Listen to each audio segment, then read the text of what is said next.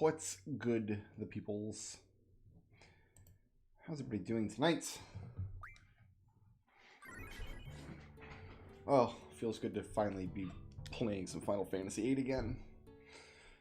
Alright, do I have my cheat sheets open here?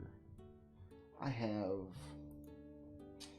Alright, so I've got a list of items I need to make weapons. Adamantine, Moonstone, Malboro Tentacle, Regen Ring, 4 energy crystals. We've done all the magazines, the occult fans. We've done all the pet pals. We've done the combat kings. I need 3 more issues of Timber Maniacs.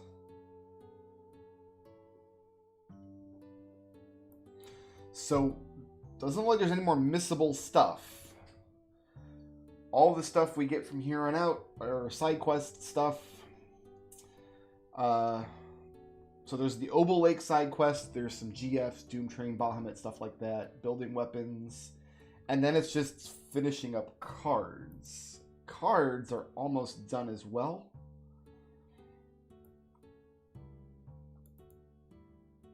We have Alexander, right? That's the last one we got. There's Alex Zimbo.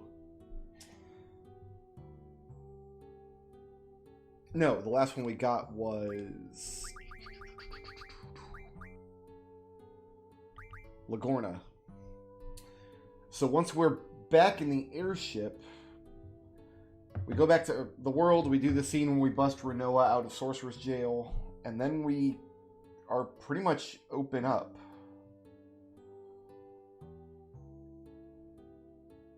And then it's a lot of side questing. So we're missing Doom Train, Phoenix, Bahamut, Eden, and Squall. Doom Train and Phoenix. Phoenix is in this game? Is that what a Phoenix Pinion does? Does it like summon the Phoenix or something? Oh, I guess Phoenix is in this game. Okay. I knew there were Phoenix Pinions. I thought maybe they were just crafting materials. So we have to lose Alexander to the Card Queen, and then we can get Doom Train. Then we lose Doom Train to the Card Queen, and we can get a Phoenix. Bahamut and Eden are both boss fights we win cards from, and then Squall, we play Laguna once we have the chance. So probably we'll end up getting Squall first. Because I think we can safely do everything up through...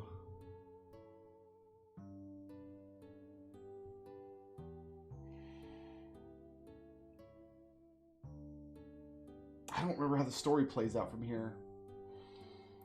Because I know Renoa rejoins the party, but she also leaves the party again before we go to Lunatic Pandora.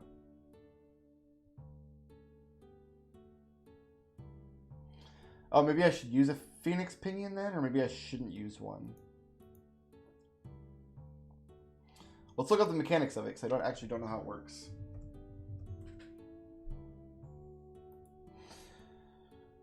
Let's see. After being summoned once, it has a chance to reappear randomly to save the player from a game over of all members in party. Oh, so I should just go ahead and use one then. We'll use one in the first propagator fight.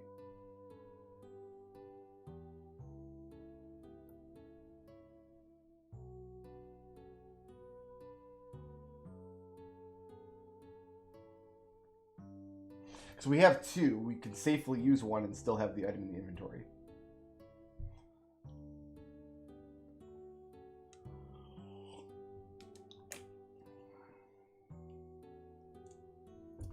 Adding more Phoenix Pinions to the inventory does not increase the chances that Phoenix will appear. After being summoned once, Phoenix will randomly appear when all party members have been knocked out or afflicted with Petrify. So it's got like a 1 in 4 chance of happening. A little better than 25%. Okay. I'm just making sure that it's not going to trigger when we do a bunch of, like, AFK farming later. Angelo Search. If it's like a random thing that can like deal fire damage to monsters randomly, then not something we want to do.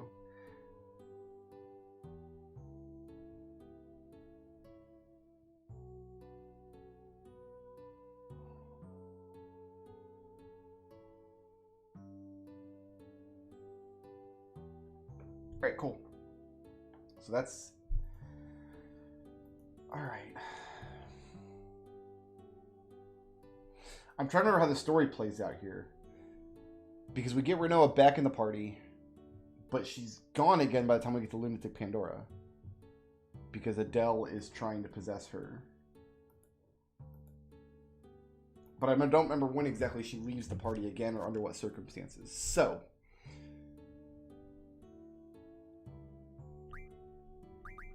let's make sure she's got Dizeth Junction, because that's going to be useful for propagators. I like how this room is just called the air room on the save screen.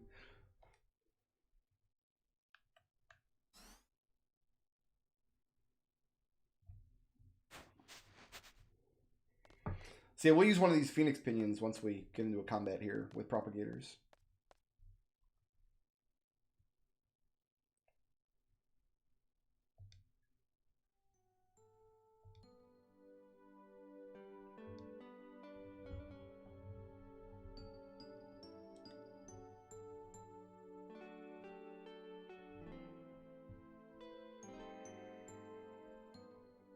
Yeah, they take Renoa once you land, but you break her out of Sorceress Jail. But then she leaves again at some point after that, before the Adele fight. I think it might happen right before the Adele fight. Like, I think you might be able to assign her to the party for Lunatic Pandora. Basically, I want to do all, like, the Disc 3 side questing stuff with Renoa in the party. To make sure she learns all her limit breaks and gets all her weapons and whatever else.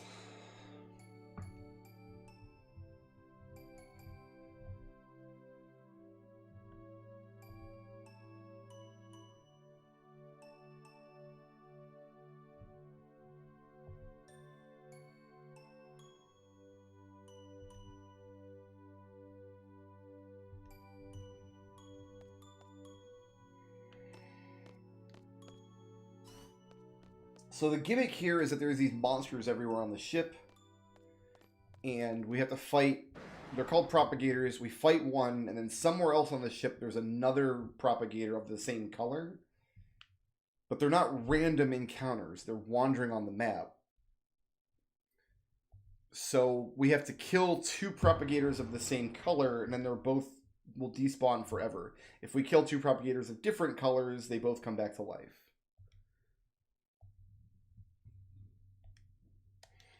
We should be junctioned already. Our junctions should be in good shape. I'm going to heal Renoa a little bit. Squall can take some damage in battle and be fine.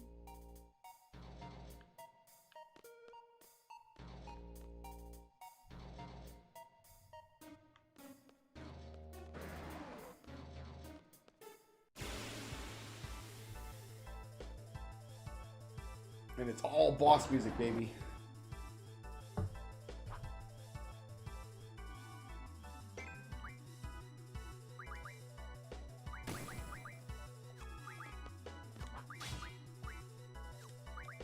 It's got 100 of everything.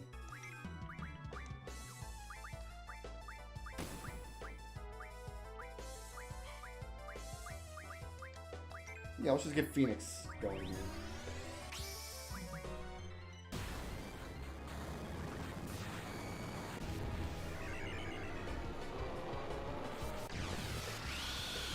I had completely forgotten Phoenix was in this game.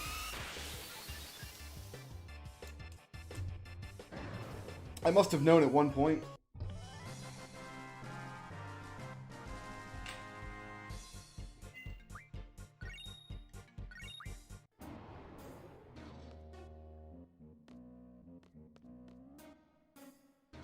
Oh, I thought that was the way I could go. I guess not. Alright, so I gotta find the other purple one. Now, remember one of them actually spawns up... Yeah, the red one spawns up here.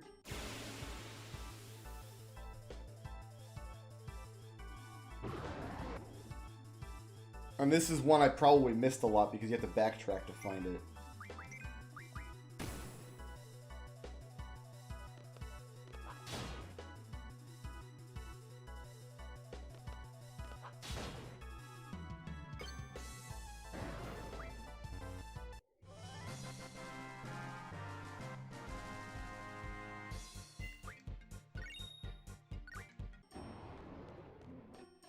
But now the purple one down here has come back to life.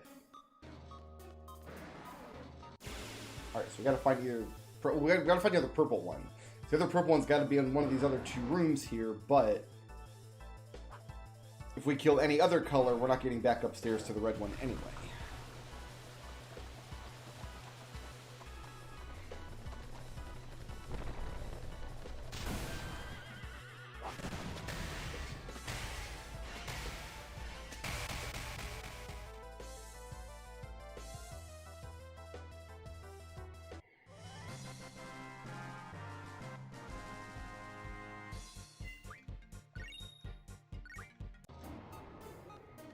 So one of these doors must go to a purple one. That's a green one, it looks like. That's a red one. Oh, maybe I've got to kill the red one and then get up these stairs here. Maybe that's what I got to do. But the idea is you can like run around this place endlessly fighting these guys until you find some like horror movie data tapes or whatever that explain what you have to do to kill them.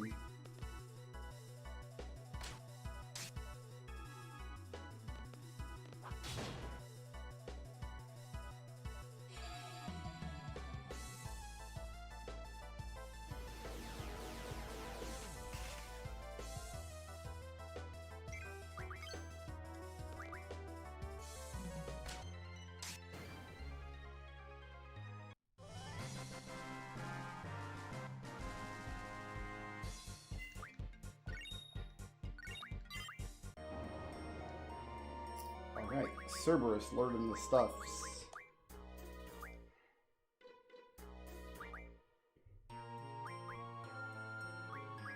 I'll just go straight into speed 40. Does it just disable her limit break entirely? So do I have to get up these stairs here? Or is there a purple one in this room maybe? Yeah, there we go. Okay, purple and then red. We dodge the red one and go fight the other purple one, then we can clear the 2 reds.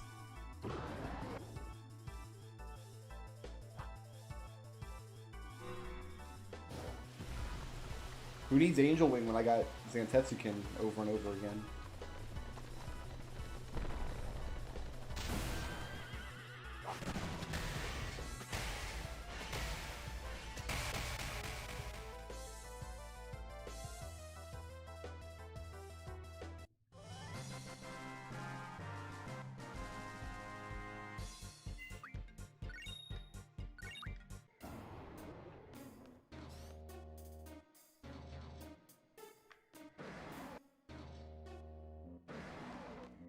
Okay, so this will eliminate the 2 purples forever, then we eliminate the 2 reds forever.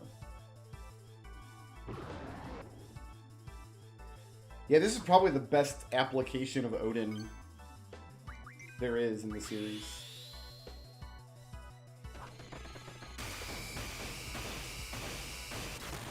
The more standard, like, sometimes he's an instant death, but sometimes he doesn't work effect is much less useful. Because you never want to cast it then, because like, oh, I killed 6 of the 7 monsters, but one of them's still alive. I could have used another summon spell and just done damage to kill all of them. The same aversion to instant death is pretty common. Okay, so Leviathan's learning this stuff.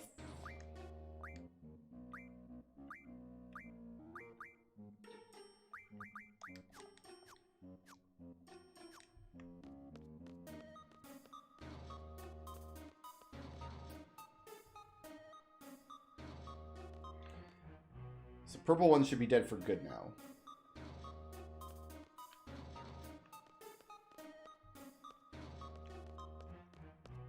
So now I can go in here and kill the red one. Is this purple one still dead? Yes.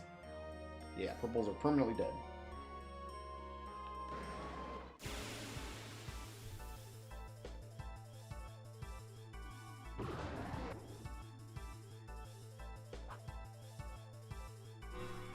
No, what's going to be really annoying is when we start having to do Angelo search, and we have to wait for Gilgamesh to hit with Excalibur before we can get a good Angelo search going.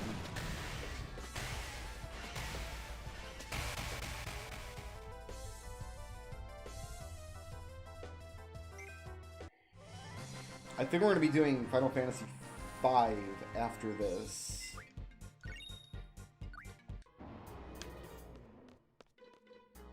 So what I'll probably do is boot up Final Fantasy VIII, get an Angelo search going, and then just leave that running in the corner while I play Final Fantasy V. Since it's not a widescreen game.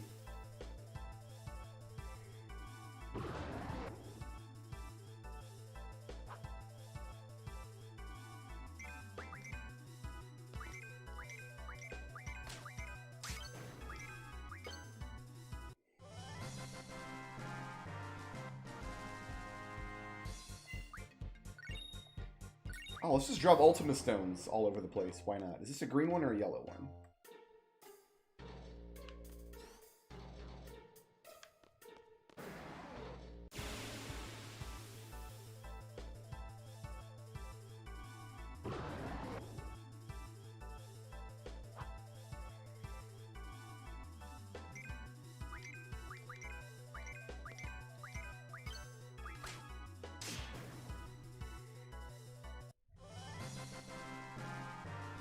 Yeah, I'm hoping it doesn't take more than a couple of minutes to get the Angelo farm going.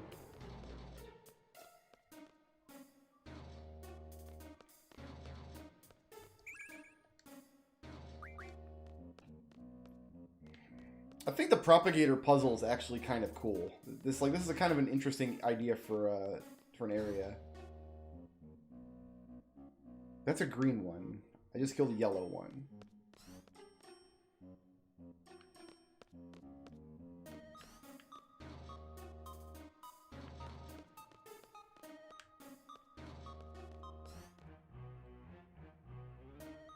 Oh, we gotta do... Oh, maybe not do green next. We gotta do green last. Because the last thing we do is gonna take that elevator upstairs.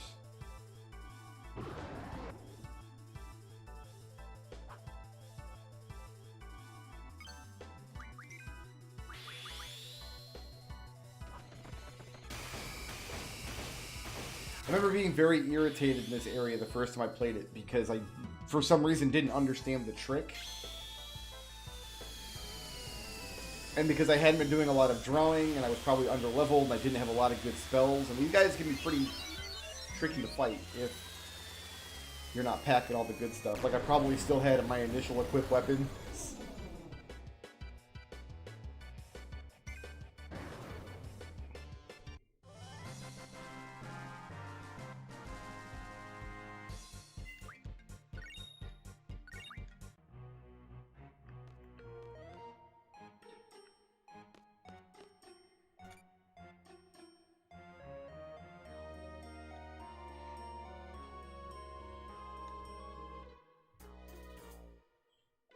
Yeah, this is just explaining how it happens.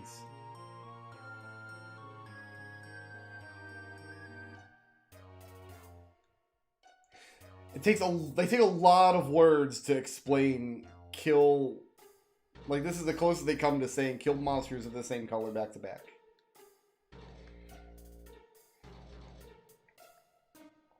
Renoa has to explain it to you because the scientists are too stupid.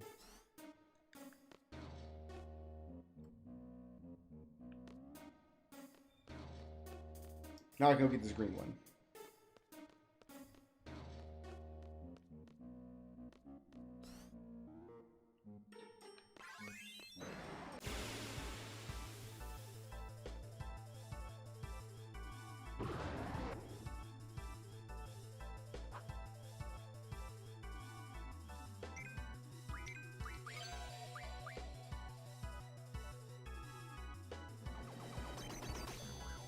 I actually... Oh, never mind, I missed. I was going to say, I actually have to cure that if it lands.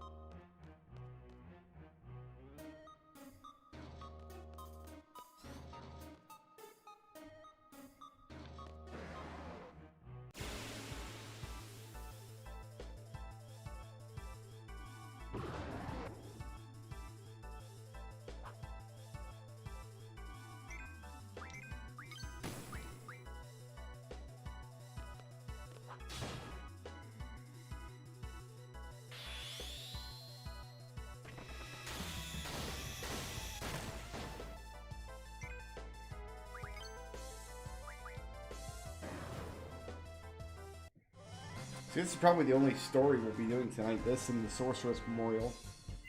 And a couple of cutscenes, maybe.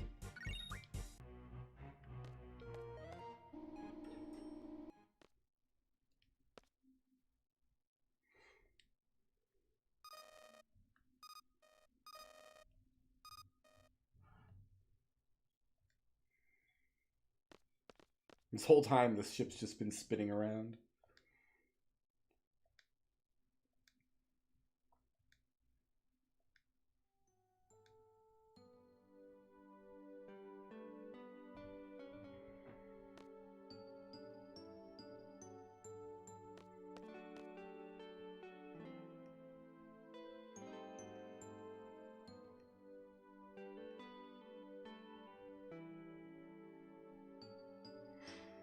Yeah, I don't. They lost this spaceship for 17 years, even though it was within drifting range of their moon base the whole time.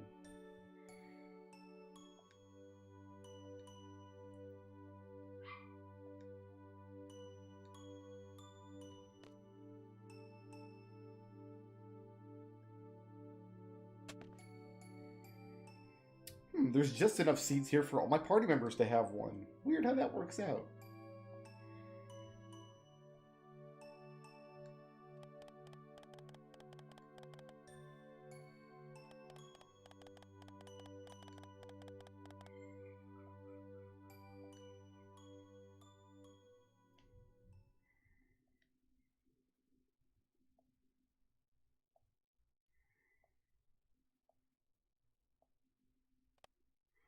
It's a good thing this abandoned space station, or this abandoned spaceship rather, is still in perfect working condition with no damage and full of breathable air after almost 20 years. I can no longer advance the dialogue because we're into an actual CD quality song now.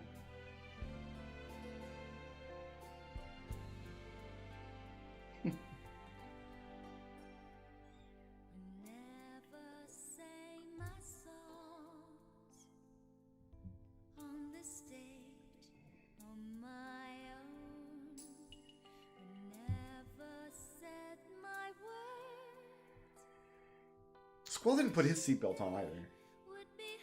I'm not convinced these chairs have seatbelts.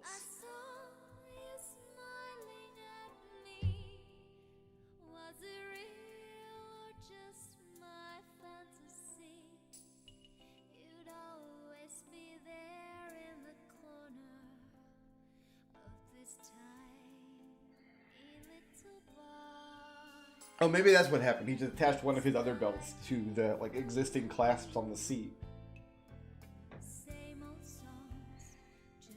We have not learned Angelo's search yet, I don't think. I think she was working on it last I checked.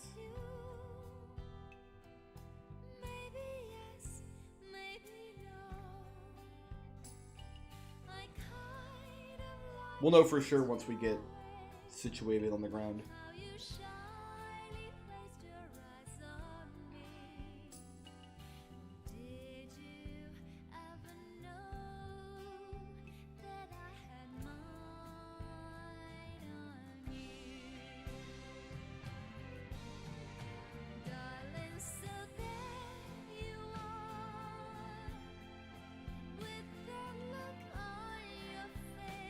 It's alright, he's only like 16.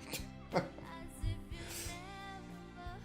remember at the time thinking this was a fairly poignant scene, but looking back now, like, these are 16-year-olds. There's really no circumstances you can tell a 16-year-old that you've missed out on so much on life.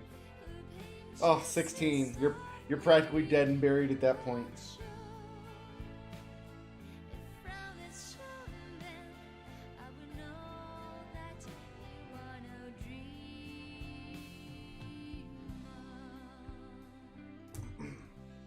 Isn't she still technically my boss? We're still under contract last I checked.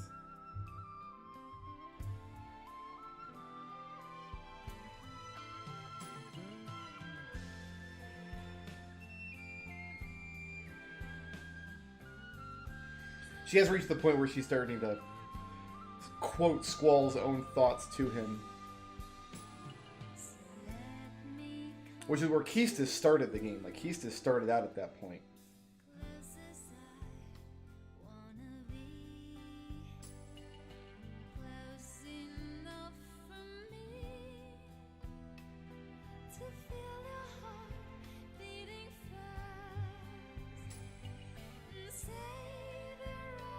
I guess at this point, liberating Timber involves fighting through the lunatic Pandora. Like, that's where we've elevated to now. Like, we've gone from the president to the sorceress to the moon sorceress from the future.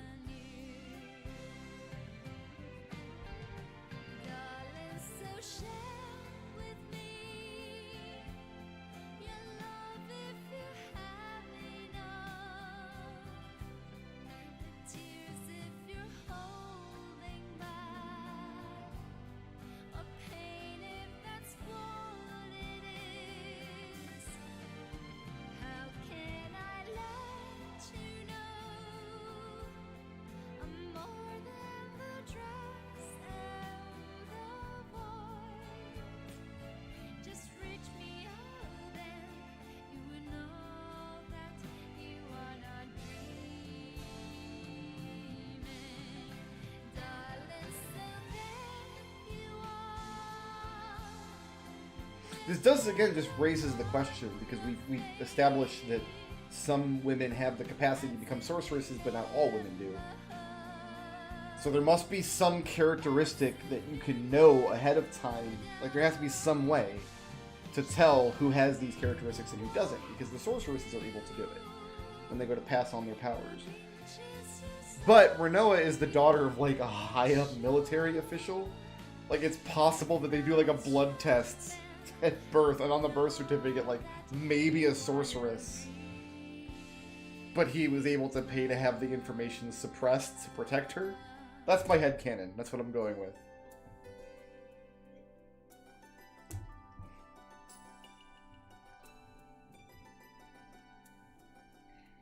Blood type Q positive.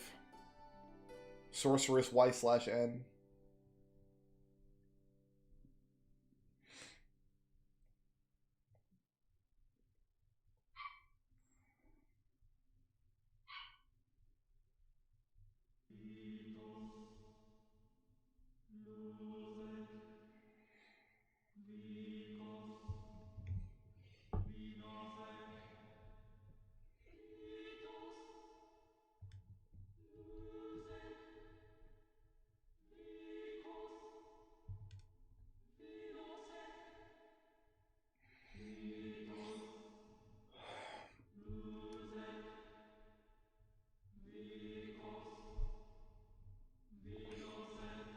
I mean, Final Fantasy does that to varying degrees. Would you say that, like, the bad guy in Final Fantasy IV changes partway through? Because it's always Zemus controlling Golbez.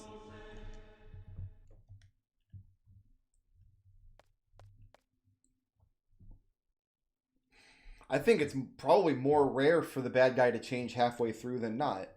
Because the bad guy doesn't change in 1 or 2 or 3 or 4 or 5. 6 doesn't really have a bad guy at first. He has to get established over the course of the plot. So 6 is like the first one without an established, like, main villain from the outset of the story.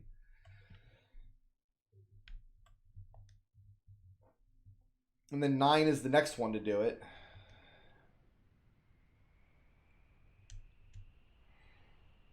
And that's it.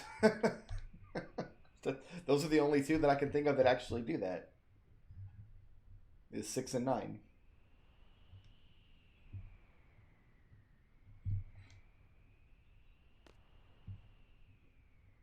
That's kind of a reputation that the series has, but I don't think it's particularly well deserved.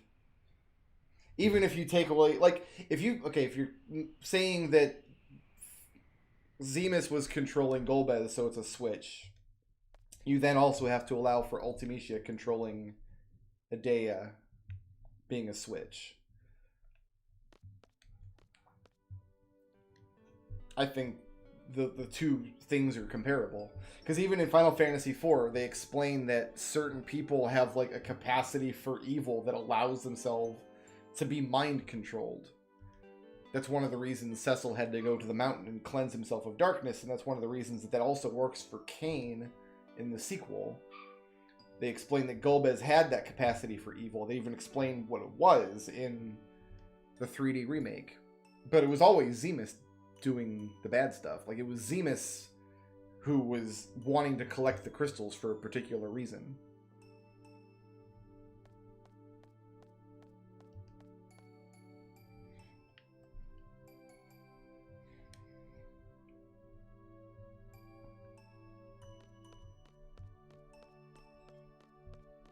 I think I gotta go back up into the ship now.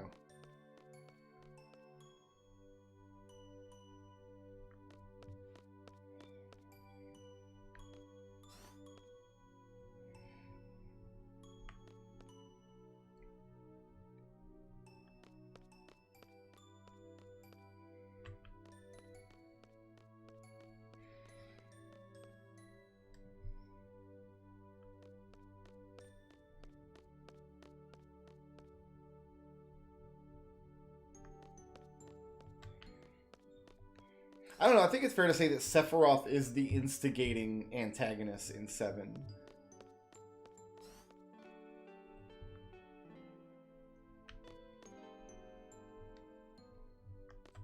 Like, the fight against Sephiroth would have occurred with or without Shinra's involvement.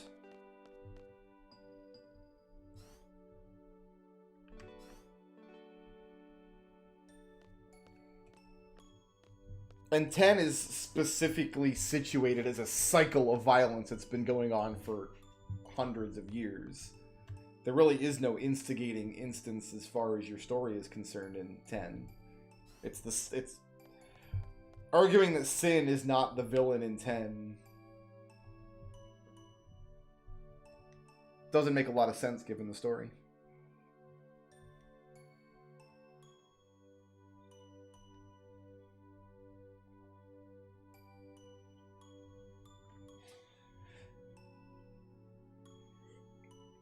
Six is a little different because, yeah, Kefka is introduced to the story very... Well, Kefka, first of all, is the instigating element. He's the one that mind controls, or gives Terra amnesia to go and raid Narshe and look for an escort. Like, that was Kefka's idea.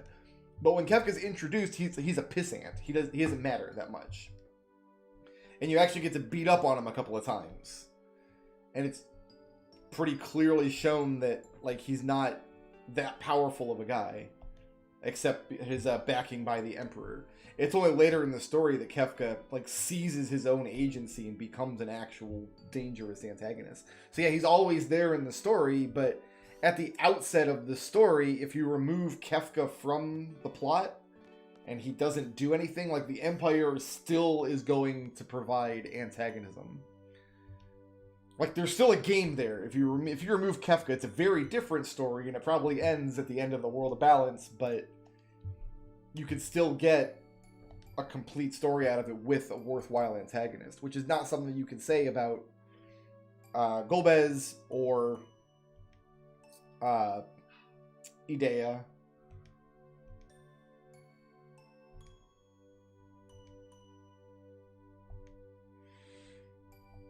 Nine is really the only game that does, like, a full-on bait and switch. Like, 9 is the only one where, like, the villain you fight at the end, just for whatever reason, turns out to not be the final boss. Like, you beat the final boss and the main antagonist, and the game's just like, here's a couple more bosses for you. Just, well, for no reason. We'll just fight this guy now.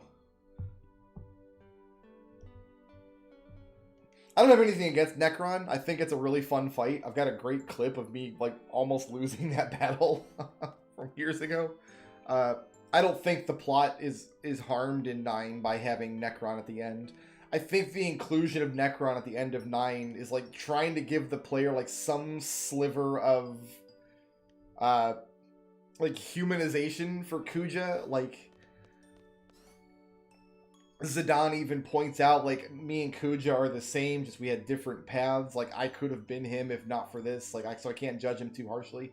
Like, him not being the very, very final boss roll credits of the game, I think, is their attempt to like draw him back from the brink of, like, it wasn't really Kuja who was going to destroy the entire planet. It was actually this like weird space flea that showed up. Whereas that would not have been believable in something like Final Fantasy VI. At the end of Final Fantasy VI, there's nothing at all the game can do to draw Kefka back from that brink. Like, Kefka is pretty firmly entrenched. There's no redeeming quality to Kefka at the end of that story. I think Necron is a cool looking design too. Like, I have no problem with Necron. I have no problem with them pulling a bait and switch. I think that Necron has given this whole series kind of a reputation for doing that, which I don't think is fully deserved. I think a lot of the games have multiple antagonists, and then one of them ends up being like the actual final boss.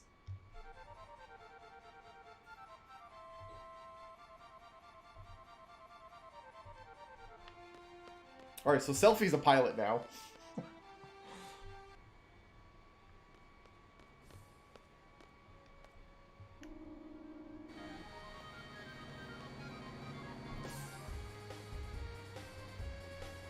So there's not really a void in Final Fantasy IX's cosmology, the way that the void exists in, say, Final Fantasy V or the World of Darkness in 3.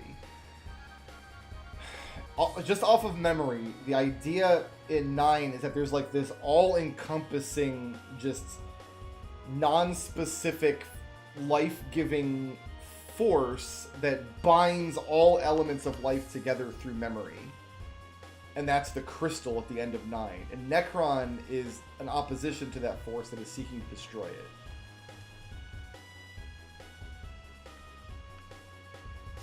Alright, so I gotta go to Sorcerer's Memorial now.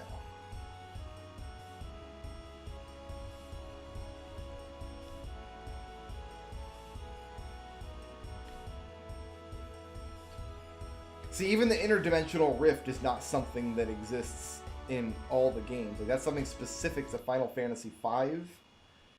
And it gets mentioned offhand in a couple of other games, including this one, because it's where Gilgamesh comes from. Alright, so Keestis, you're going to take Renoa's.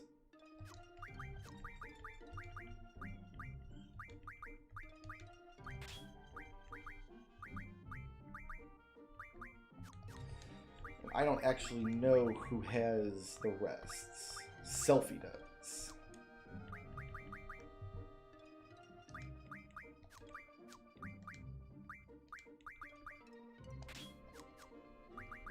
He's got to give Zell some gifts.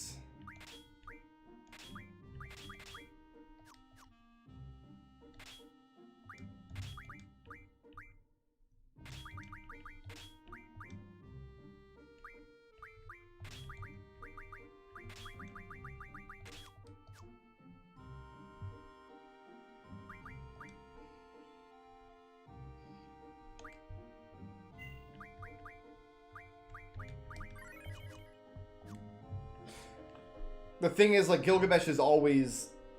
Well, first of all, Gilgamesh is not always a traveler of the Rift. It's not actually established that all iterations of Gilgamesh are actually the same individual. For example, there's no evidence at all that the interplanetary rift is something that exists in Final Fantasy XII's cosmology. Gilgamesh in that game is just a guy looking for swords.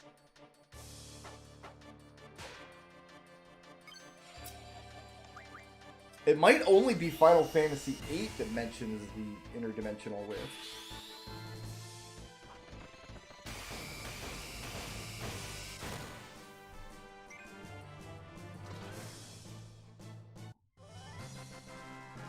So the person who deals the killing blow in this game gets bonus experience, and that has accounted for Squall being 3 times everyone else's level.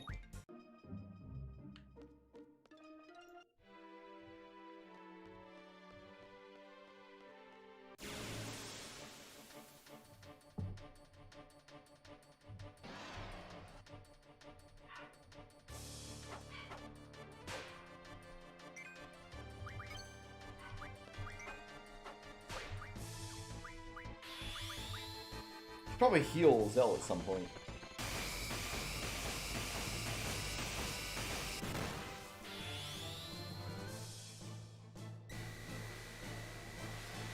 No, Siegfried and Gilgamesh are different characters entirely. There's a lot of conspiracy theories and stuff about Siegfried and his true identity and his true... Because there's probably some cut content involving the character. Like, he feels like he should have a larger role in the game than he does, but... No, Siegfried's just a guy that shows up in Final Fantasy VI in a couple of scenes. There's really no other... significance to him.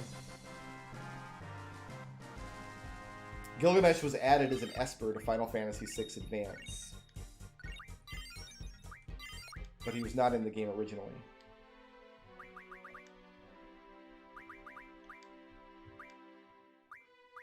You're learning the dumb stuff.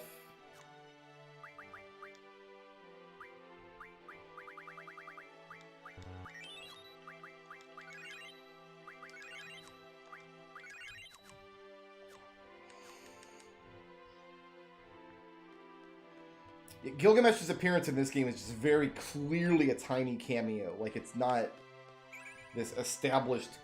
Like, they hadn't decided now that, oh, there's going to be this established character that shows up in all the games. Like, that came much later. Like, jeez. Gilgamesh actually isn't in as many of the, like, mainline games as people think. He gets retroactively added to various remakes and stuff, but 5, then 8, then a very tiny reference in 9, and then 12, and then 13 too.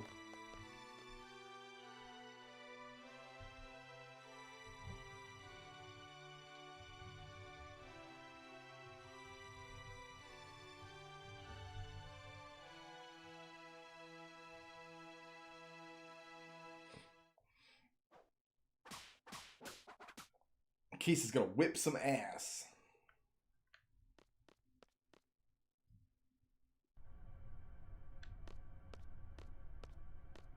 See, the Gilgamesh in Final Fantasy 15 is almost certainly not...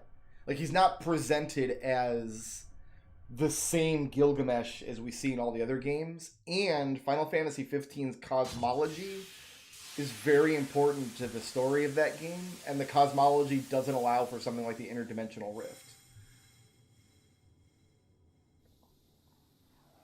So yeah, there's a guy named Gilgamesh in 15, and you fight him and you get his sword, but...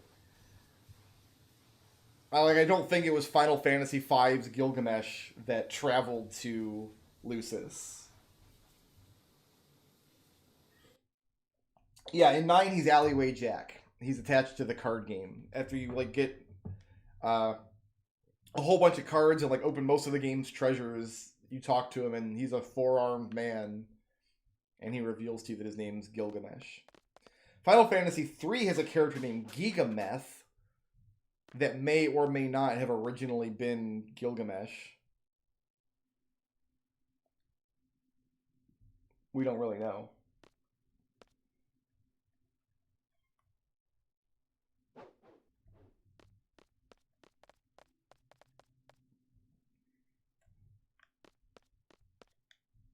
The thing is, like, I will take the actual text of the game I'm playing to be the primary source on what is and isn't in universe for that game. So, like, it's not enough for me to hear, like, some Square Enix executive say in an interview somewhere, like, oh yeah, all the Gilgameshes are the same guy, or all the Omegas are the same monster.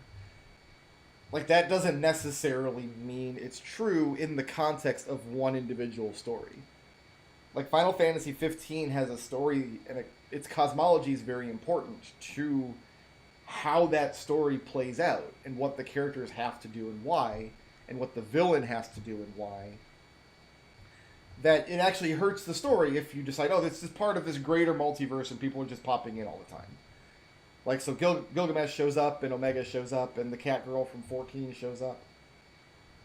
Like, that weakens the structure of Final Fantasy 15's story in a way that having a having him appear as like a cameo GF at the end of this game doesn't.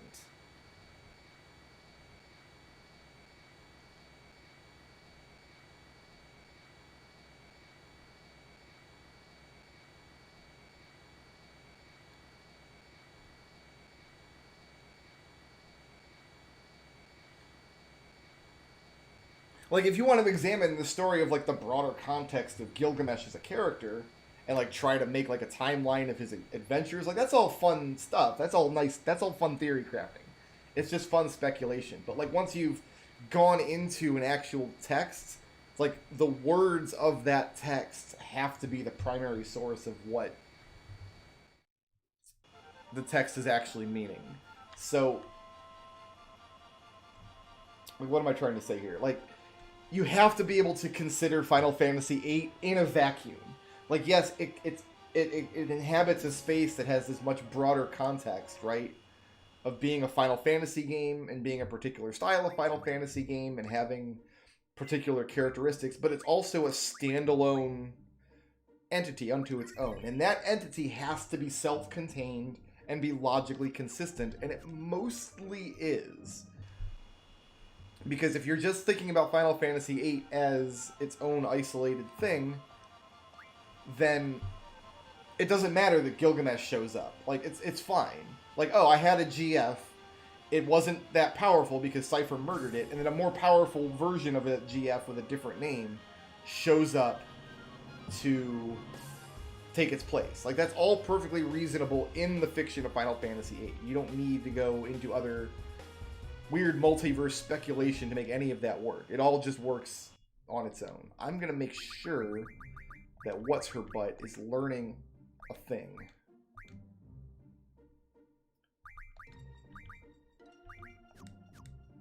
She's not yet. Okay, so what we're going to do then is...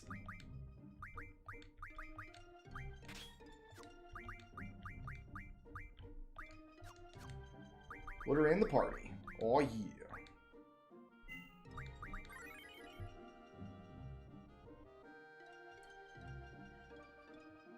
I don't remember the intro to Lufia 1.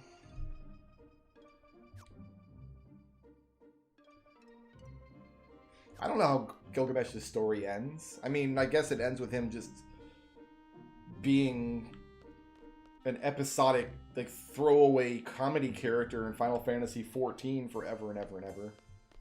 Doggo!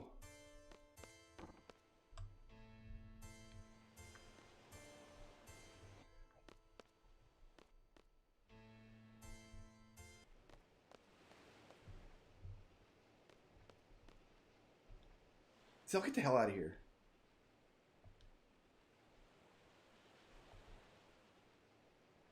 Go hang out with the dog. That's right. Lufia 1 opens with the ending of Lufia 2. Man, I'd forgotten about that. But yeah, what part of the beauty of those two... And those two games have pretty gnarly stories. Like, the stories aren't terrific. They're just kind of your bog standard anime, whatever. But, like, Lufia 1... in isolation, like, that intro isn't extraneous. That intro shows you the context of the rest of the game. And then Lufia 2, taken in isolation, is just the story of those characters and how they got to that point. You can enjoy either texts more if you understand the other one first. But both of the texts have to stand up individually. And for their part, I think they do. Now, for an example of a Final Fantasy game that doesn't do that, you have to look at Final Fantasy VII Remake. That game does not stand on its own. Nobody has any idea what happens at the end of that game. I played the game. I paid attention to the ending twice. No idea what the hell happens. Could not explain it. It's like, the story's not going to make any sense at all until a sequel comes out and gives you more context. And even after that happens, like, the original game can never, ever stand alone. It's always got to stand as part of this broader... getting salty just thinking about it.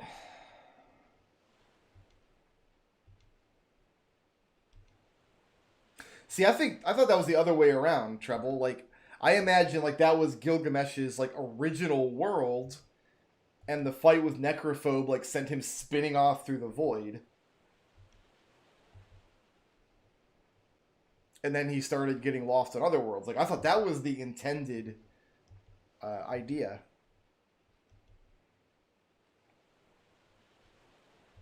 Because whenever you see Gilgamesh in other games, if it's like the canonical, like normal, like OG Gilgamesh, he's always got his forearms and he's carrying all the swords and stuff. Like, that's his upgraded form in Final Fantasy V. Like, he started out as one of Exdeath's minions.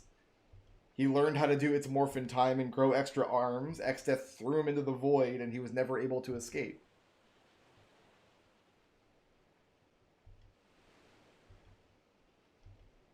That's probably just Gilgamesh being dramatic. He wasn't literally there forever. In World of Final Fantasy, he says he's been hunting for Bartz for over 100 years. And Bartz is like 18. So... I think Gilgamesh is just goofy, and I don't think you can take anything he says at face value.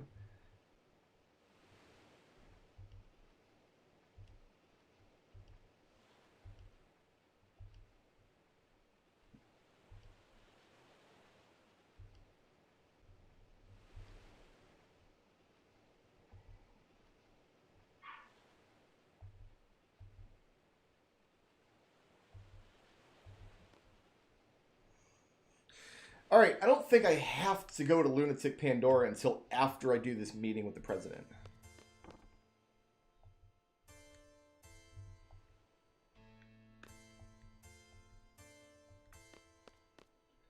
So I would like to do the meeting with the president first if I can.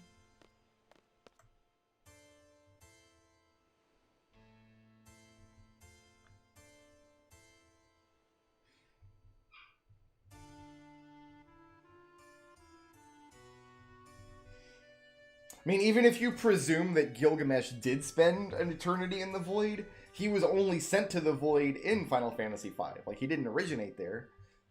Exdeath sends him there for being a failure.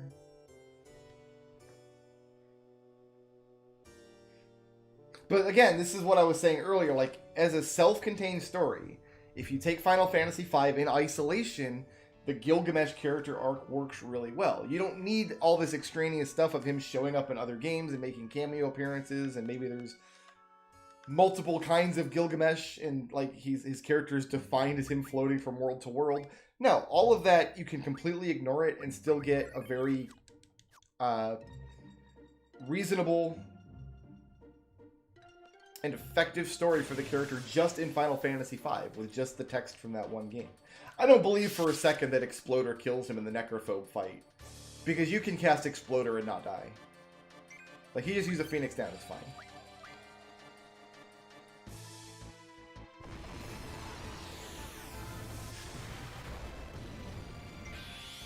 Thank you for the healing.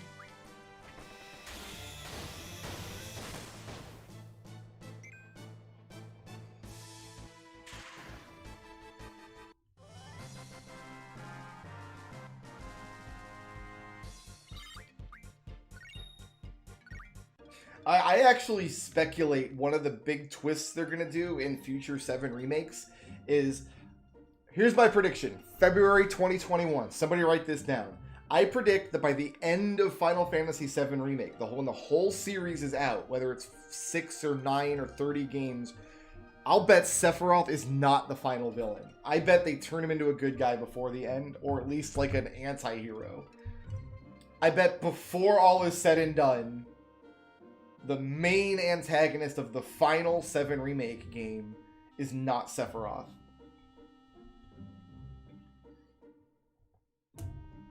Whether he ends up joining the party or aiding the party, or whether he has like a come to Jesus moment like Golbez or Edea do for some reason, I'm betting it's not Sephiroth by the end. And I'm basing that on like he says nonsense at the end of 7 Remake. Like, nothing he says makes any sense. In terms of like explaining the plot or what's going on. But like the tone he uses and the way he talks to Cloud leads me to believe that some element of what he's offering is genuine. So we'll see. I'm gonna save just in case I can't save after this Laguna. I don't think this Laguna scene we're about to see is gonna suck us into the end game, but just in case it does, I want to have a save that I can jump back to.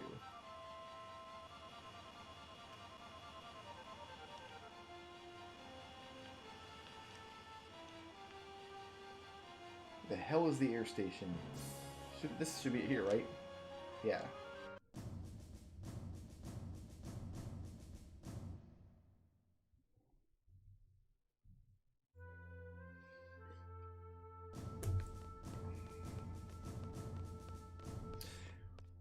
I mean, it depends on what, like, as long as you clarify what you mean by Gilgamesh. Like, I could say Gilgamesh is a Final Fantasy XII character.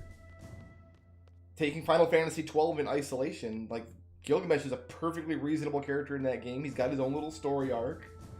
Like, yeah, he's obviously a cameo, but in addition to being a cameo, like, he's as satisfying to have in that game as just a character as, say, Begamnon is. It goes to the lab. I need to go to the Presidential Palace.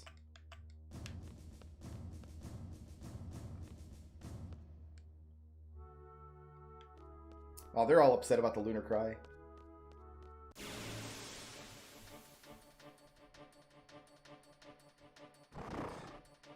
I mean, we'll see, Bob. My speculation is as good as anyone's. I've read so many people, and like there's YouTube videos like Final Fantasy VII Remake explains, this is what it really means. This is what, like, no, none of you know. Nobody has any friggin' idea. The story was deliberately written at the end so you can't possibly know what the hell's gonna happen. It's one of the things I don't like about it. You're not missing any health, Squall. Let's just do something about that.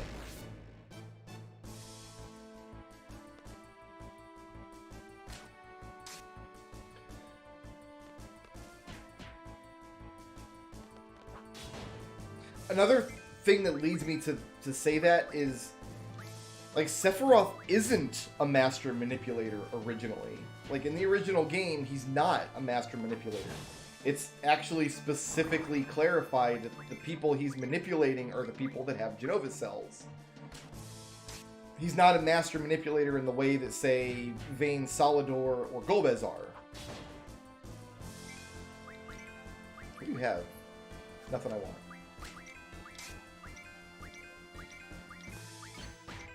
And 7 Remake actually does try to keep the characterizations pretty similar. So I don't think that's an aspect of Sephiroth they're going to change in terms of his personality or in terms of his characterization. He's not a new character. So he's able to manipulate Cloud specifically because Cloud has Genova cells and the other people in Reunion. Is that what I need? Oh, baby! I didn't need that. Knock that off my list. I'm looking for an Adamantine, a Malboro Tentacle, and a Regen Ring, and then 4 Energy Crystals. But yeah, no, I've never gotten Master Manipulator vibes from Sephiroth at all. I don't think that was ever intended as part of his character. It's just, in Final Fantasy VII, you play a character who happens to have the one trait that he is able to manipulate, which is having Genova cells.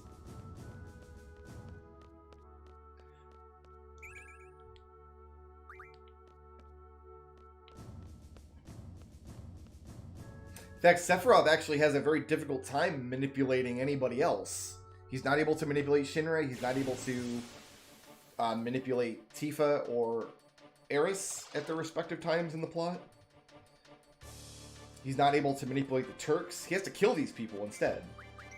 That's how Sephi do. He kills people that he has no use for and that he can't use. He tried to kill Tifa, he kills Sung, he kills Eris.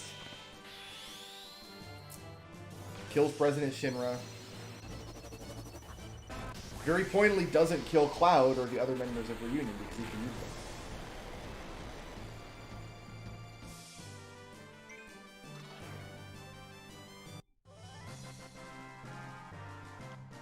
See, that's part of the reason I dislike Remake Story, because if that's true, and this is like a new version of Sephiroth, and what we know about Sephiroth previously can't be admitted into evidence, then why keep all the other characters the same? Why not write all new characters?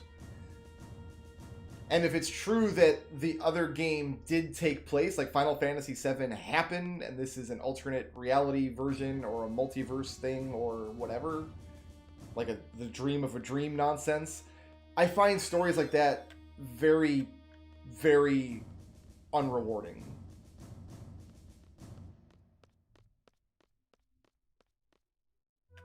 Can't go into the tube. So it's like if they're gonna change Sephiroth's characterization in order to introduce this bait and switch, like, aha, we got you, we tricked you because we told you the Sephiroth was this thing, but it turns out he's not. He's this other new Sephiroth that's totally different. Like, that's disrespectful of the player. And then the other option of being like a multiverse story I find equally unrewarding. I don't like multiverse stories unless they are like meticulously handled, and I don't think you can do one correctly unless you intend to do it from the outset. You can't take a story written in 1997 and then decide in 2020 that it's a multiverse story.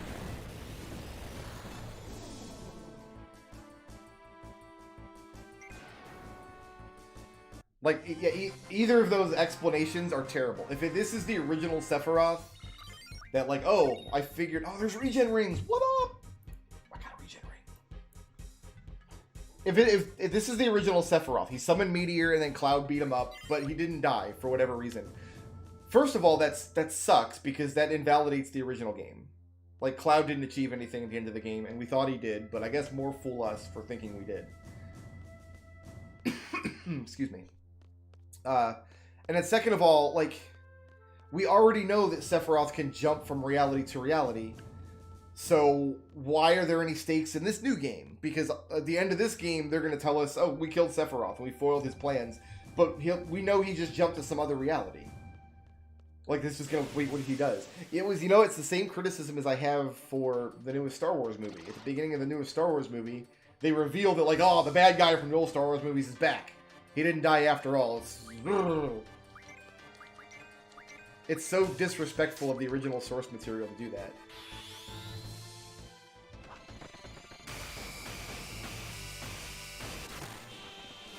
I guess what I'm saying is, like, is there any possible way to, like, rectify Final Fantasy VII Remake's story in a way that is coherent and satisfying? And I'm not seeing it.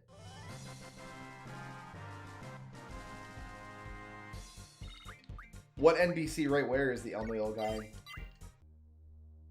There's no NPCs on this screen. Oh, is this an NPC? What is this? I think this is part of the background. Kind of looks like a dude sitting there. Oh, he is a dude sitting there.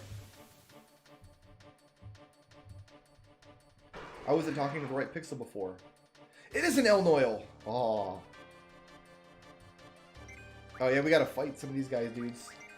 What do you got? Ooh, we should stock pains.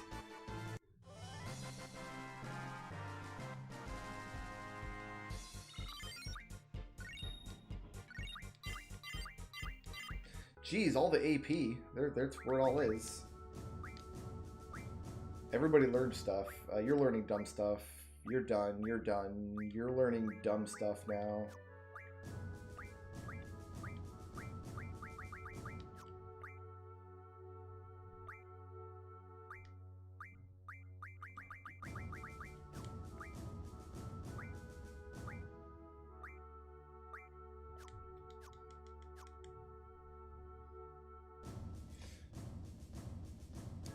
I have moon. I don't need moonstones anymore. So we don't want to mug him because I've got the moonstones I need. What I need is energy crystals. I only need 4. And we'll stock up pains while I'm at it. Like, we'll get pain spells.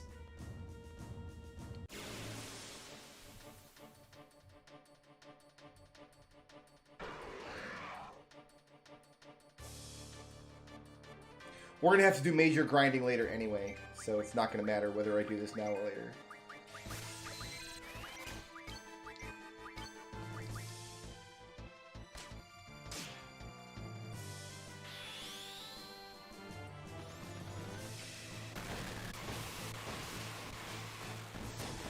Ooh, that's a weird trigger pattern.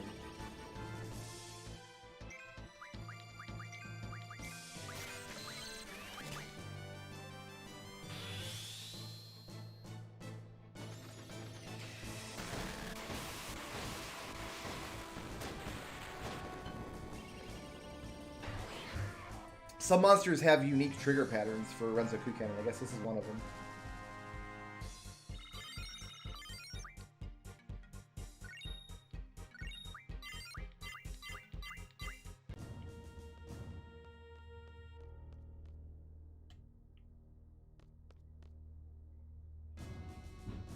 I guess it is a palette swap of what, Elveret?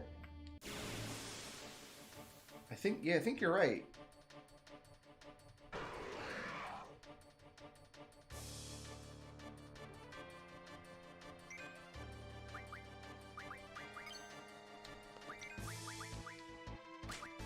We can get holies too.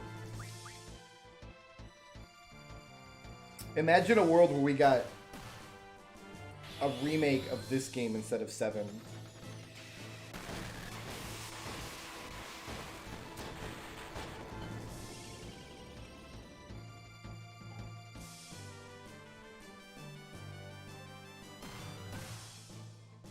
Dead.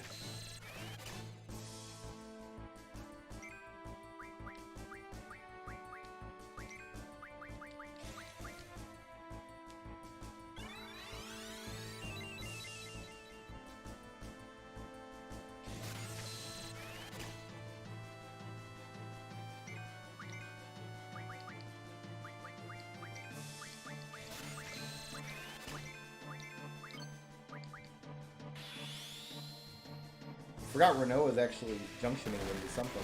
Probably her magic, maybe? No, she didn't have enough for that. Oh, I should have went to Shumi Village and bought some more ultimates first.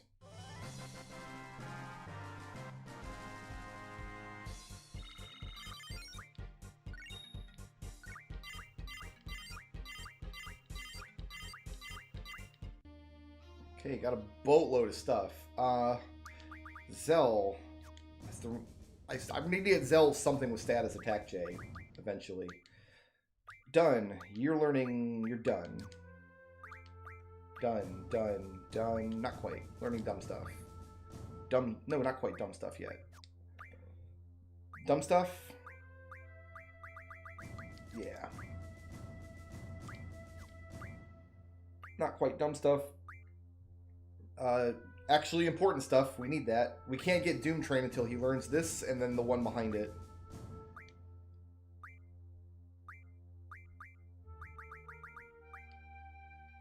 Sure, learn that.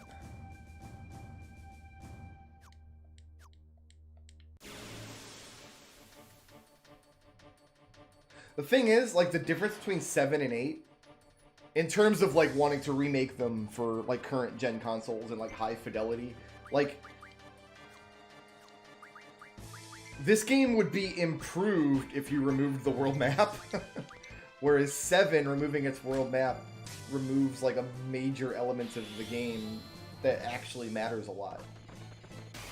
This game's world map is, like, vestigial and inconsequential. Like, it just never matters. Do I want some Dispel, maybe?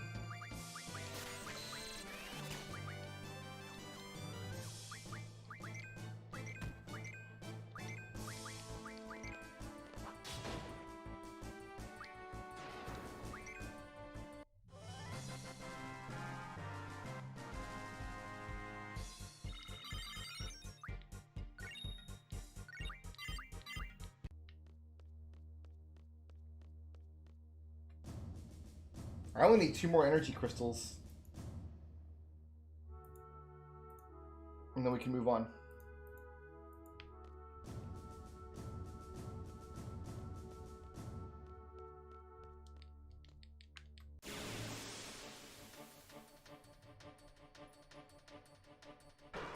You get infinite money by fighting monsters and getting gold drops in most games.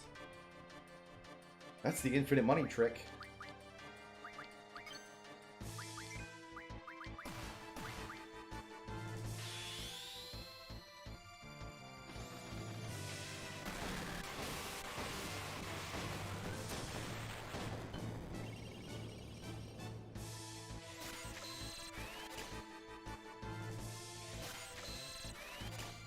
We can go by Ultimas at Shumi Village. And we can hit up the Islands of Heaven and Hell, too. And we can do that periodically, because all those draw points recharge.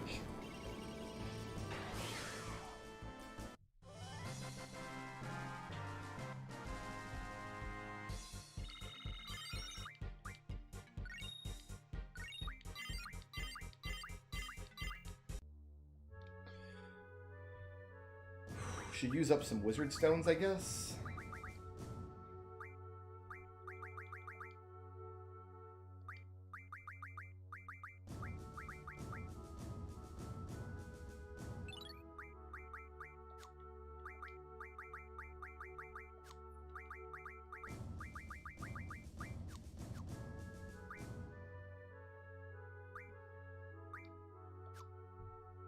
I don't think I'm ever going to use that.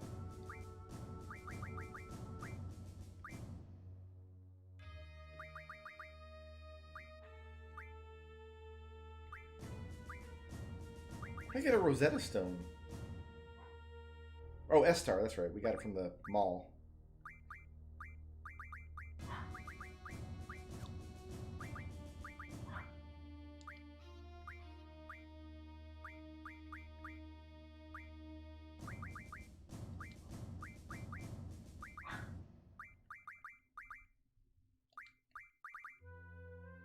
I don't know that I want a bunch of dispels, though.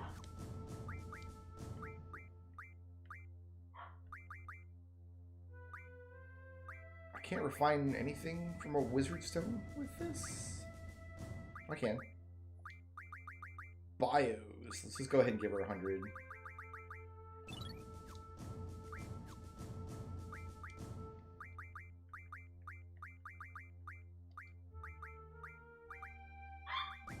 I don't need any more stops. Definitely don't need more Kiragas. Alright, I guess that's it.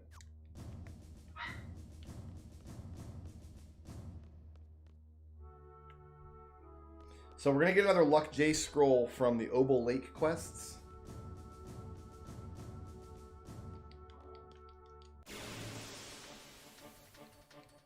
And then one of the GFs just naturally has one. So we only need 2 more Luck J scrolls. One of which we're going to get from Obel Lakes and one I'm going to want to have in the inventory.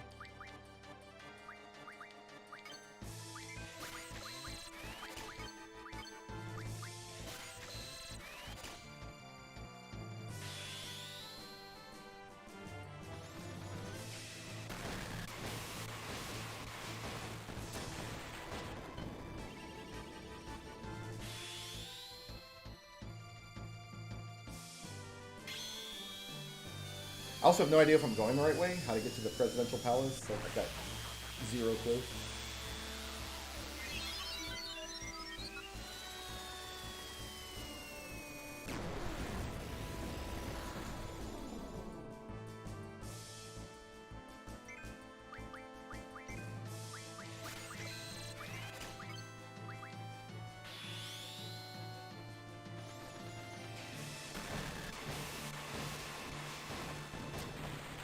I think Zell ate the map after he got out of Lunatic Pandora.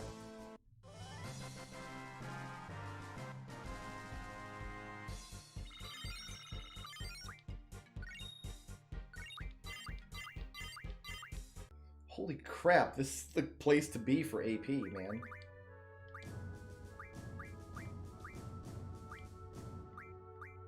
Brother's learning the dumb stuff now. Pandemona.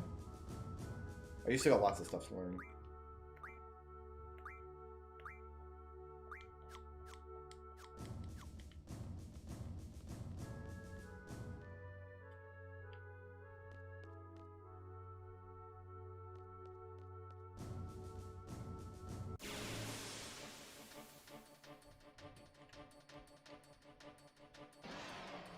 Remember as a teenager, I read like a trivia page. It was like, oh, in the Japanese version, they're not hot dogs, they're fried bread.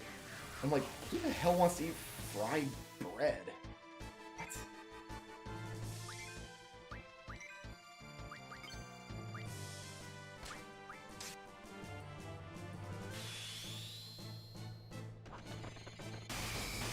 What? Like, yeah, I guess fried bread can be good, but not like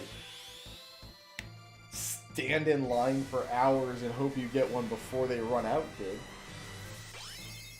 Of course, hot dogs can't either, I suppose. Oh, we're popping 9s, kids. Sports Rotopod.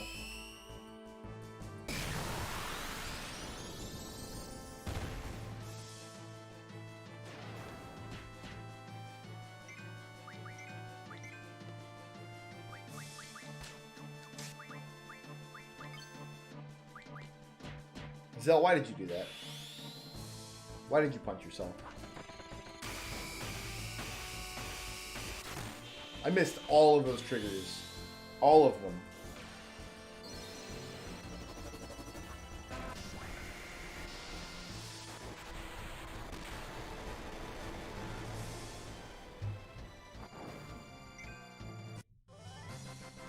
So I finally got my OBS situation sorted, by the way.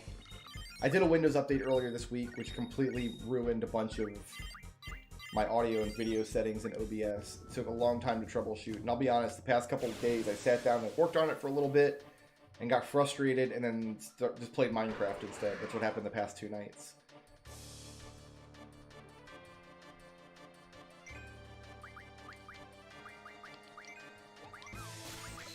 I find that happens sometimes. When I'm getting frustrated in life, it's like, you know, let's play Minecraft instead. Narishim, thank you for the $20 Kupo chat. This trigger work would be a lot better. See, perfect.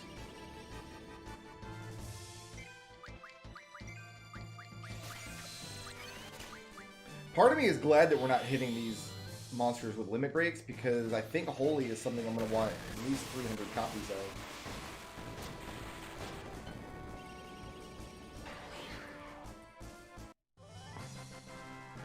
The perfect save, when all is said and done. There's my other energy crystals. So when all is said and done, the perfect save. Every character is going to have a full magic inventory of 100 spells, except for Rinoa. Is going to have her own magic inventory because she's got a limit break that ties in. So some spells we're going to, like Ultima, Meteor, we're going to have 600 copies of, because I think those are the only 2 spells I want Rinoa to have, other than she's going to have 100 copies of a lot of junk magic that nobody else is going to have, because they won't come up in her limit break. Alright, so now I need an Adamantine and a Malboro Tentacle, which I think I can just get around on here on the world map. So we are done. There's a man up there in the tube. Done farming Elnoils for now.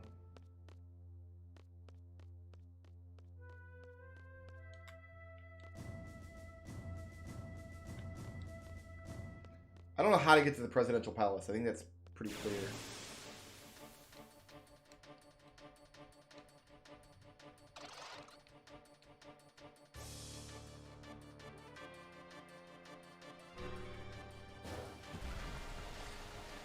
Yeah, if she casts Ultima, she casts Ultima.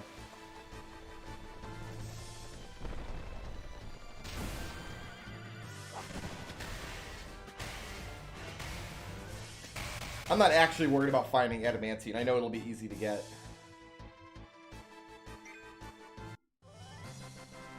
And Malboro Tentacles. There are Malboros, I think, on the overworld map around Estar, and they also appear in level 100 versions on the Heaven and Hell Islands. By the way... Okay, we're closing in on Angelo Search.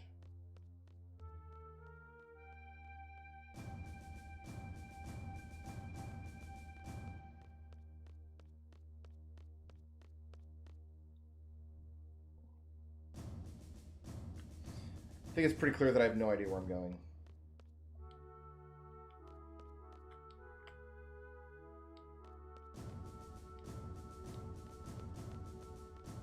I did this full circle. I came back to the air station. Which means I probably need to take this other path up here.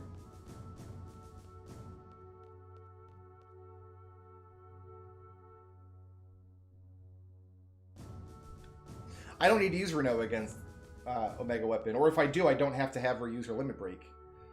So I'm not really worried about that. The Limit Break I want to see in Omega Weapon isn't like Wishing Star anyway. It's Invincible Moon. Zell and Squall can solo Omega Weapon in terms of damage. I'm not worried about killing Omega Weapon at all. I've killed Omega Weapon every single time I played this game, except for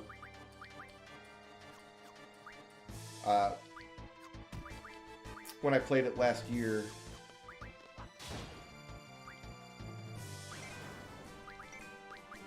To get villainous assets. I think it was the first time I played the game but didn't kill Omega at the end.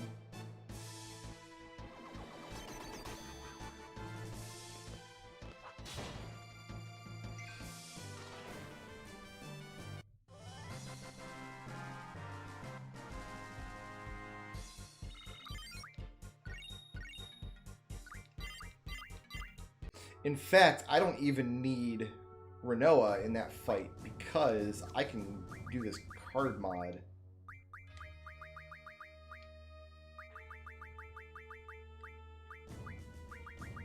If I do this card mod, I can just get invincibility anytime I want. That's what the hero item does. There's one that gives invincibility to the whole party, but I don't remember what it is or how to get it or what to do with it or how to pronounce it.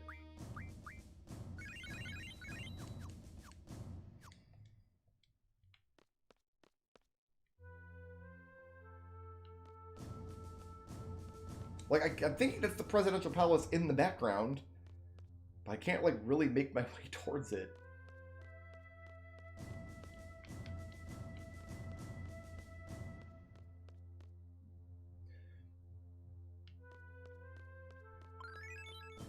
Okay, so there's Angelo's search.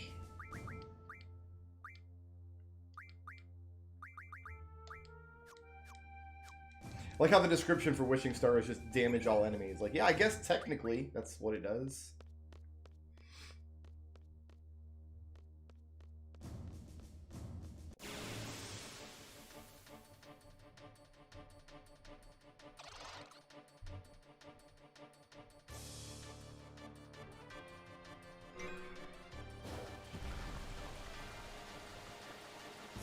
I still need at least one Holy War in the inventory.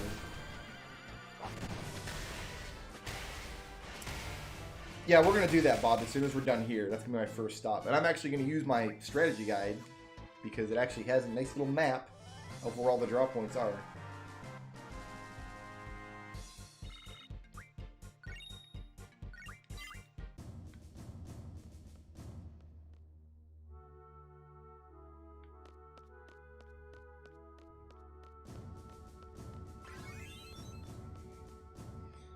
There's Ultimas and Full Lifes and Flares and all the fun stuff. Do I need to use this, maybe? Broken. This must go there, then.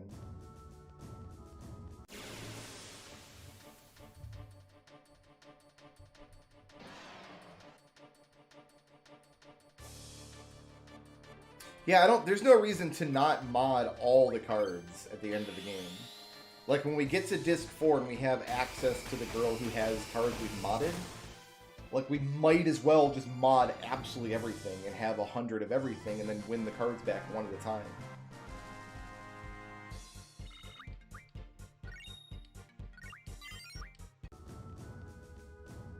Or just mod everything now and then win them back later.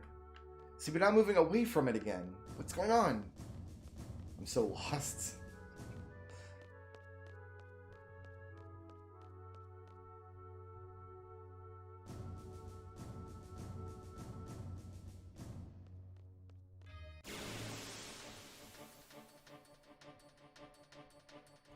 Like, there's some stuff on the islands that I don't care about. Like, there's tornadoes and quakes and stuff like that.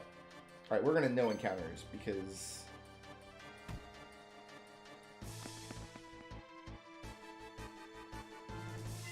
we're just doing laps at this point. Zell, I think you have it.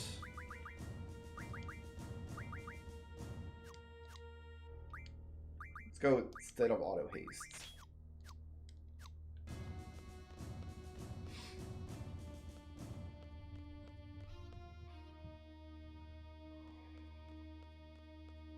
Like that big building way in the background, I'm pretty sure that's the presidential palace. I'm trying to make my way there. This goes up and around. Maybe I gotta backtrack to that previous crossroads and go north. Maybe? Question mark?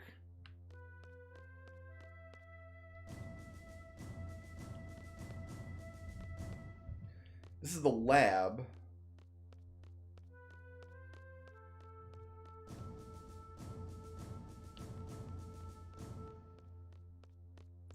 Left side, right side.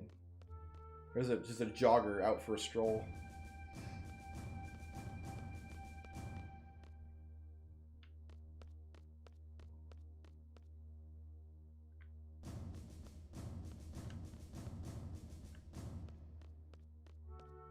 Like, this is the Kiraga draw point. This is the bypass that goes across the city.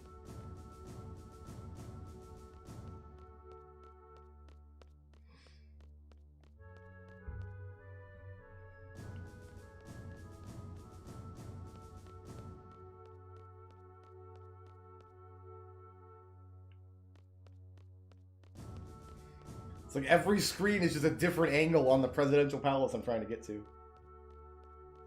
We went around the entire outer circle. That's the first thing we did. We started at the air station, we went south because I didn't know which way to go. Went all the way around the outer circle.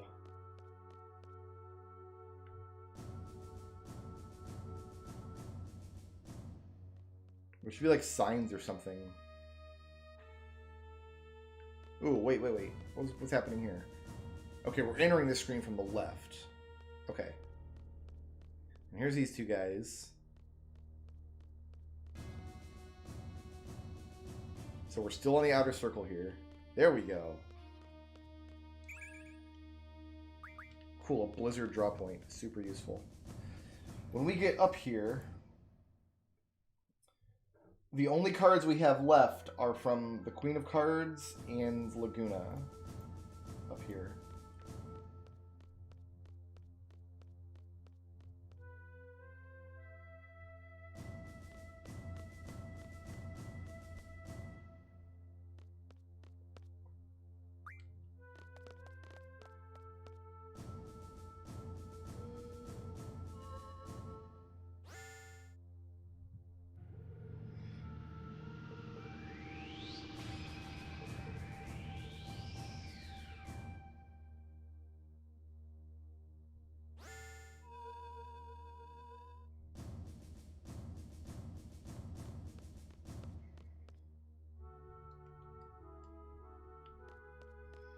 So I need a save point here if there is one. Well, I probably don't have move find equip, do I? I do.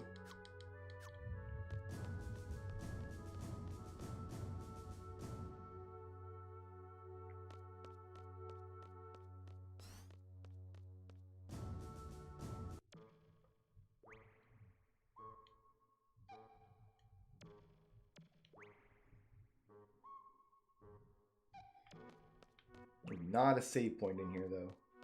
So Kyrus and Ward don't have cards, then. That you have to win from them.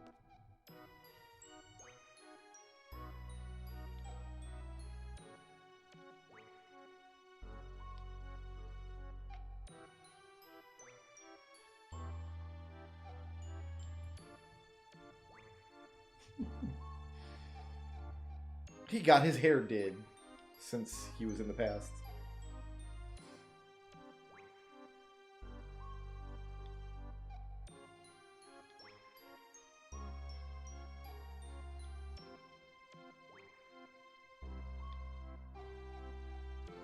I don't think he looks dumpy. I think he looks in reasonable shape for... I mean, he's only, what, 40 in this scene? It's not like he's an old man.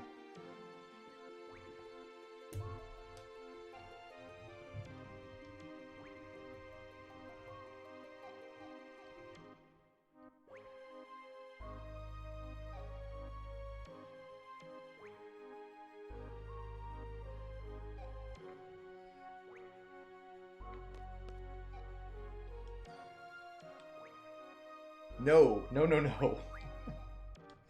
We do not want to use moon rules.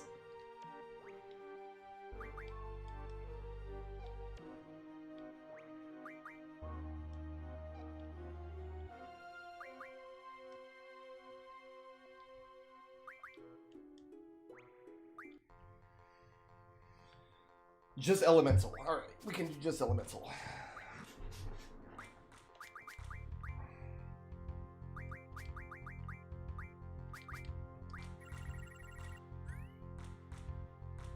Oh, they don't have open either.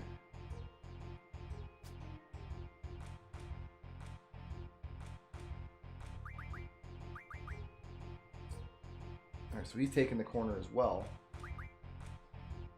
I'm gonna take the other corner then.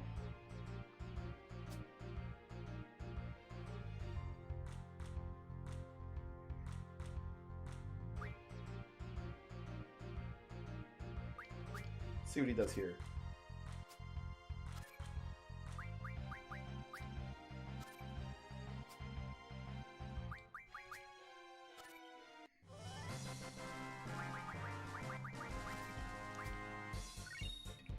Finally, okay.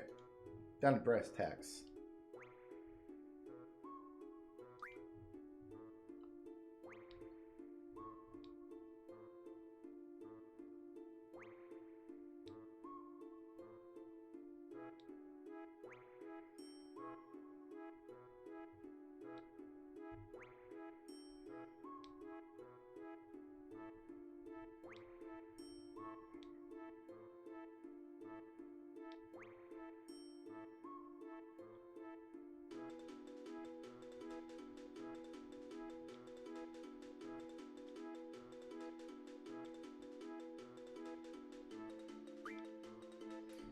So didn't he, like, build a machine that does the same thing as Alone does?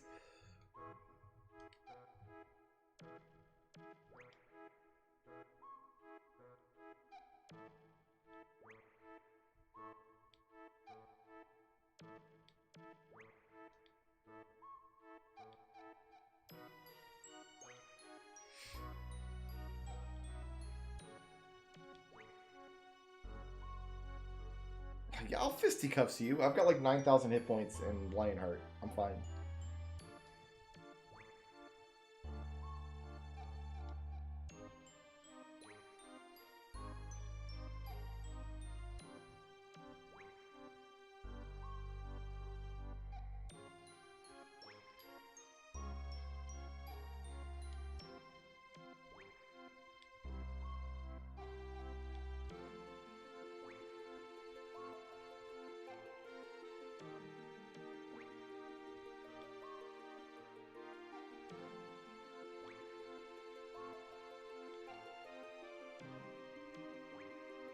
So how can he possibly know this? There could be any number of women out there who are potential sorceresses.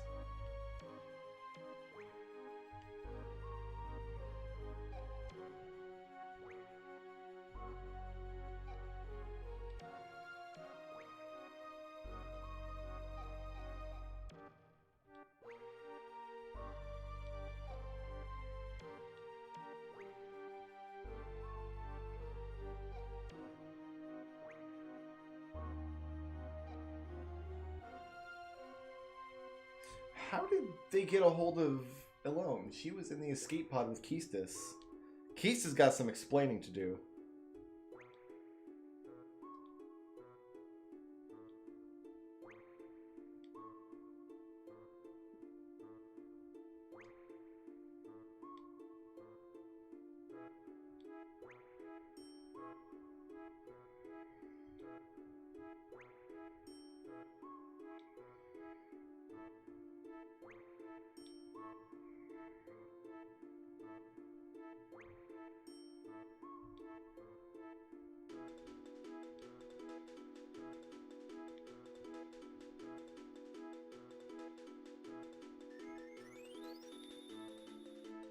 Alright. Magic tomfoolery. Got it. We can leave now. No, we can't. I'd like to leave now. Actually, what does Squall we're flying into? I guess we should check. 3 stars, huh?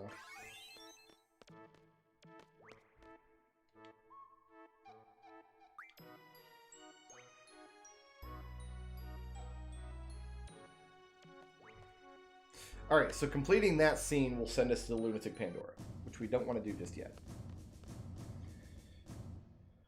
We have all kinds of other stuff to do first. Like, lots and lots of other stuff to do first.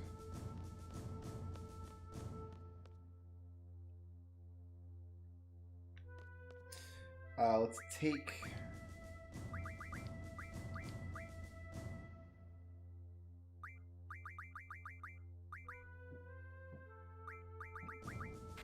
Let's go with initiative, actually.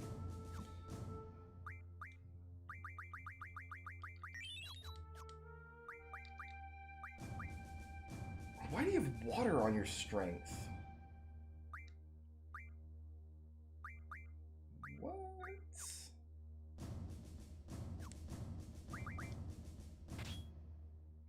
It wants to put Thundaga on his hit. But why is Thundaga the strongest thing he's got?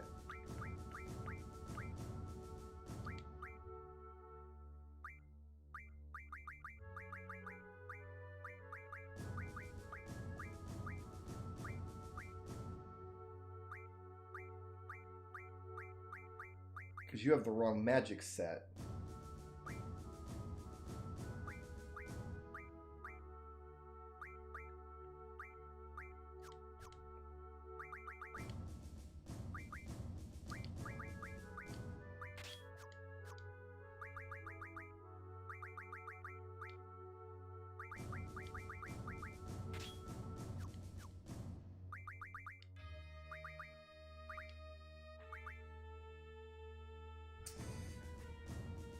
Alright. This is going to be a multi-step process then. We have to switch junctions from Zell to Selfie.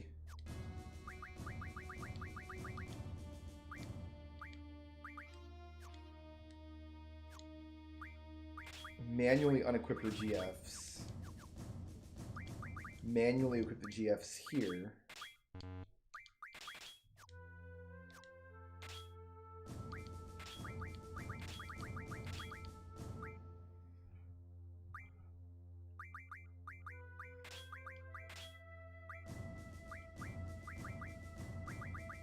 There we go.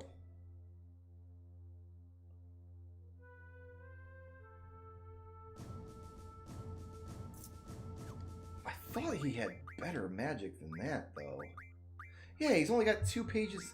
Something got real messed up with my magic somehow. Hold on, where's my magic? So Selfie should only have, like, throwaway magic right now.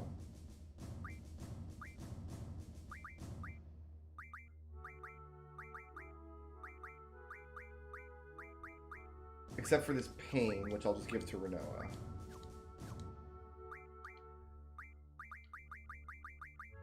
Renoa's almost filled on magic. You've got 6 pages. How do you only have 2 pages of magic?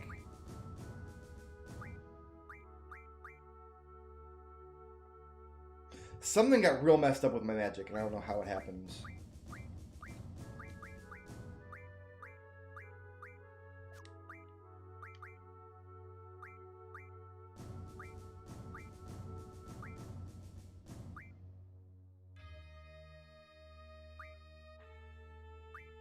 Yeah, I have no idea. She has way more magic than she ought to. Well, let's give these tornadoes to Zell.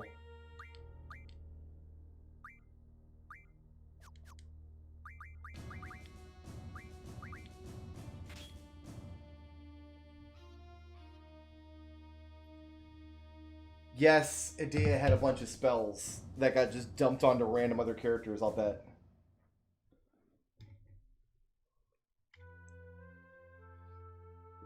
Because, no, well, no.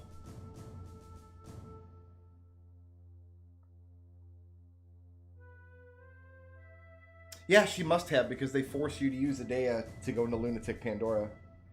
So she had a bunch of spells that just got dumped. That wouldn't explain how I have 4 characters with magic, though.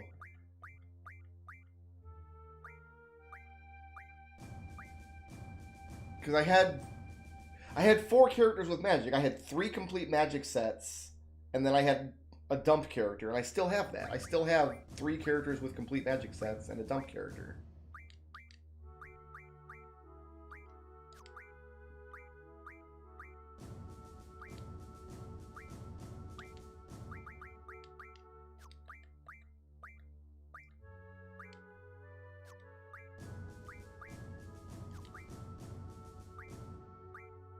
I mean, Tornado, Haste, Kiraga are the important ones. I'm going to take her Blizzagas.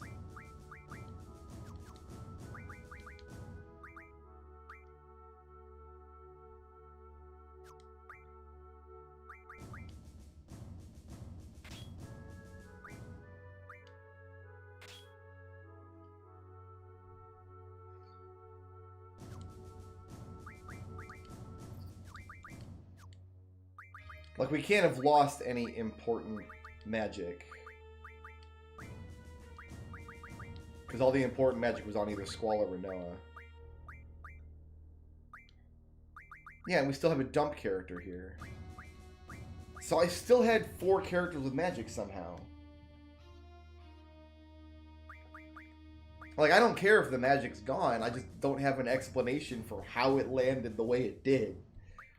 Because we had 3 sets of magic that we've been curating through the whole game. We have Squall's set, we have a character who is kind of maximized for casting magic, and we have somebody with 100% death and status J.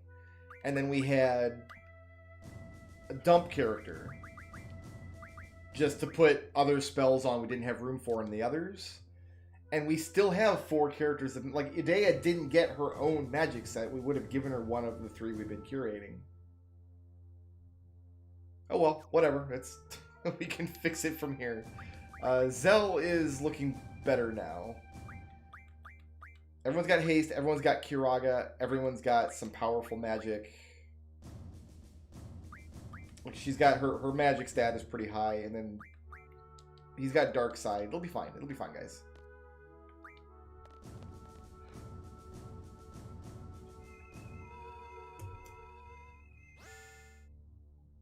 Let's do some weapons next.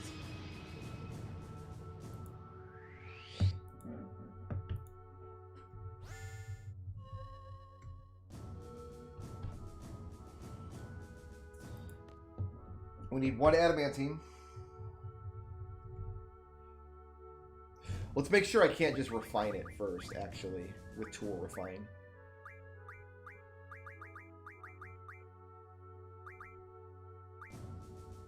I can make 2 of these. I only need 4. Well, I probably want 1 in the inventory.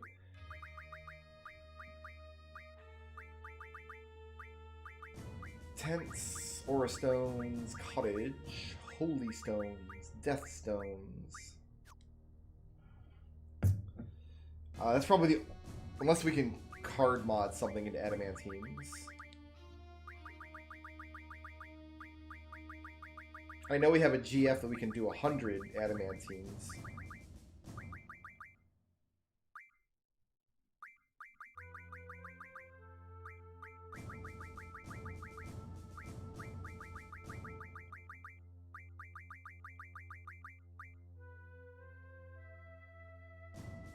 Yeah, we might end up refining that. We might end up refining all of this stuff. Like, that's probably worth doing if we want to max out little red meters. We can get 10 adamantines from that.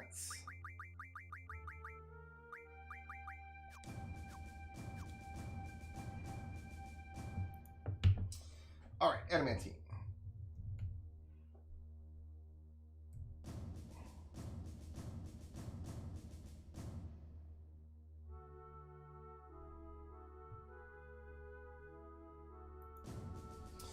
Small chance to get it with Angelo Search.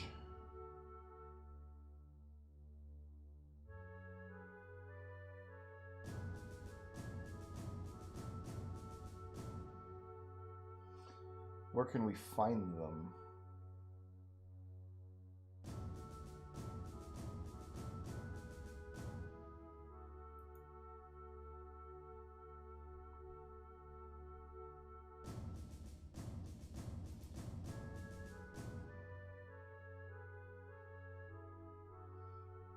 This is only get it from this boss fight. Like, that can't be true.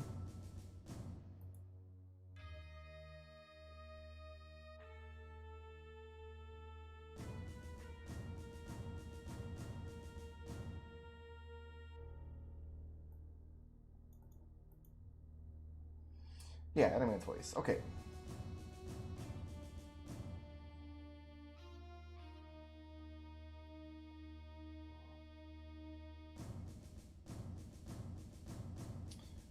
We just need to fight one of these guys.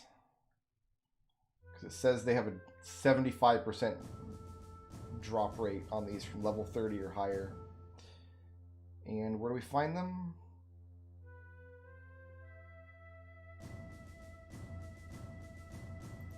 They should be on the same beach I fought them before.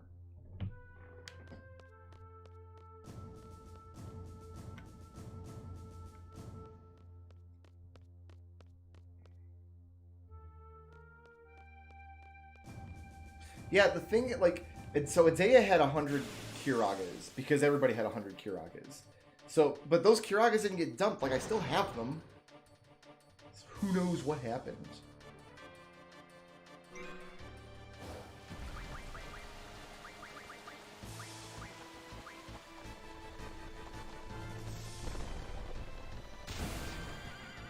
I think Adea's spells didn't get dumped. I think they got placed on other characters kind of haphazardly.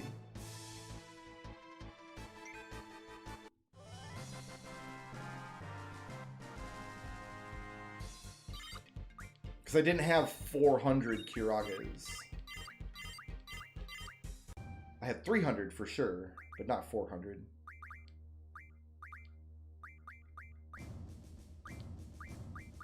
Ordering dumb stuff. We on dumb stuff? We are. Dumb stuff? No, not quite. Get back to work. Dumb stuff? No, definitely not. Dumb stuff? No. I mean, we don't need this anymore. Learn your junctions. You're almost there.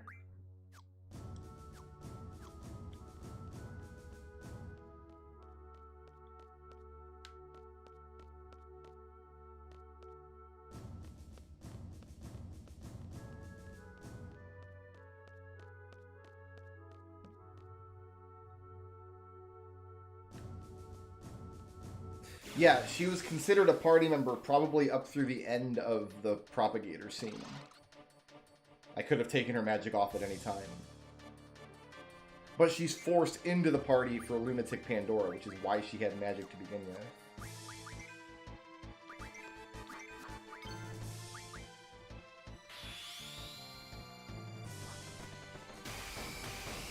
So we still have all her spells, it just kind of got thrown at other people.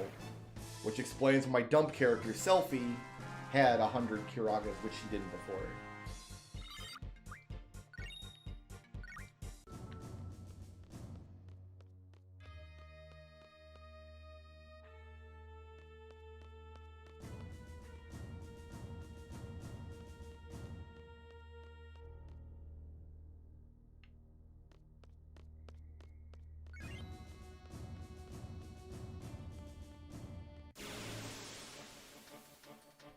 Like, Renault is out of the party doesn't necessarily mean out of the party. The whole time Renault was not available for use. I got healed again.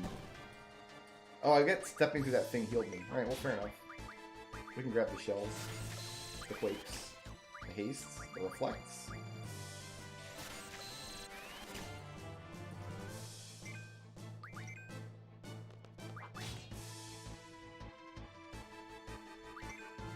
See, Squall's got Drain now. That's not good.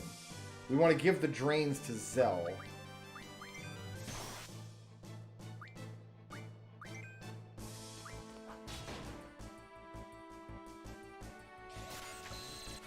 Yeah, this is gonna be a long ass fight. Because I can't bring Squall's hit points down.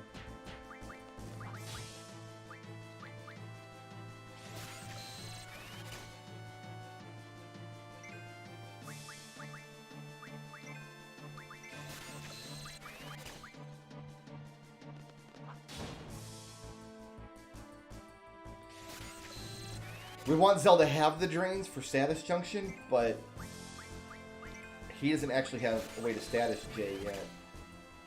We might have to teach a GF status J to have him make use of it.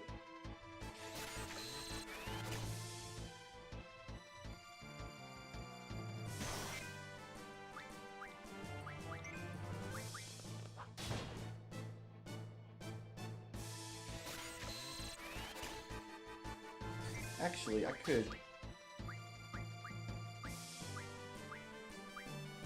I feel like I got 4 of these, but we're gonna get a ton of them.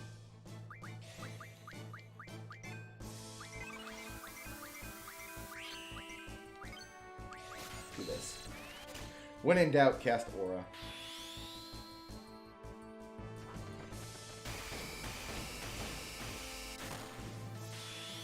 Good trigger, Brickard.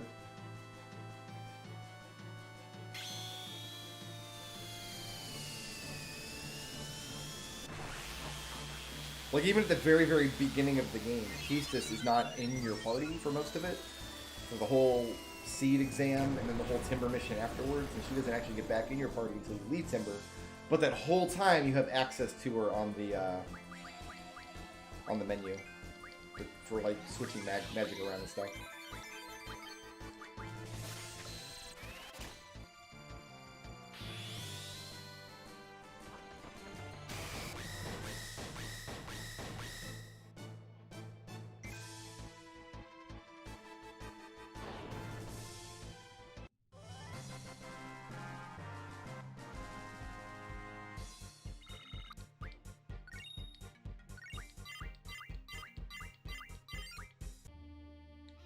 Alexandra learned med data.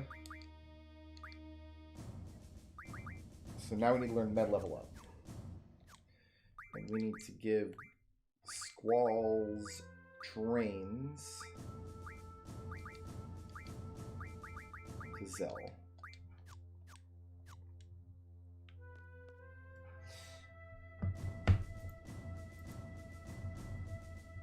I'm going to see if there's a quick way I can give status attack J to Zell.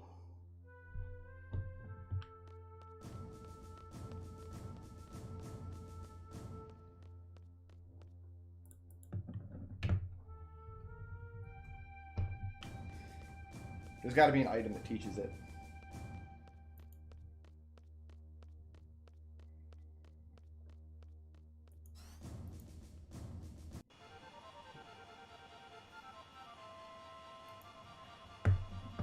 Alright, let's see.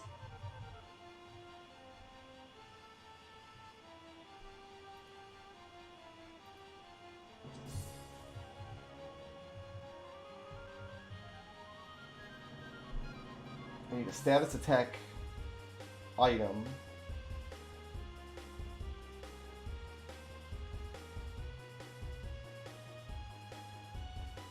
Like a card mod Siren for one.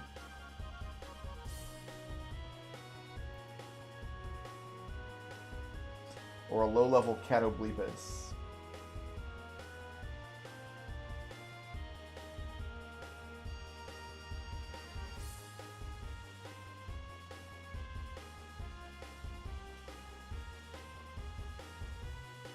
Oh, but Catoblepus is only fought in the final dungeon, so not going to happen. I need to go to Dullet.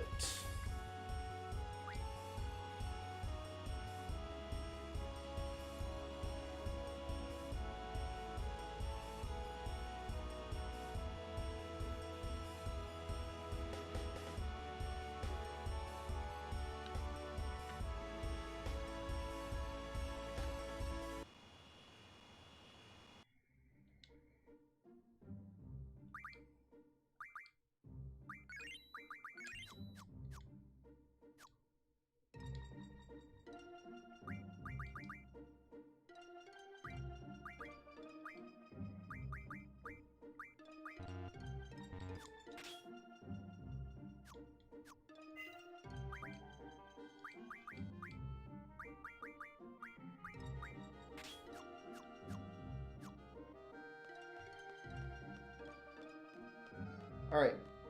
Need some turtles.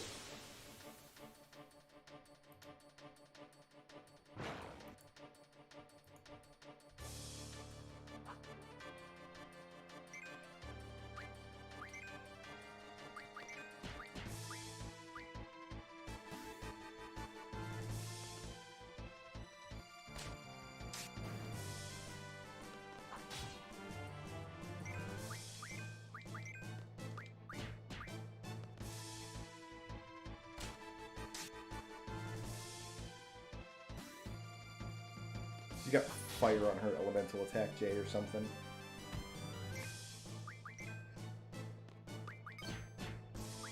But she also has Death Junction, so it doesn't matter.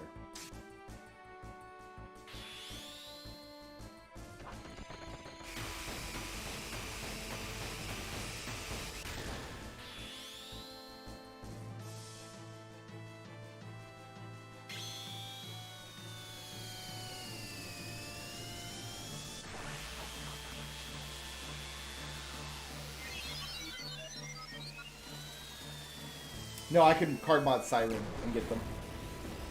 I think I might, actually. That might be worth doing.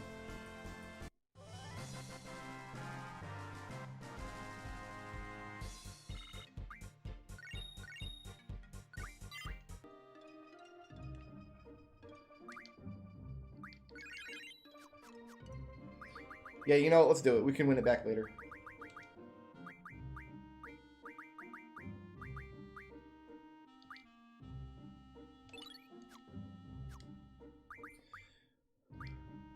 Okay, what GF can we teach it to?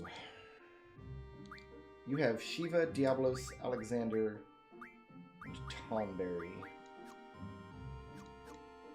I think we go with Diablos.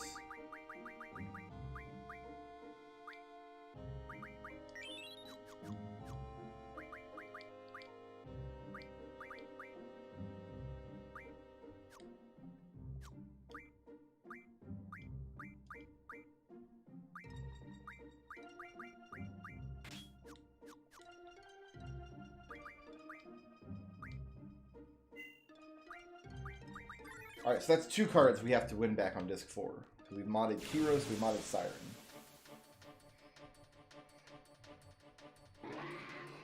But now Zell's Dark Side will be more awesome.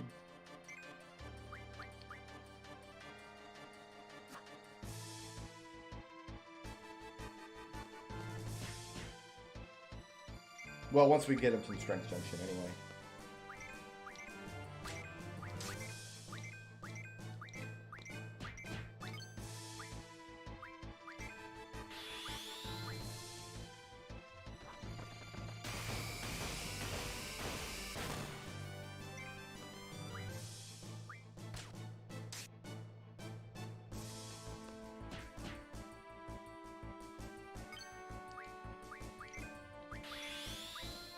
God, these things have such incredible defense. Remember we had to solo these guys back on disc 1?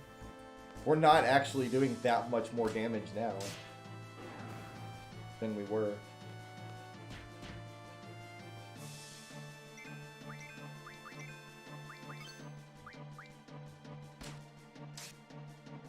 Oh, good job, Renoa. Why did she hit herself? Must have accidentally targeted her somehow. Push the wrong button or some nonsense.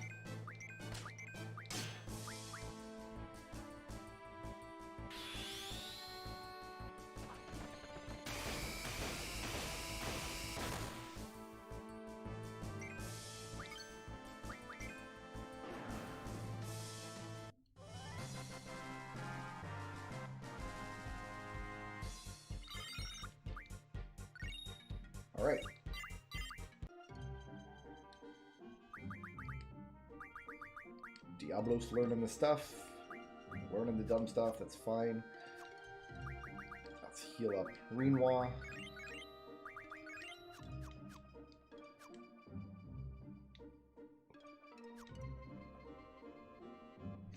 Alright, so the last item I need is a Malboro Tentacle.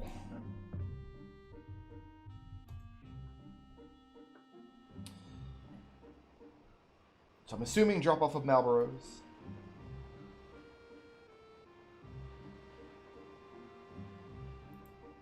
I think I know where to find them, but I'm just going to double check. Yeah, Great Plains of Estar after the Lunar Cry. But before we do that, what I want to do is...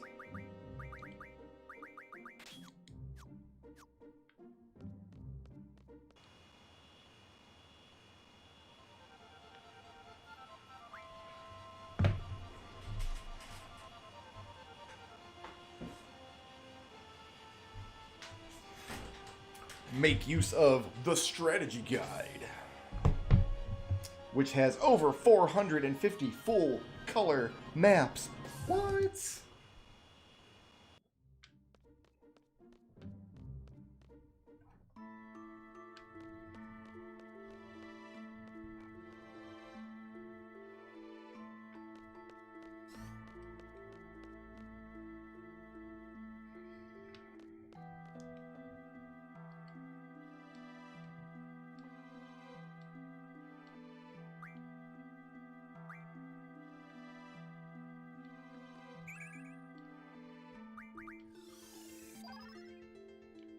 Nice. Big stonks. Alright. So here's the, so the map's actually printed. Here, let me see if I can show you on the... Not sure how well you're going to be able to see, but the map's actually printed on the inside of the back cover. So it's going to be difficult to read this and not destroy my, my map. But we're going to try. Or I could just try to find a digital version.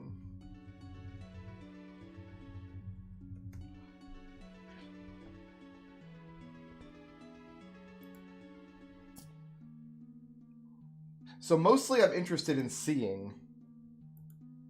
Yeah, like this is just a version of the map I've got in front of me here.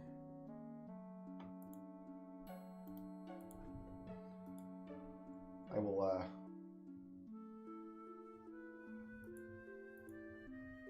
pull this up. So okay, I've got a digital version of it. So I just want to take a look real quick before we commit to going anywhere.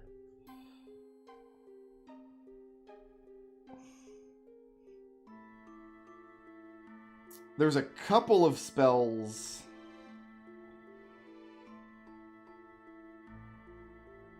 that aren't on the two islands.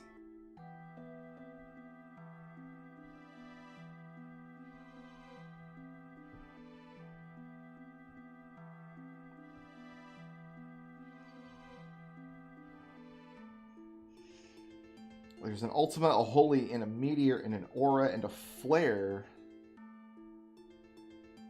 kind of around the lake in Estar. There is an Ultima, a Meteor, and a Triple up in the Chocobo Woods area.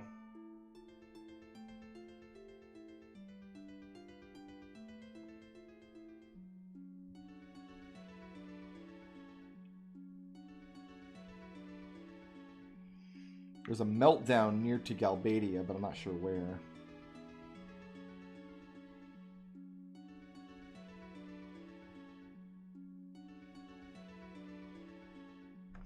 So I think just right now I'm going to go clear out the islands and then see about picking up some of these extraneous Ultimas that are laying around and see where they actually are. Because we need everybody to have 100 Ultimas.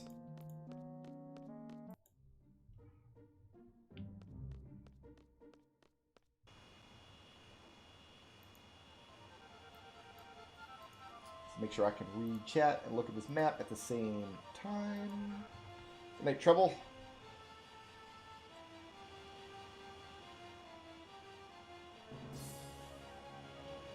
Alright, so first we're going to go down this way. So over here is the big Chocobo Forest area that has some just random stuff in it. Like, this place is so hard to navigate through, but it does have some spells. And then to the north of here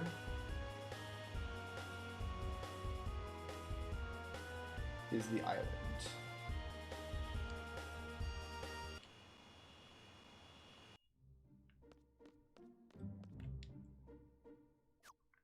This is not the correct island. You know what I really appreciate about this game is it doesn't replace the airship music at the end of the game with less interesting airship music. Alright, so we want to try to land. There's like a dead space here that doesn't have a lot of spells in it. Alright. Let's see what we can get. Tornado.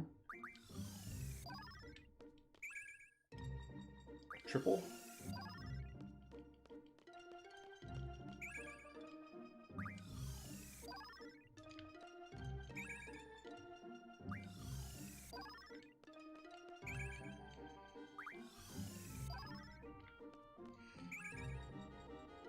Quake, I don't...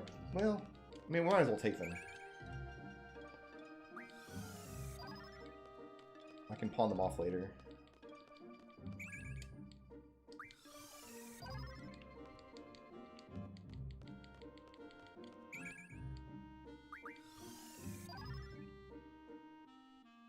I want to see where on the island I am. So the next should be an aura. Yep. And there's a holy up here. Oh, an Ultima. Wait a minute. Wait a minute. Oh, Ultima. I'm not sure where I am.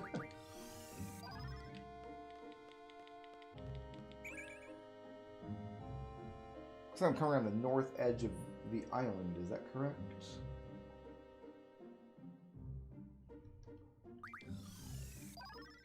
Or did I miss something over here?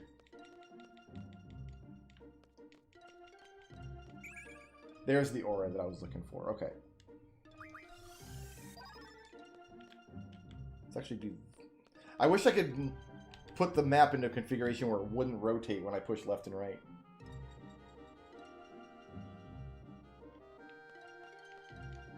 Okay, so there's a meteor here.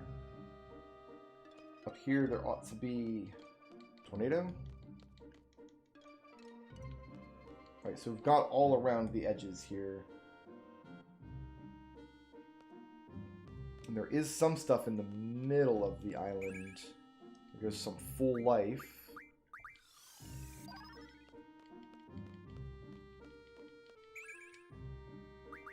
And a meteor. Anything else? There's a holy in like the very middle. There's more full life.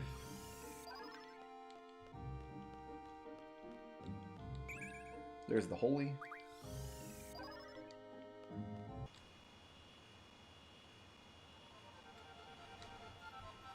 Okay, and the other side of the world map here.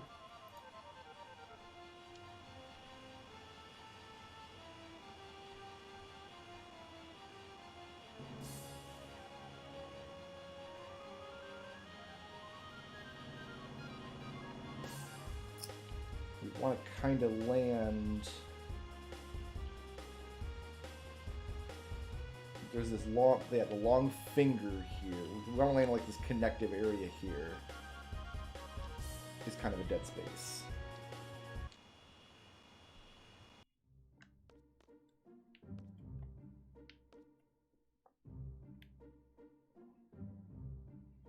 So we should be starting with like a holy up here.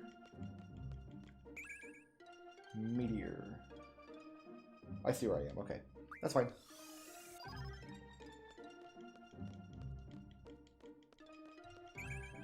Here's the full life. And we're just going to be doing this periodically. And grabbing...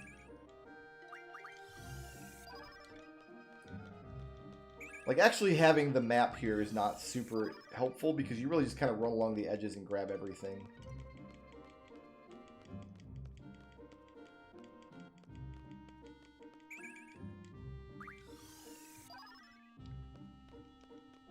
But yeah, the very middle of the island doesn't have a lot of stuff.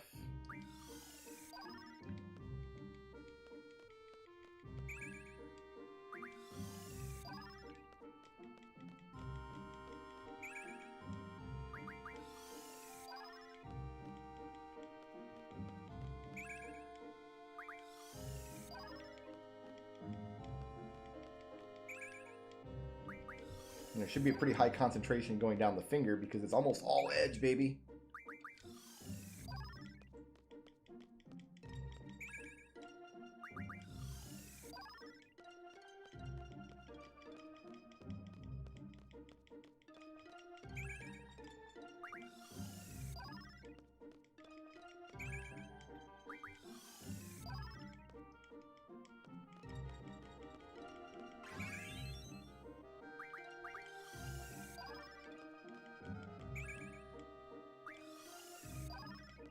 I'm giving Squall the triples because I think triple is the best speed junction you can get.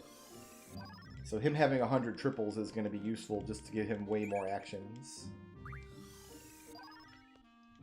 I want Renoa to have the aura because she'll just cast it on Squall. Is that it? Have I gone around? Nope, not quite. Alright, we've gone all the way around.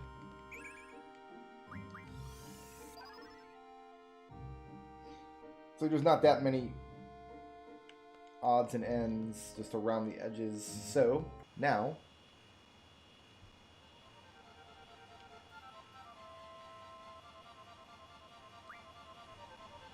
to the Great Plains.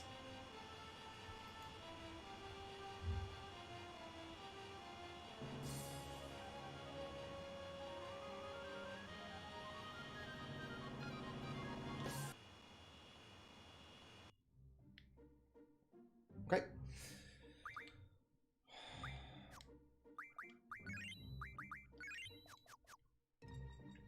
All right, let's sort out some magic here.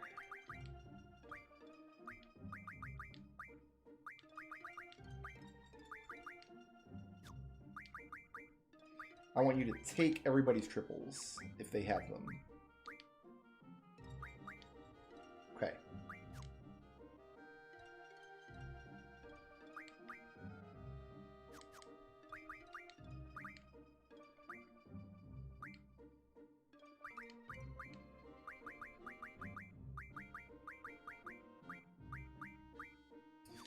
What can I give him that's going to be better for strength?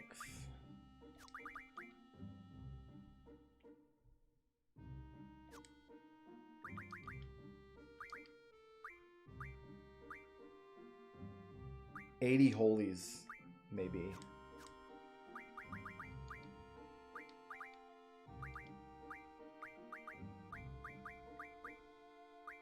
Bios are better. 33 meteors. Meltdowns.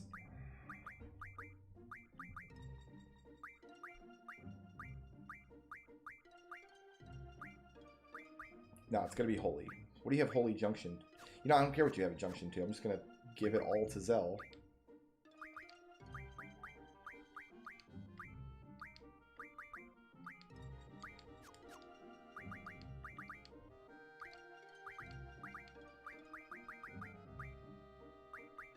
Not as good as 100 tornadoes, though. I just really don't think I can beat 100 tornadoes.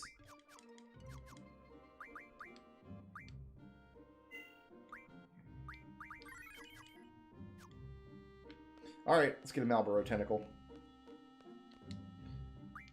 Probably have to take no encounters off, I would think.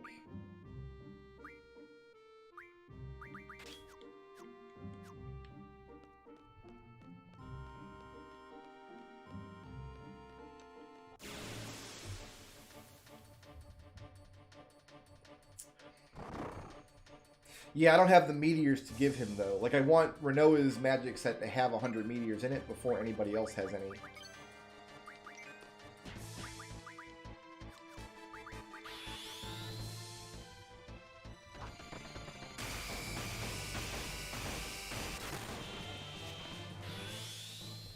The thing about tornadoes is that they're really, really easy to get. You can mod tornadoes from very early in the game, so I already have hundreds of them. Whereas I don't yet have 100 copies of Flare or Holy or something like that.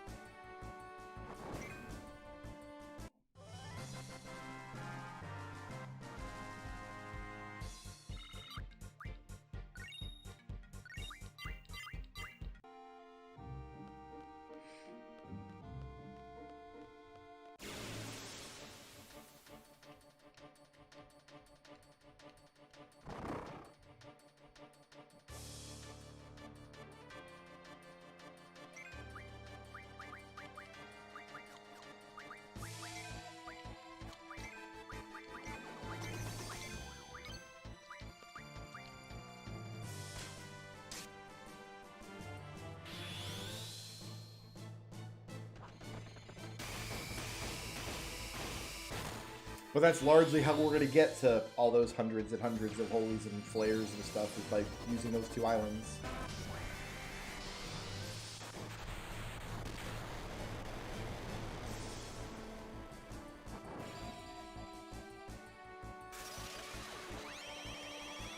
I wonder if that guy's got holy to draw since he's casting it.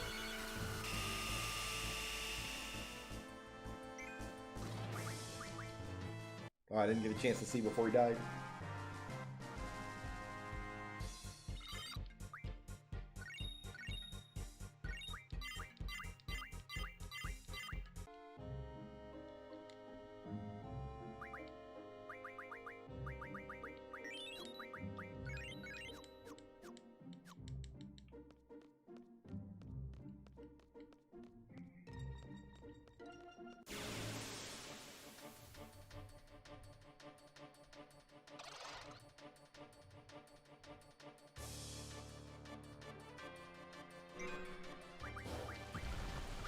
No, he doesn't have holy.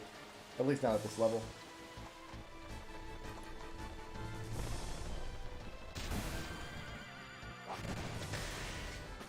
I need a lot of Malboro tentacles, actually.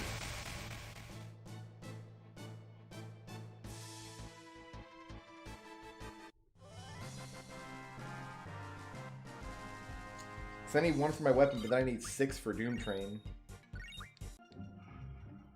What's the actual drop rate on these things, and where can I actually find them?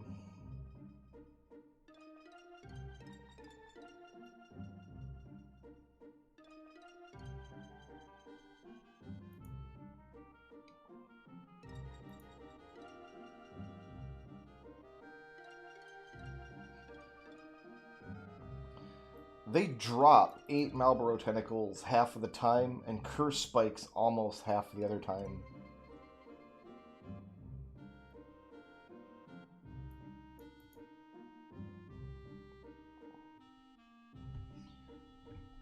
Where are they? I thought they were on the Great Plains.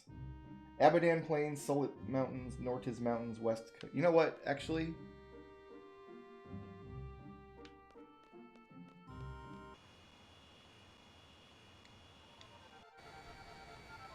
Oops, that's not what I wanted to do.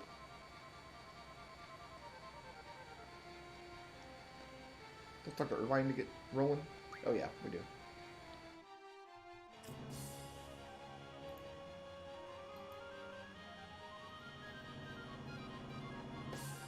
Yeah, I don't want to fight them on the island because they're level 100, but they should be like around here somewhere.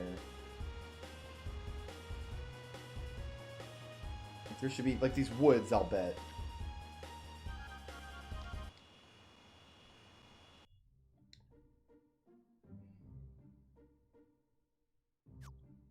No. So we're heading up towards Travia now. We want to stay in and around Estar. Like, these woods I'm almost positive will have them, but I've got a Chocobo over there. I want to see if there's somewhere else.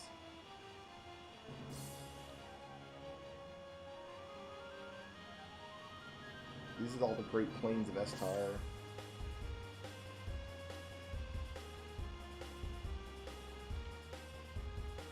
There's the Lunatic Pandora.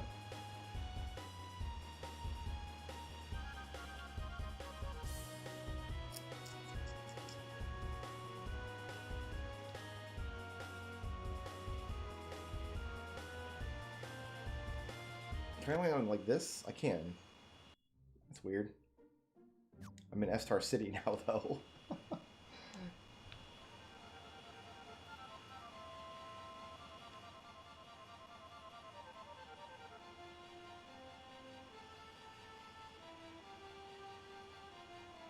They should be all over Estar, but not.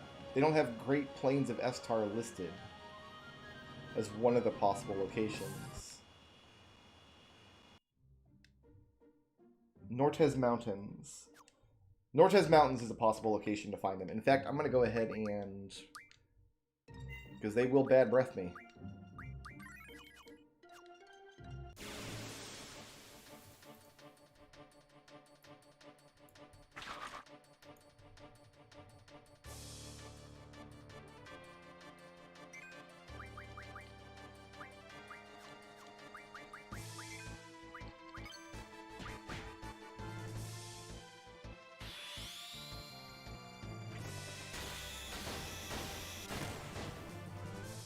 Seeing different monster sets up here.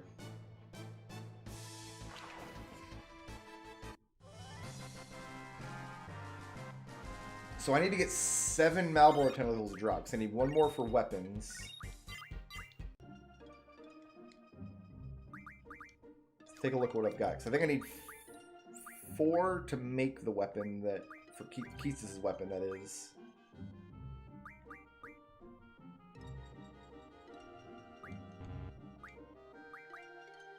Maybe it needs 2. So I need 8 total.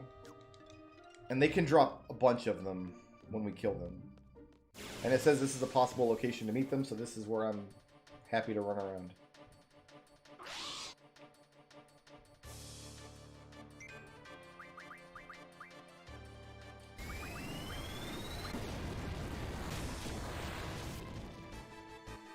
Well, alright then. Maybe I'm not happy to run around here. That was over pretty quickly.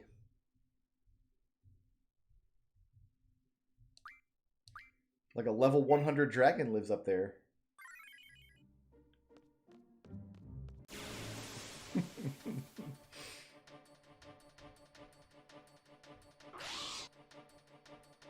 the same fight.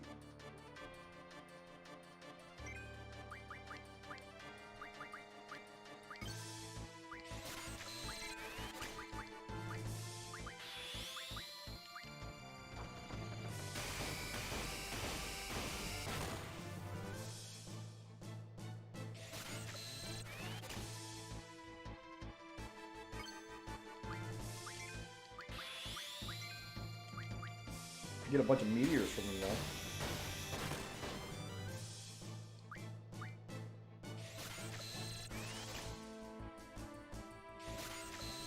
I don't think anybody has the defend command right now. I know nobody's got it equipped. I know that for sure.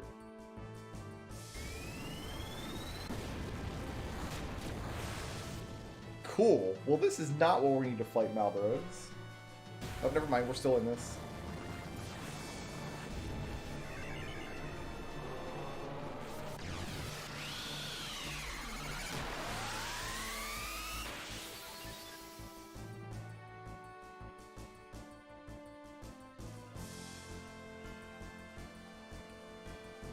Oh, maybe not. My on-death command triggered his on-death command. Oh, we're still alive, that's fine.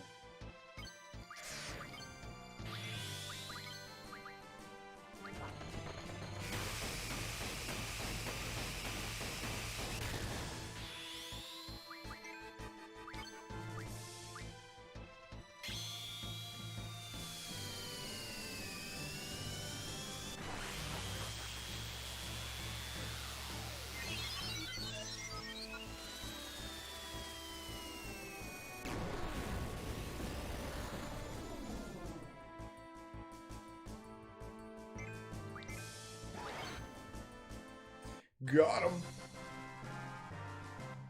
Let's make sure Zell has meltdowns.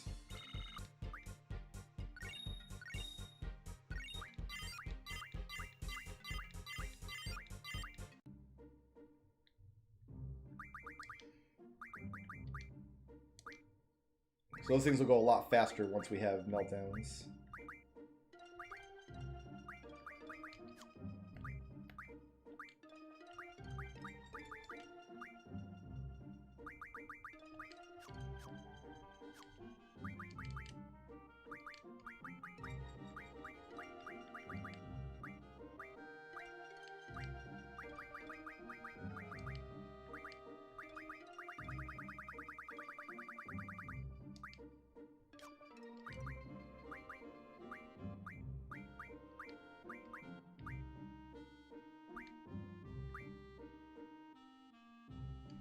I should give the meteors to Zell first.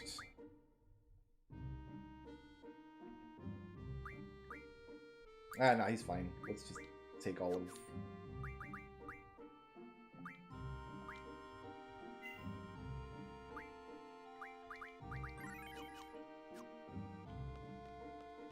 So eventually there'll be a Malboro up here somewhere. I'm confident. And we need 7 tentacles.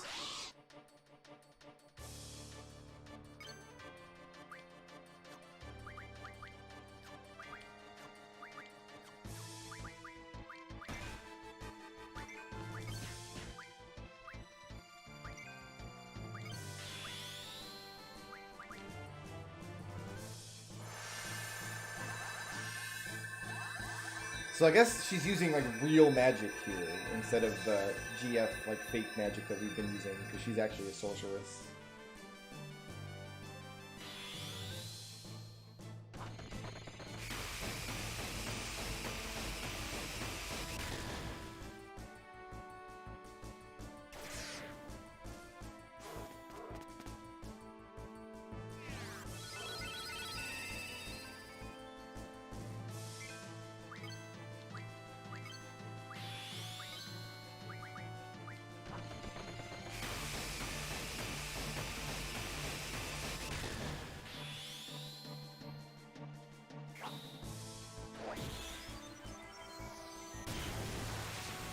I thought it didn't consume spells in her inventory when she did Angel Wing.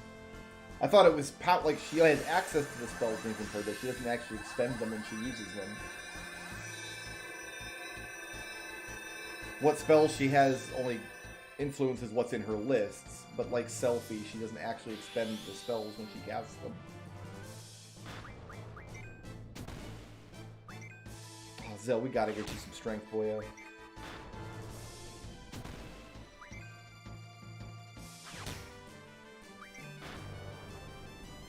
We're working on it, kid.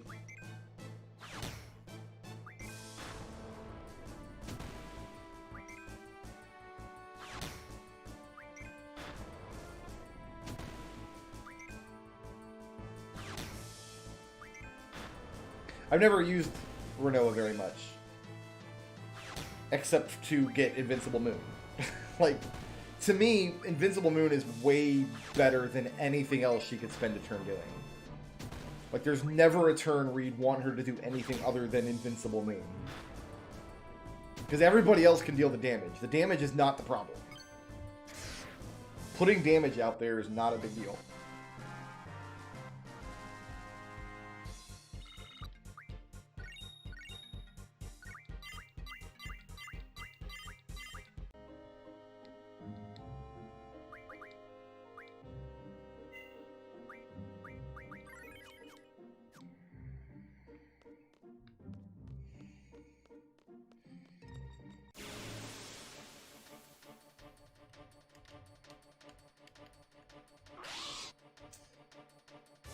Mr. Dragon again.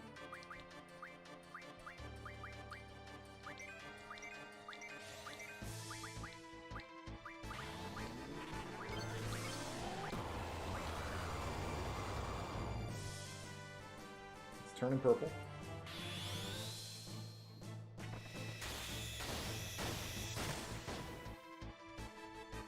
Not a terrific limit break.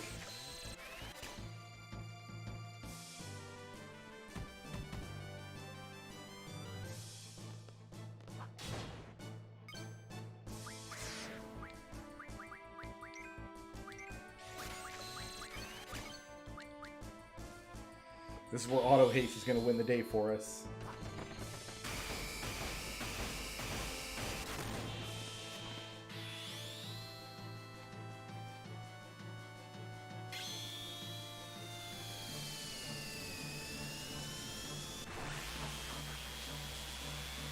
If I had the strength junction to back it up, I'd be using Irvine here, not Renoa.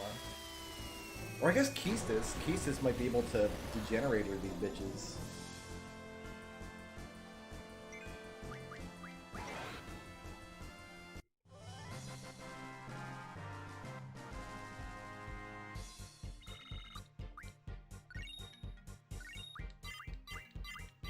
They're dropping energy crystals too. Like, holy crap. That's more Ultimas for us. Who learned something? I'm not even paying attention to what we're learning anymore. Like, it just doesn't matter for most of these guys. Like, you know what? I'm not even going to micromanage this anymore, except for Alexander's learning the thing he needs to learn. But there's no point to micromanaging that anymore. It just doesn't matter.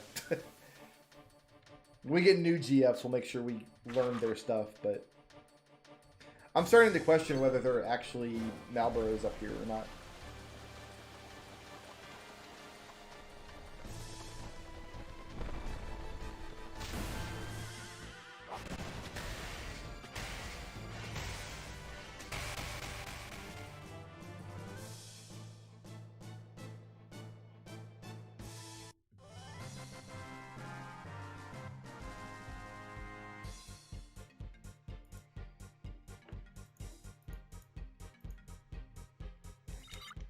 Yeah, Cactuar is on the list, but I wanted to finish my weapons up first.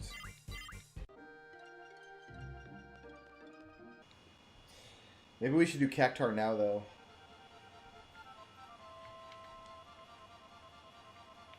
Well, I can't just pick an arbitrary location and fly there.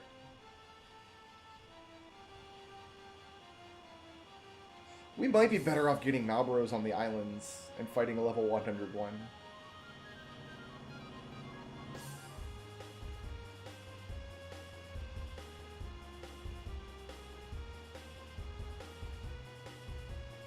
I'm not sure where they're a common encounter, if anywhere. They might be a rare encounter anywhere you can find them.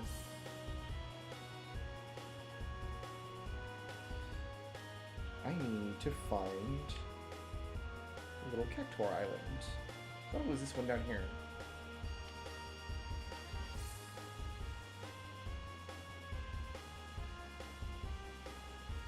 This is good airship music, too. I'm really glad they don't replace this airship music. Yeah, here we go.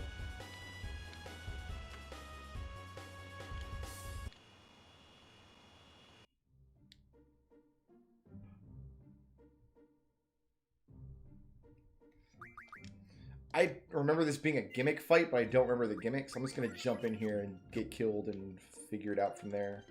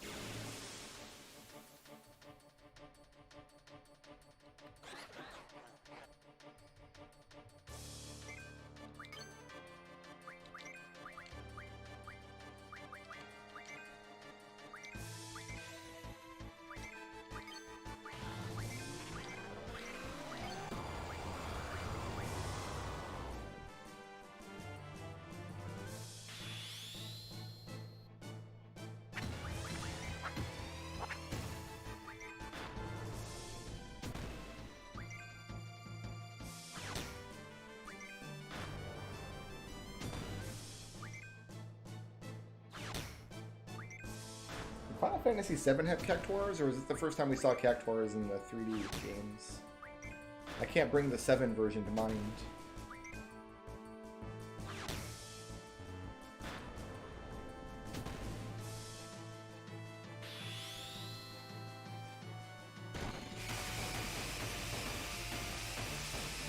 That was also a different pattern.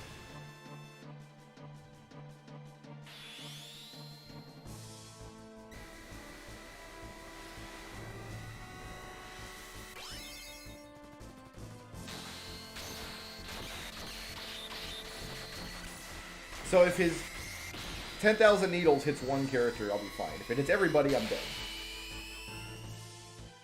I think we're about to find out.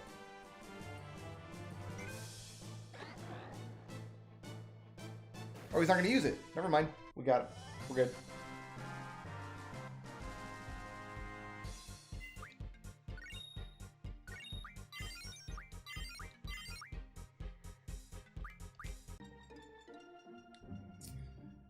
All right.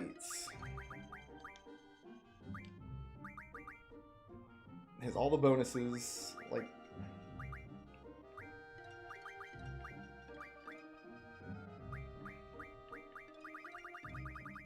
Let's learn Luck J.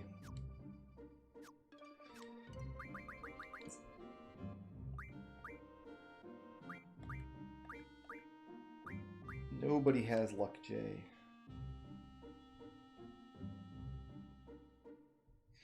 Yeah, 6 introduced them. 6 was the first one that has Cactuar, as I recall.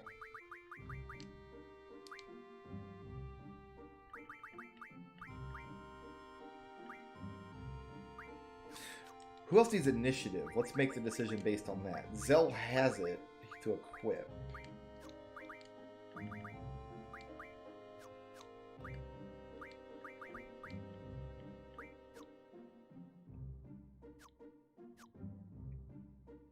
I think we're going to give him the Squall then. I actually have a spreadsheet that keeps track of where all of my various GFs should go, and I think we're just going to give this one to Squall.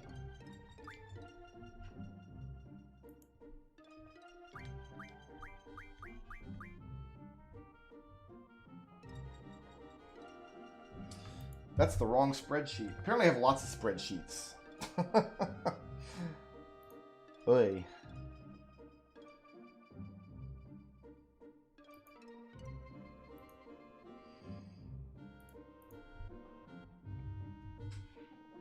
Yeah, we'll just give this one to Squall.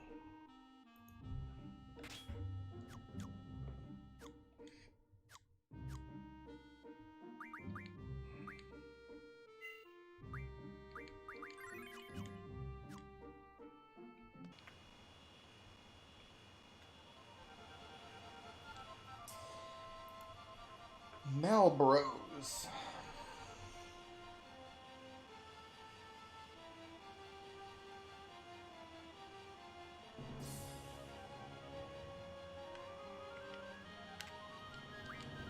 By now my ultimas should have regenerated.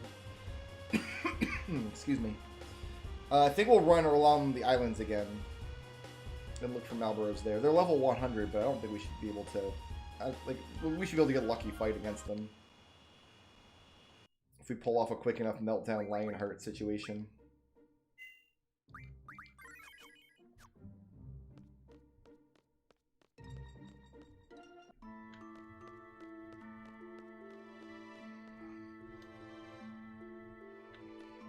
Or we can roll up over to the Chocobo Forest. Oh no, we haven't respawned yet. Not yet time. Okay.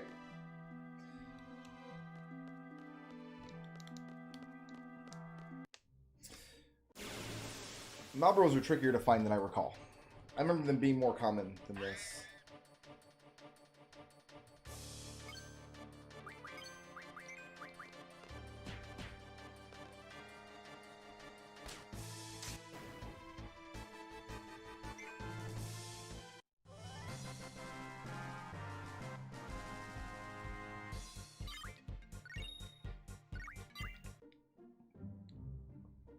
Cerberus learned Speed J. I think everybody's got Speed J already, yeah.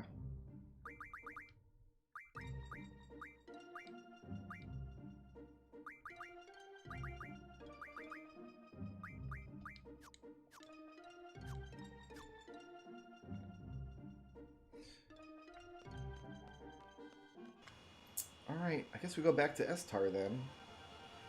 And try to find a more agreeable place than those dragons. The dragons weren't terrible either after we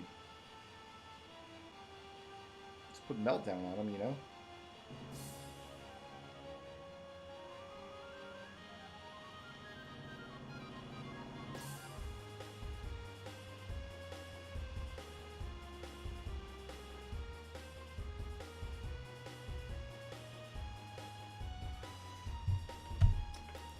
Like this, the wiki page says where they're located, but it doesn't say where they're more common, which is the information I need.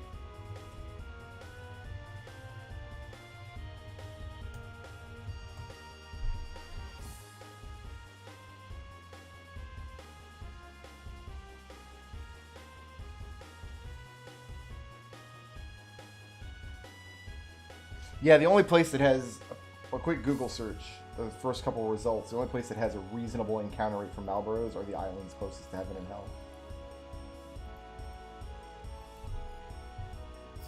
So I guess that's what we're doing.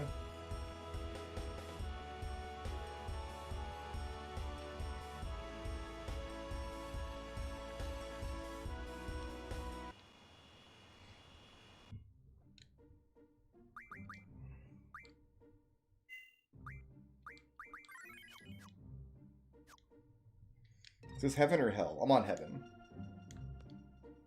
There's no draw points here because they haven't recharged yet. There's an Ocho.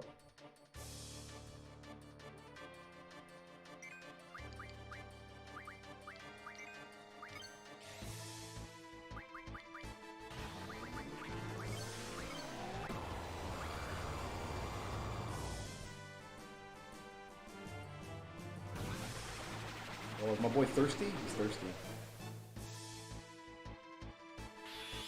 No, not a tornado. Whatever will I do?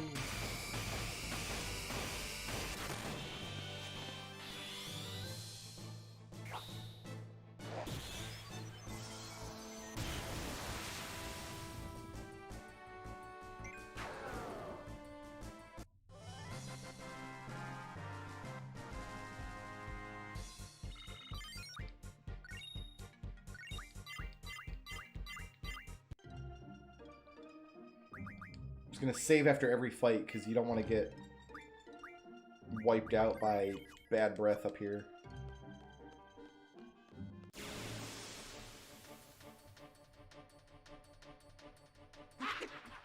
Hey, there's my boy.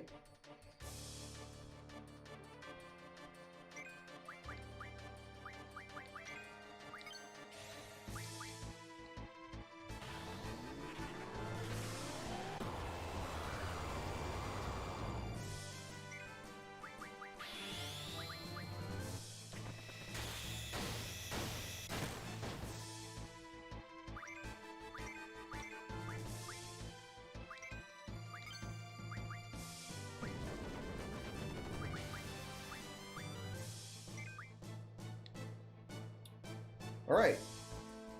This is what I was afraid of.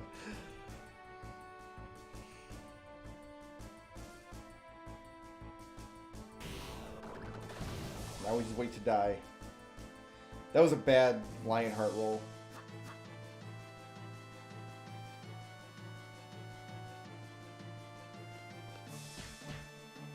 I mean, there's not much we can do here except just wait. So, because we're berserked and... I mean, Zell might bring us the rest of the way there. Who could say?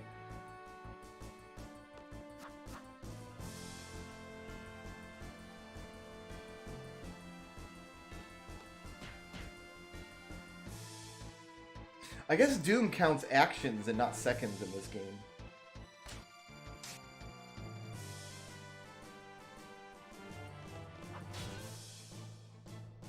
Dead.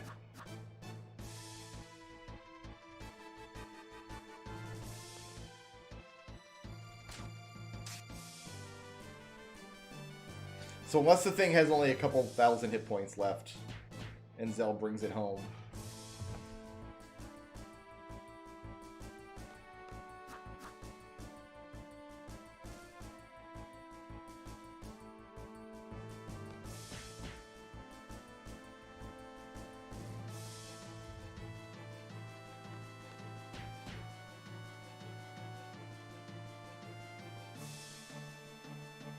There's not a way to use status defense J to prevent this either. We need ribbon. Like, even if we junction 100 as soon as, it doesn't make us immune to all the stuff.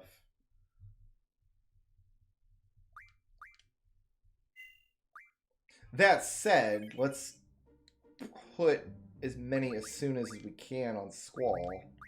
He's got 100. What are they junction to?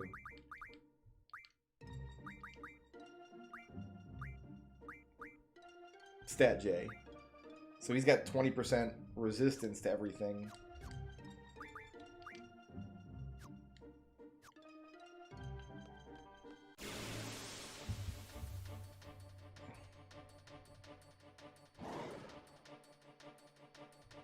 There's a Tri-Face. No, that's a Chimera, not a Tri-Face.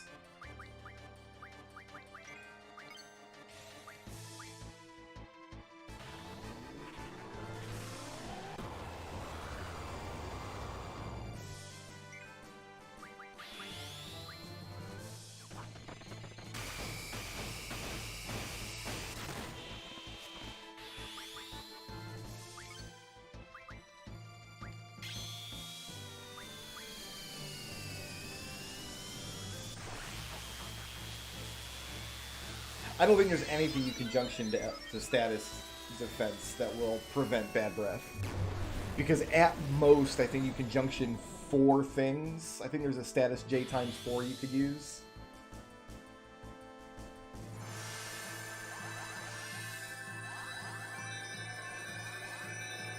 I could just prevent Confuse and Berserk, and that'd probably be good enough.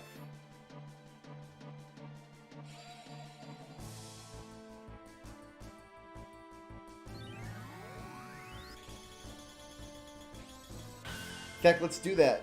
Let's see who can reasonably be expected to do that.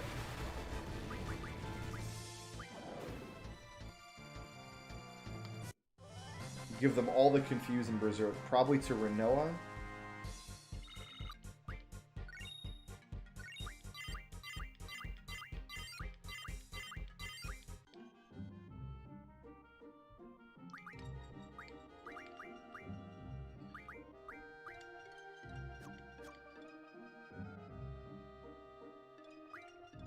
How many can you defend against?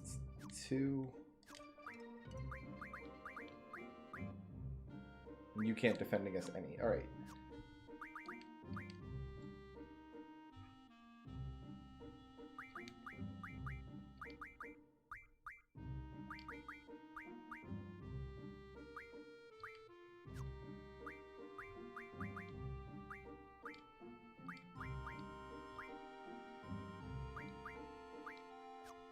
I don't have 100 Confuse and Berserk.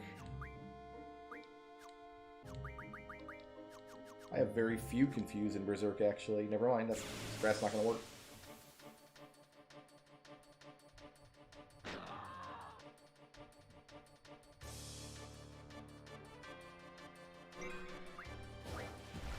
And sometimes Odin shows up to do the deed for me.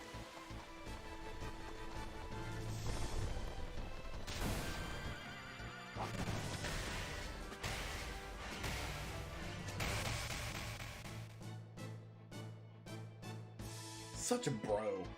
Broden. More like.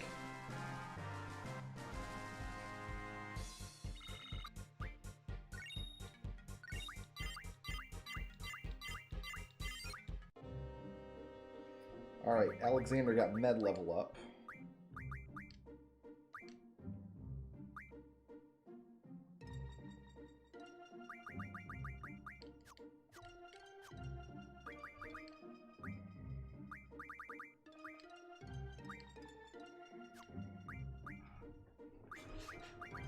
I don't know what pluses do.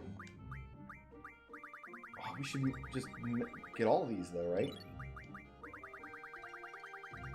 High Potion plus? Heck yeah. Mega Potion? Mega Phoenix? Maybe only one of those.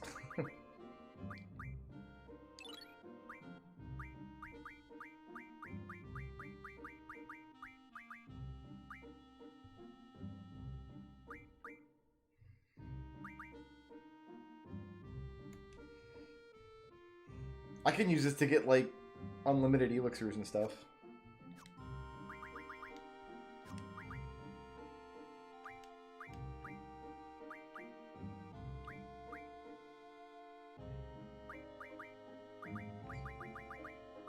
I've never taken a serious look at this ability, I don't think. I think I've probably never done anything with this except get the remedy pluses.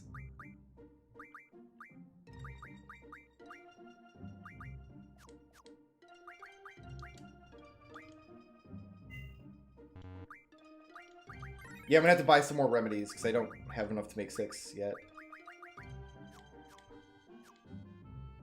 I can do that from the menu though, actually.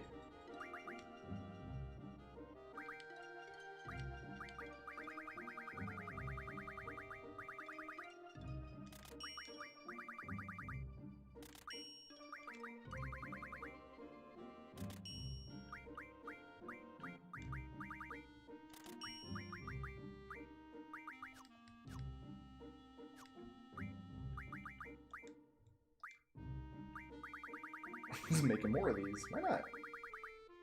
Why not have 100 of absolutely everything?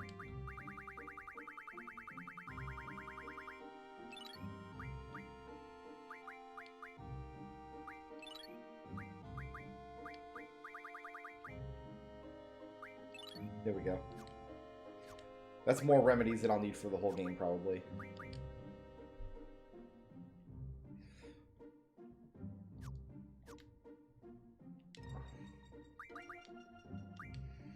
I need 6 steel pipes as well, but I'm almost positive I have those.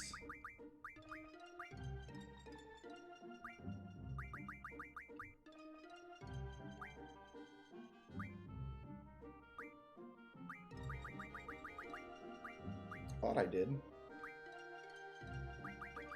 Oh, I've got 2 steel pipes. I do need more steel pipes.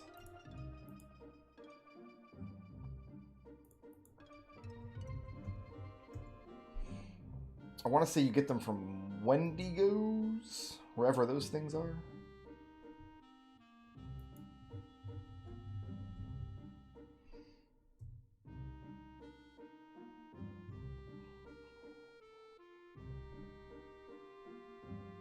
I had a bunch of them. I used them on weapons.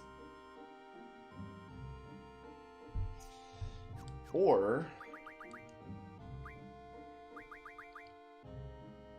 I can card mod them.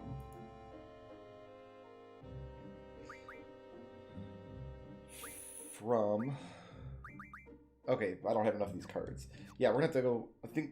Do we win them or mug them from Wendigos?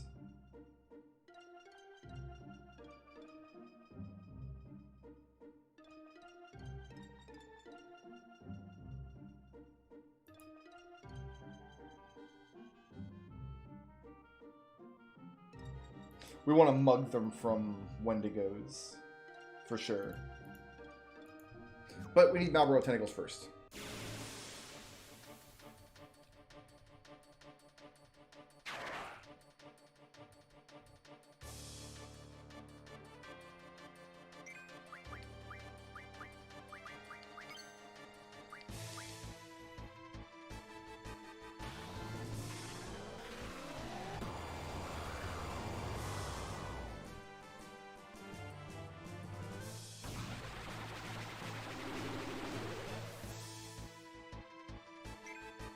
Not a pain, that's my favorite spell that I never can.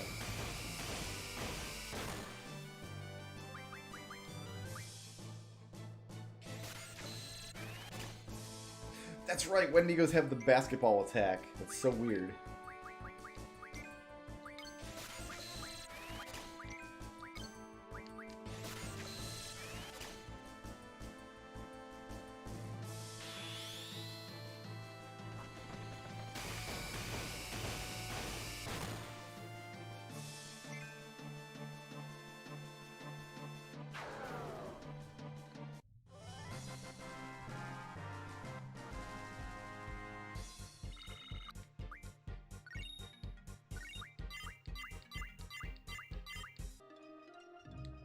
Swall's gonna be a level 100 by the time we're done with this.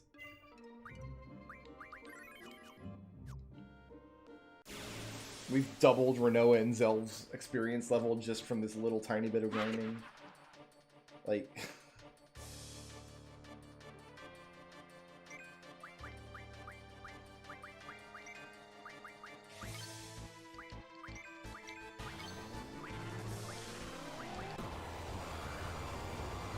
Experience level kind of doesn't matter at all in this game. It's just an arbitrary number that nobody cares about. That's a much better Renzakuken than we got last time, and a finisher. Nice. I kind of want to hunt down all the rest of these strategy guides now for the Final Fantasy games and have a collection of them.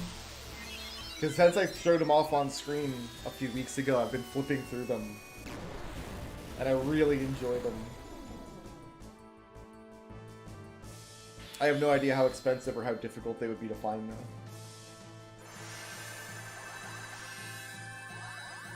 But I imagine there's got to be... I know there's a good one for Final Fantasy VI, because I've read it before. And I imagine that 7, 10...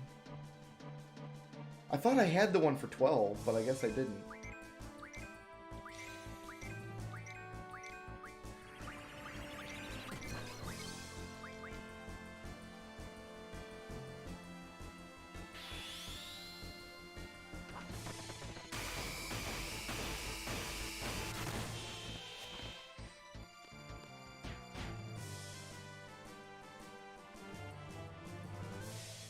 water and water and water. I mean, even that's appreciable damage for being super low-level magic. But no, we've got to win this fight before Bad Breath comes out.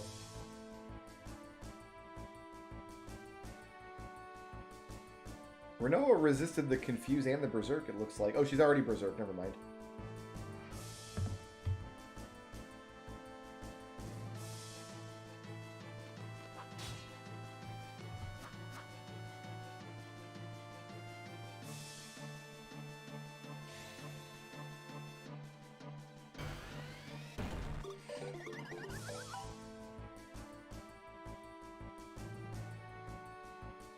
She's not technically Berserk, but she has kind of Berserk status because she's got Angel Wing.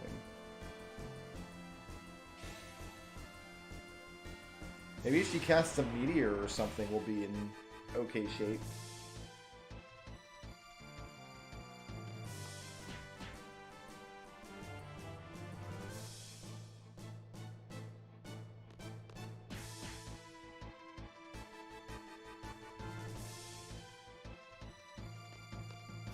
Doesn't make her immune to stupid, that's too bad.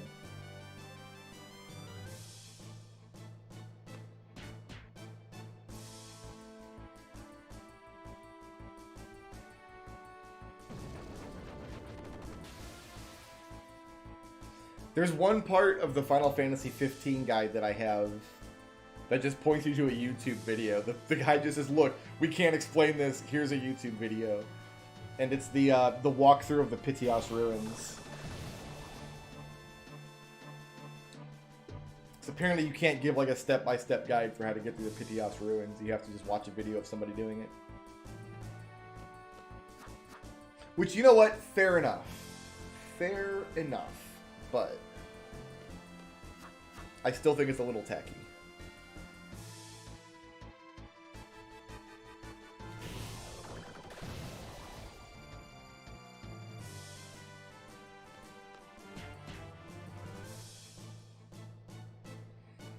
So Zell might pull this out, Hail Mary style, or we might get a Phoenix proc, you know? It's not technically over until it's... Okay, it's over.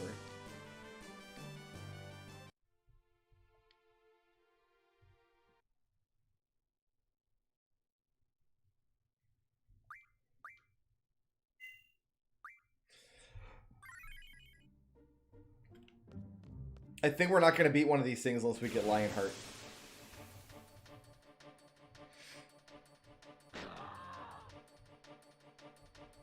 Honestly.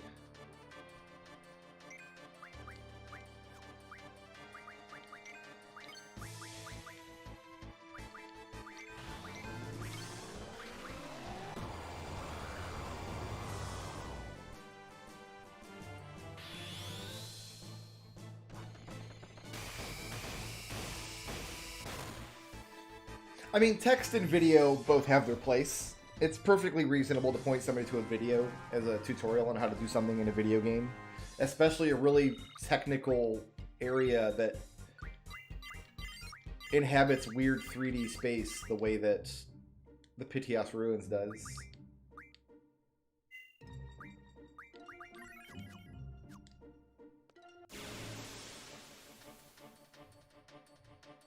It's just a little tacky because well, how do you share a video through a book? You like go to youtube.com/ blah blah blah blah blah, which might not be there anymore after who knows.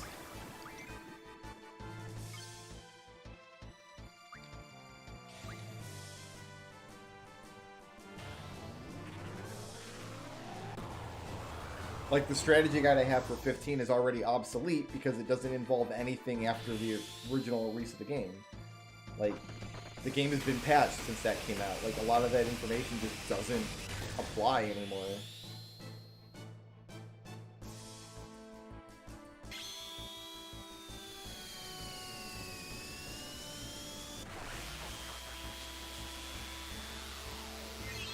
Yeah, it's a YouTube URL. It's just printed in the book. Like, this is the URL. Let's hope YouTube doesn't change it at any point.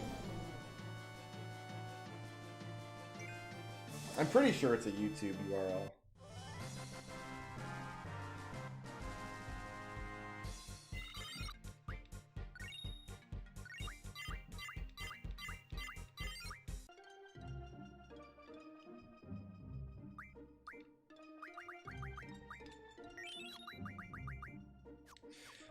don't know, I need more potions.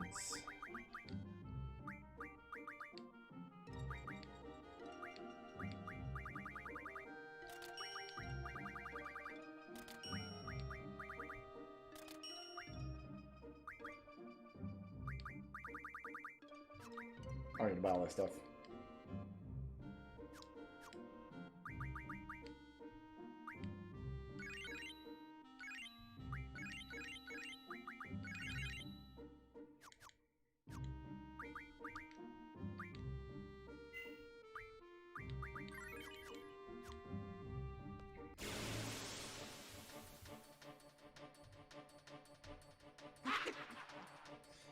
Alright, is this the guy that we're going to take down at long last?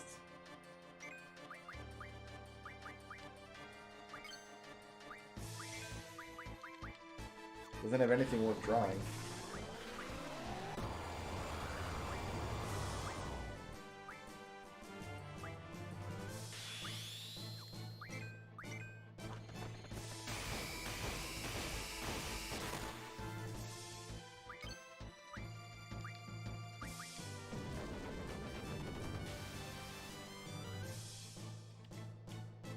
Yep, bad breath. It's over. It's like we only can win if we get a Phoenix now. While we're waiting for this...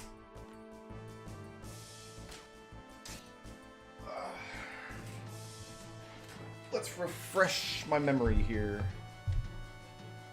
Yeah, I'm convinced we're not going to kill this Malboro unless we get a Lionheart proc. Okay, let's see.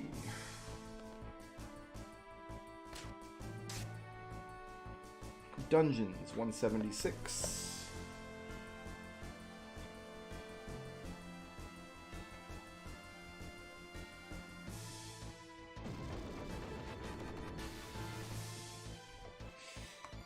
I guess they do try to give like a step-by-step guide with screenshots and stuff. Like, this is what it actually looks like, the page in the book. I don't know how well you can see it on the camera, if at all, but... Oh, it's not a YouTube URL. They give you a QR code you can scan. And then the URL goes to piggyback.com/en/ffxv/pitios. I wonder if that URL's still there.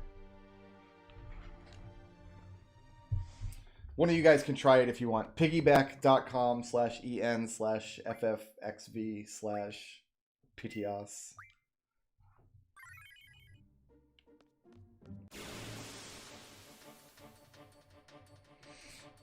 Yeah, Odin to do it. And then there's only a chance that they drop the stuff we're looking for. Like, it's a good chance. It's like a 50% chance, but a chance nonetheless.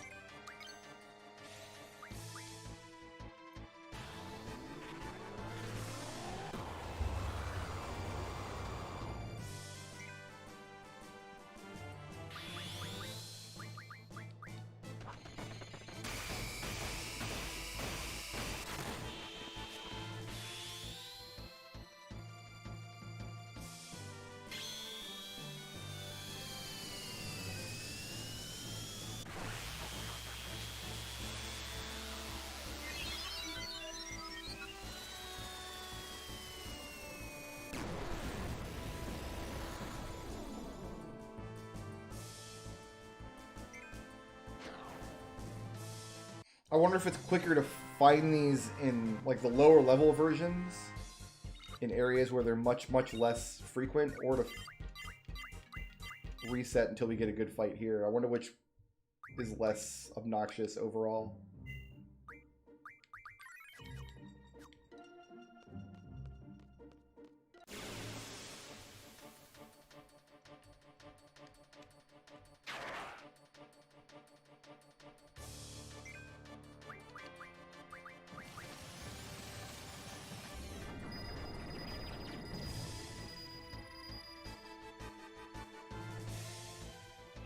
Oh, we just cursed or something? Looks like we're cursed.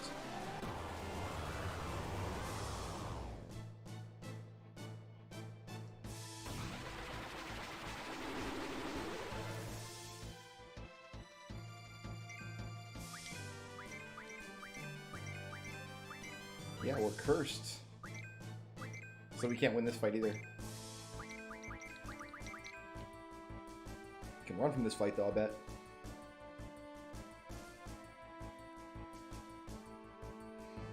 Curse means I can't use Limit Break, which means I can't do any damage, so that's that.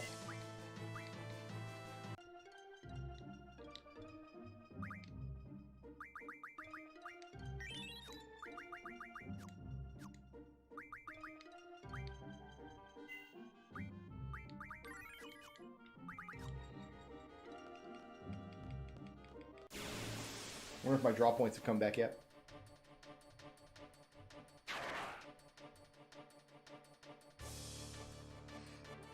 I'm gonna run from everything but Malboros, I think.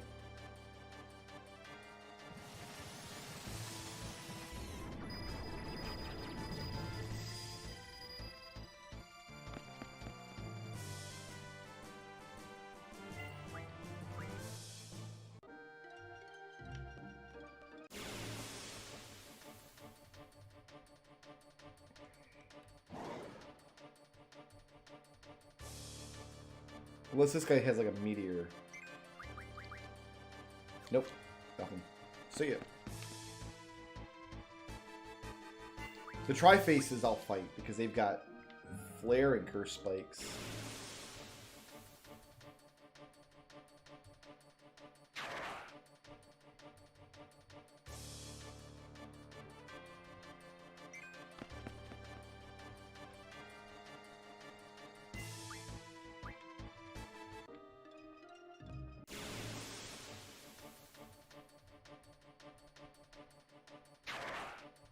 This guy just won't leave me alone.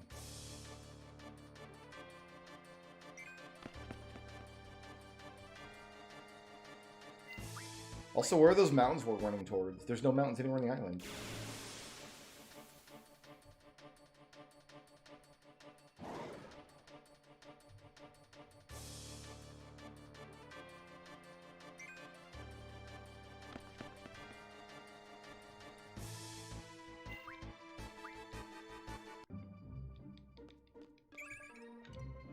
Yeah, we've restocked spells now.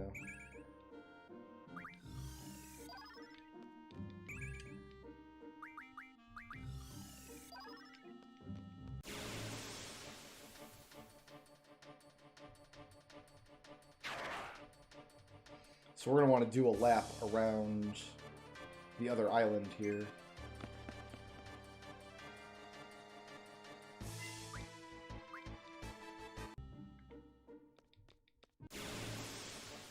Can I mug an item and then run from a fight, I wonder?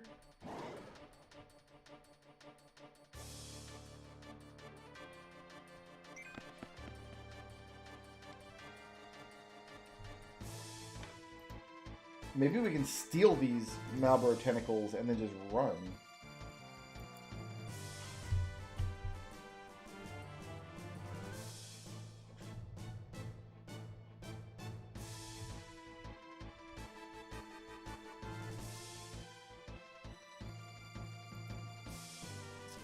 Pull them back up here.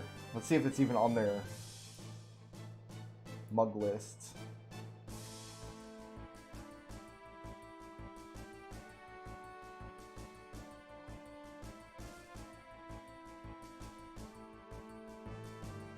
It is. You can either get 2 or 4.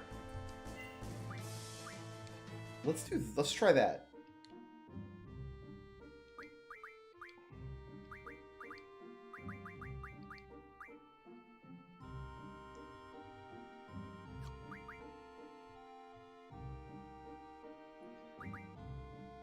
I'm betting that influences whether or not I mug correctly, so we're going to replace auto hastes.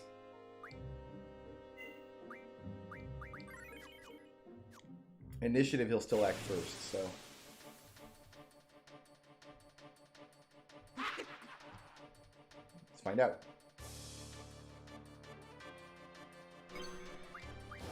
Or this can happen. Also fine.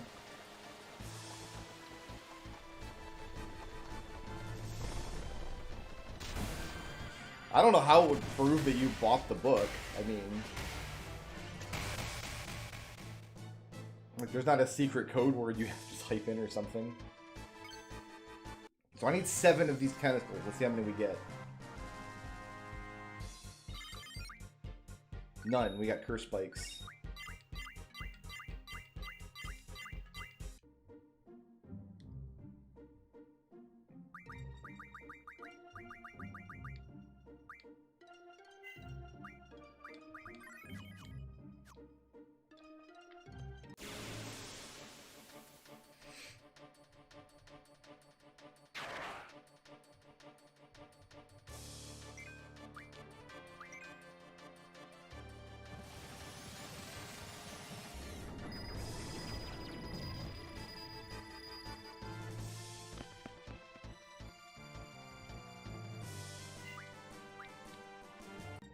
Are you exploring their website?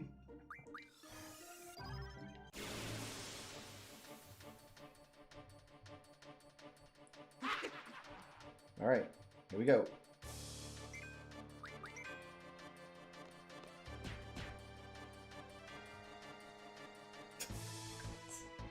Just immediate game over.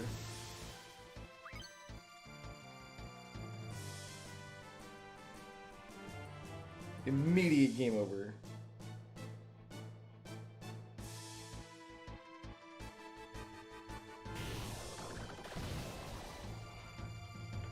Well, while we're waiting, let me see if I can type in this URL.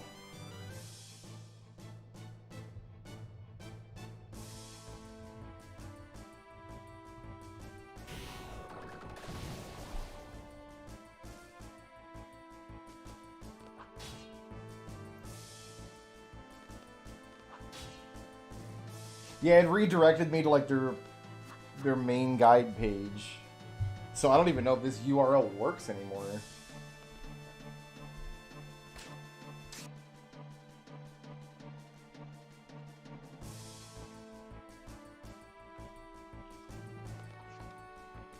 Now let's see.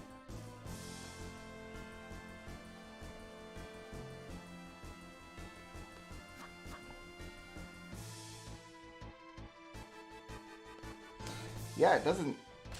You don't have to log in or anything. Maybe you have to scan the QR code.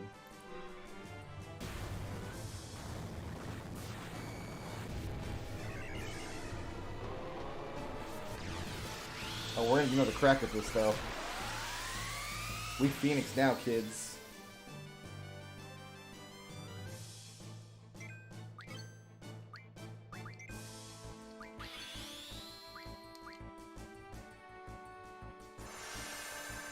What's up, Sebastian? We're just trying to kill Malbros for their tentacles. I need 7 tentacles.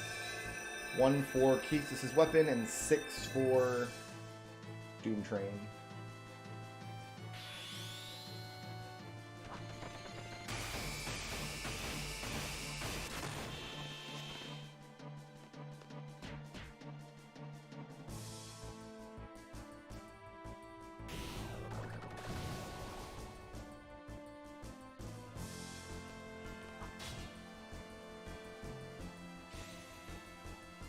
If we get Lionheart, we can win this. If Zell mugs, we can run.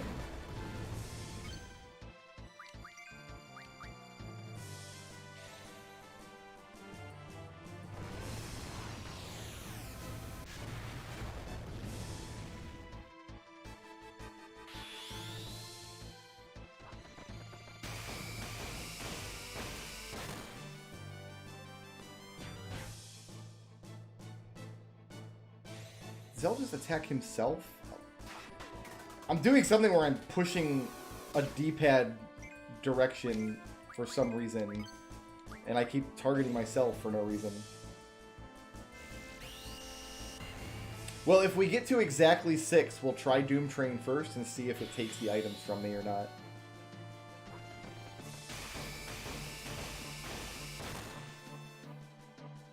But the thing's supposed to be able to drop like 8, so...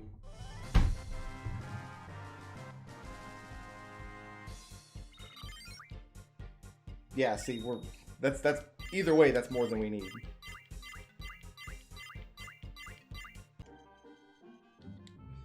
Alright, so Zell. We need you to have mugs still, because you need steel pipes.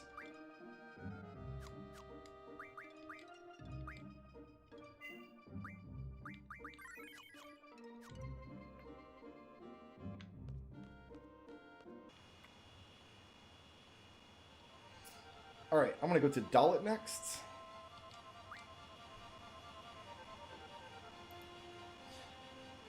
Dalit has 2 Timber Maniacs that I can read.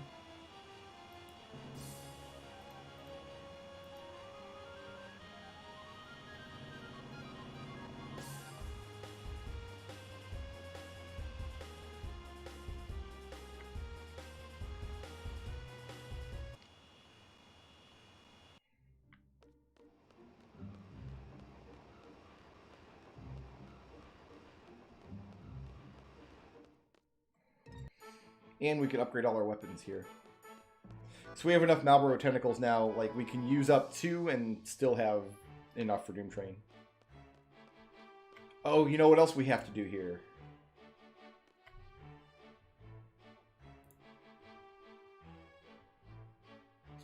I think the Queen of Cards is here. We gotta lose Alexander to her. First things first, the hotel.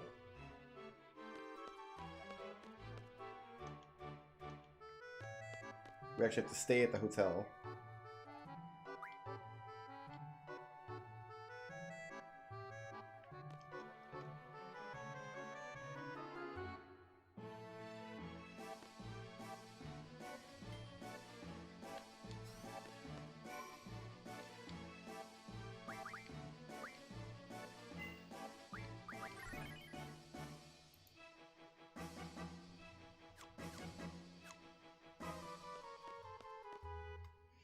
Alright, now the pub should have a book we can read.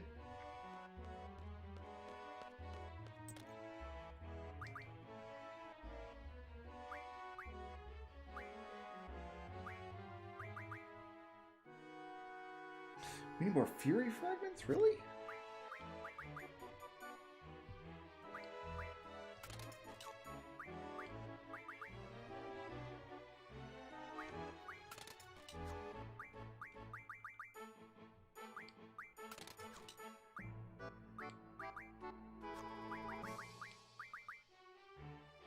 I need 2 more of those. Can I card mod these?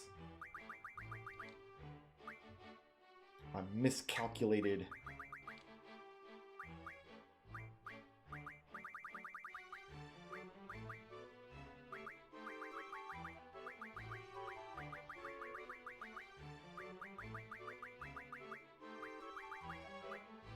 I need more blue dragons. Well, we can get these from those red dragons over there. I know where to get them.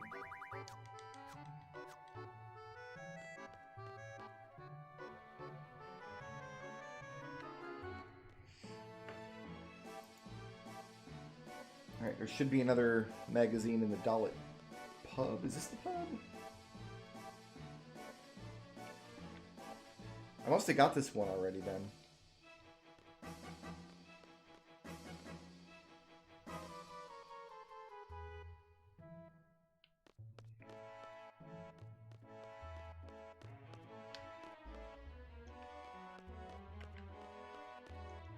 Yeah, I must have got this one. Unless it's over here in the guy's stacks.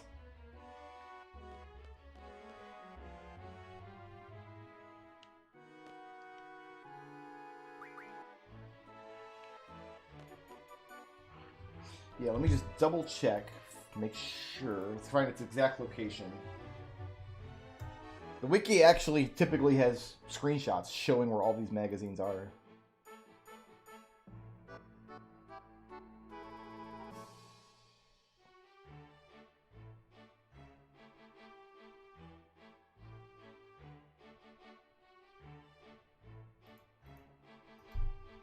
Yeah, it should be back in this room, and it should just be laying on the table. So we must have already got this, because we've been in this room before. Yeah, it's not there. Okay, but...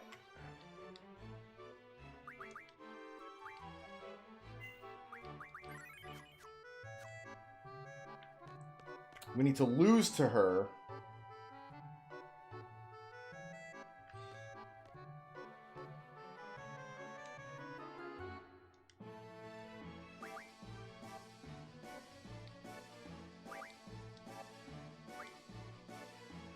Alright, I just wanted to get rid of the rules first. We need to lose to her and send her to Balam next.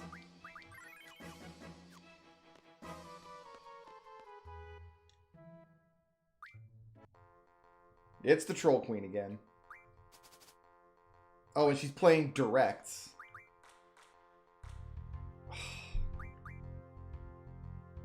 Whatever.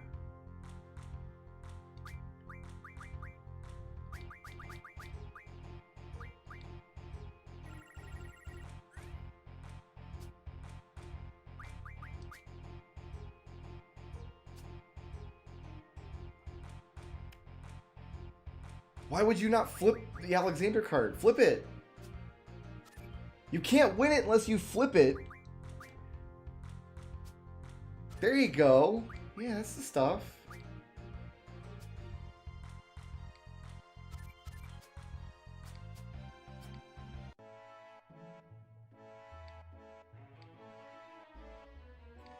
Going to Galbadia. That's not what we want.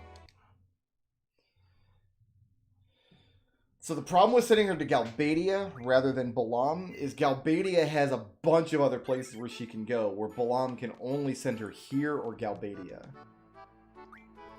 So it's a much bigger pain in the butt if she goes to Galbadia than Balam.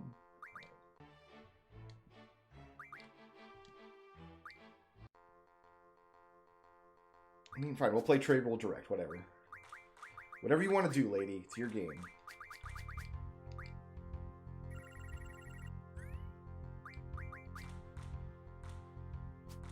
The Queen of Loading, yeah.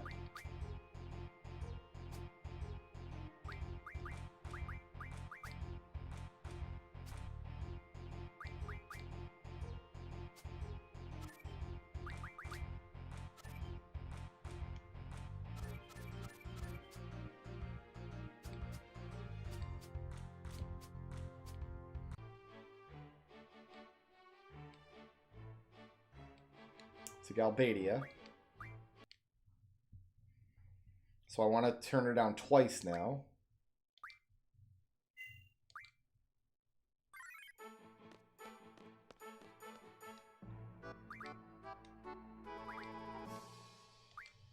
Refusing games is the only thing we found that does actually advance the RNG as far as where she travels to.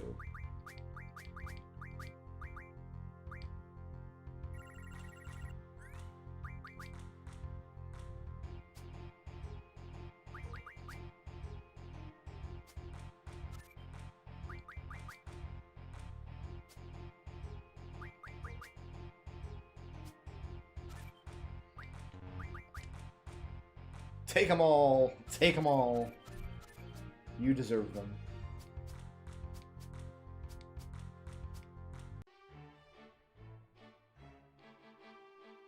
Towards Galbadia.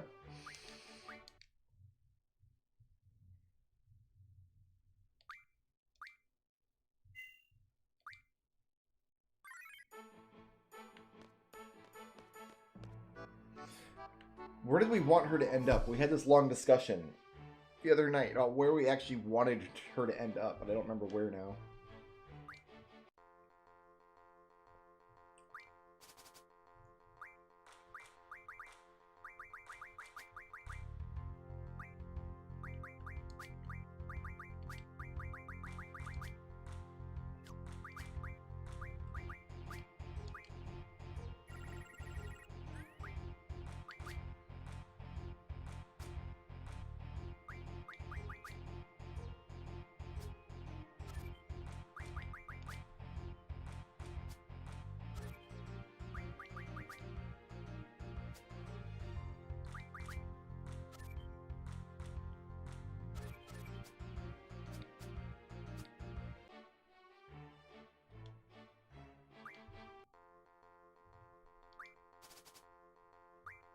If it's direct, I have to open with Alexander. I have to actually lose Alexander. Make sure she flips it.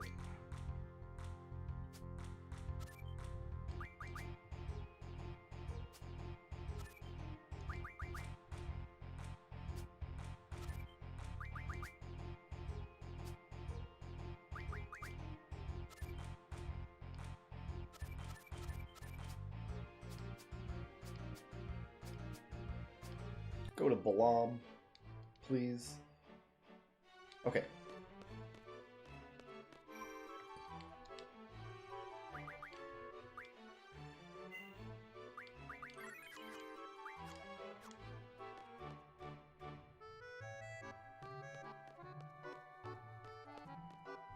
Now, who actually has my next card? Guy in the Timber Pub.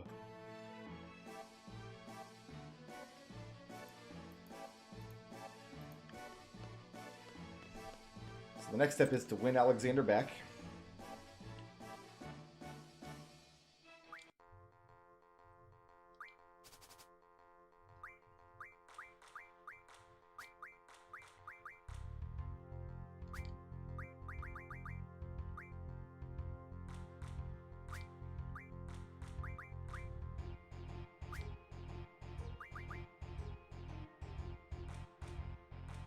Covers all my corners and then some. Ah, he's playing it right away. Good to know.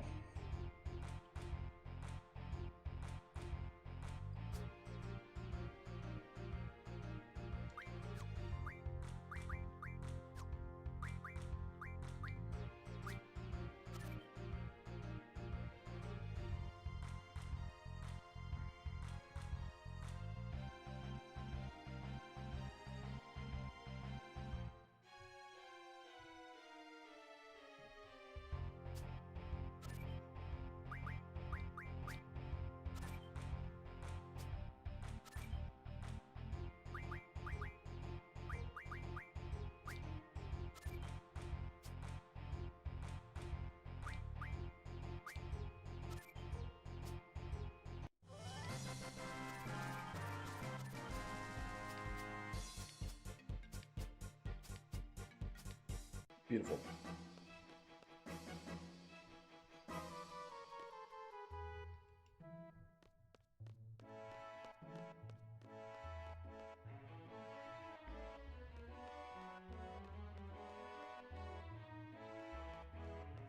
Alright, now we gotta find where the Wendigos are.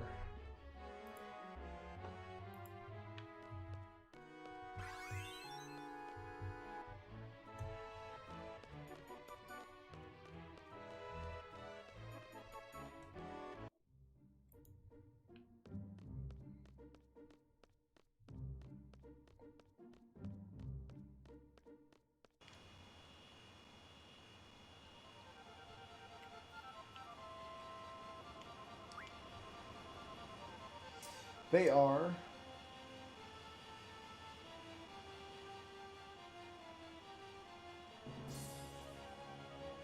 in Opal Lake. We have to go there anyway to start side quests.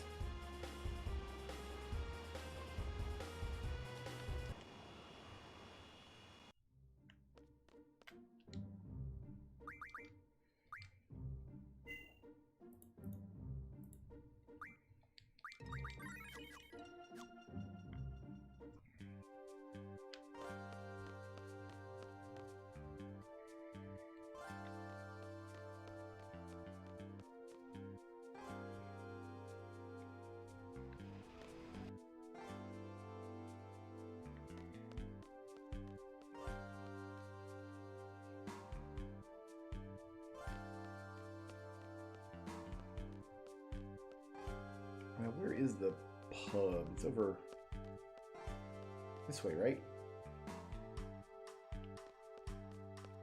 Perhaps.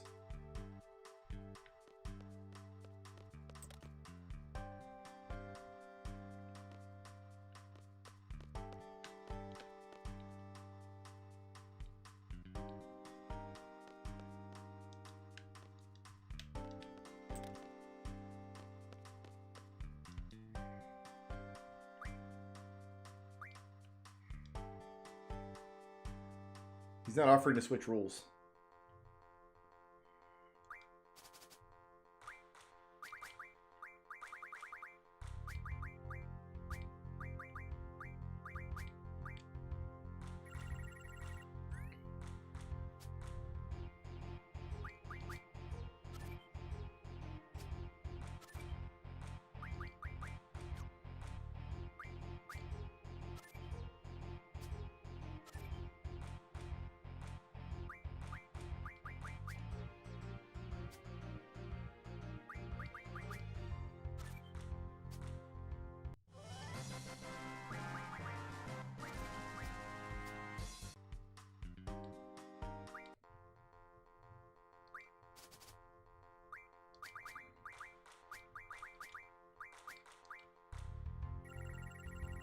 Aha, there it is.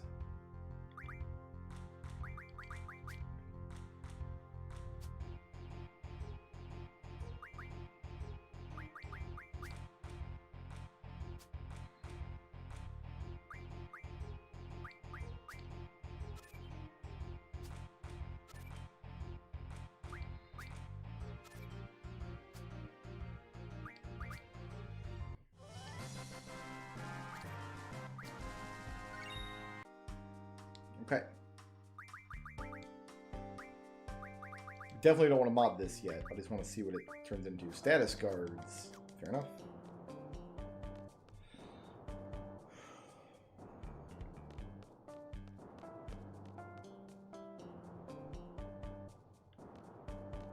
I think I want to do the Opal Lake quest all as one go, but... Yeah, what's good, Torgo? How you doing, man?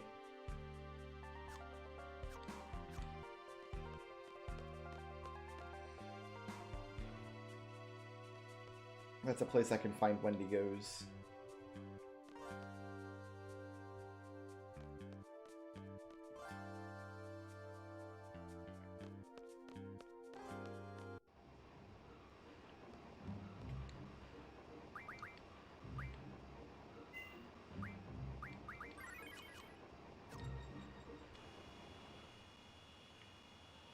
Alright, Opal Lake is up here, I want to say?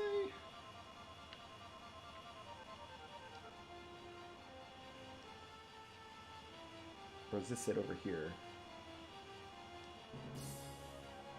This is it. Oh, it's right next to Timber. Well, I didn't realize that.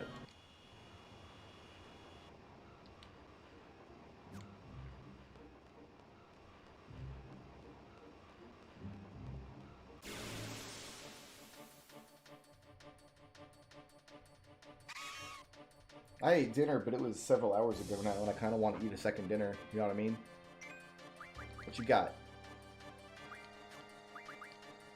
Nothing.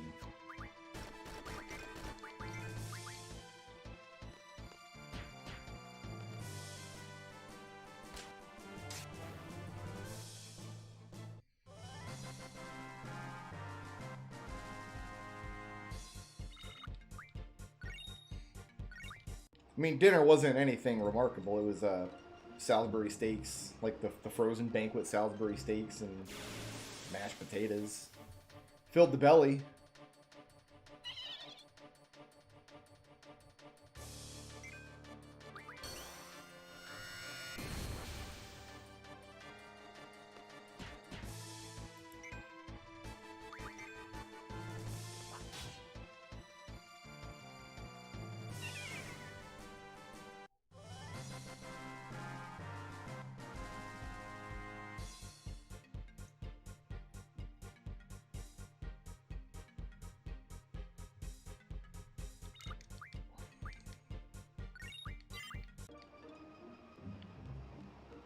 How many steel pipes do I need? I think I need to do this twice.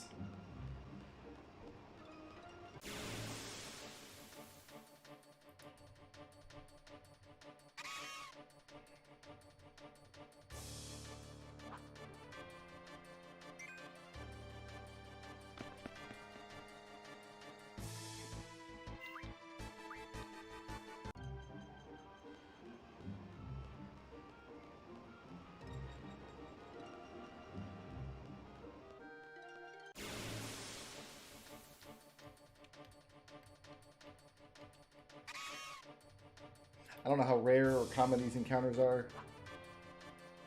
I guess we're Odining these fools.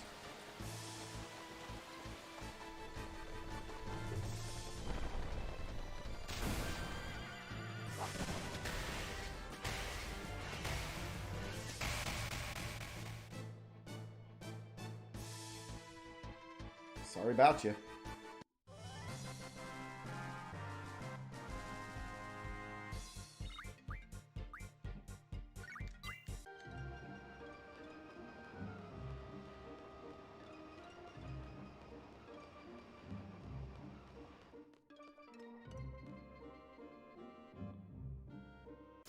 Maybe it's got to be in the forest, perhaps? Perhaps they are forest monsters? Oh, yeah, there it is. Sure enough.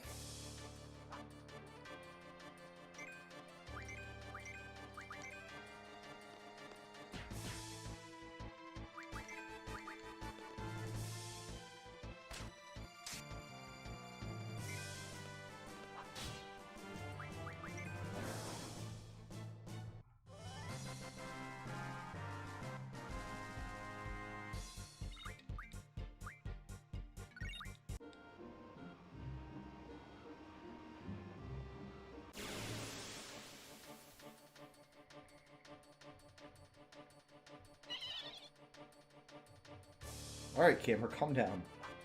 I have no idea what it was doing there. It looked like Renoa just ran into a tree.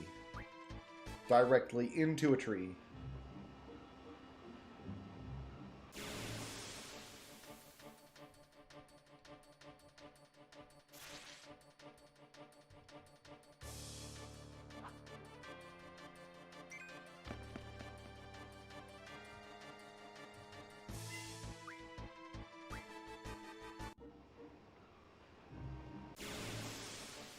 I'd like that to be Tujikari, but I've never actually seen it. I've never seen it happen.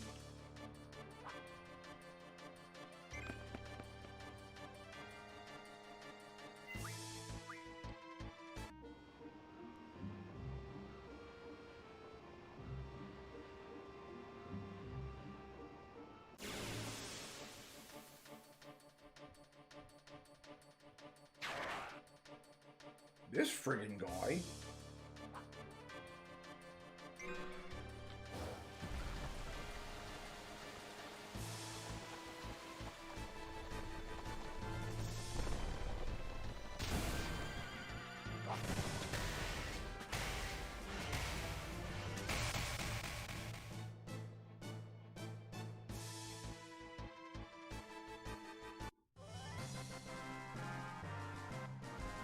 Gilgamesh is a real jabroni.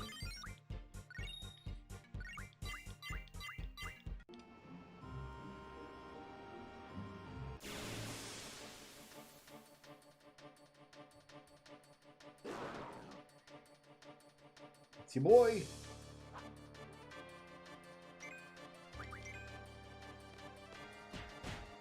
Alright, that's good. Damn!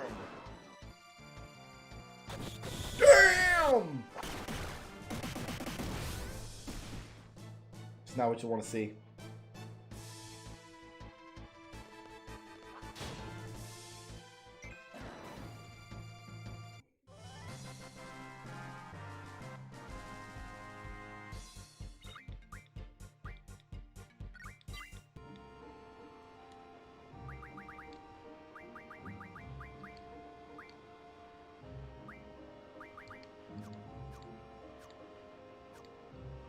Okay, now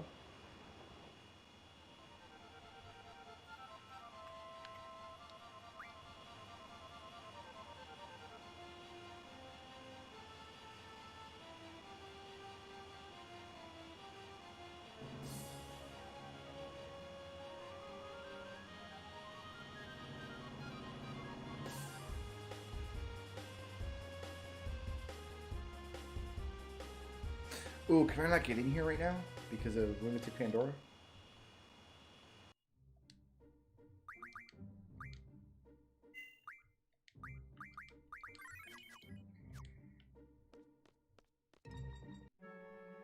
No, I can.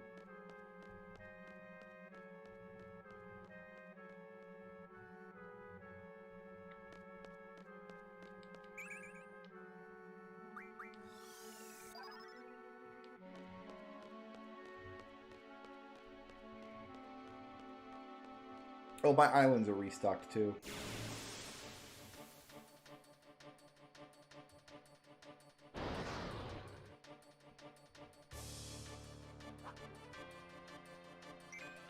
Do not want to fight you.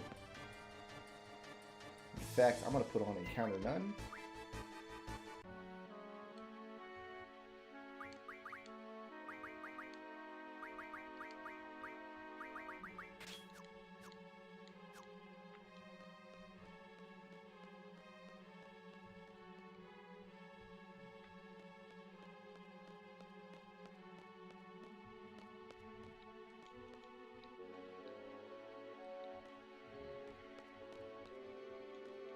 Oh, do I just use the ring? Actually, I don't have to come here, do I? Yes. I thought I had to actually come out here.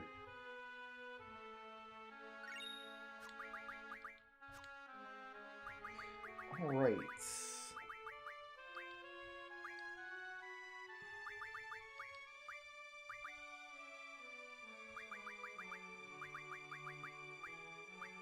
Yeah, we're gonna learn that first. Oh, he's got status attack, Jay. We didn't have to teach it to anybody. We could have kept that Siren card. Oh well. Oh well. Having a second dark side user. I'm gonna give this to Noah, I think.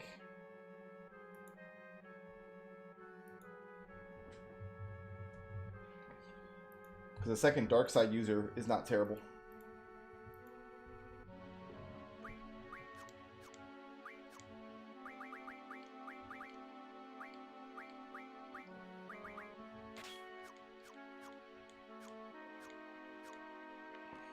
Okay, so that's done.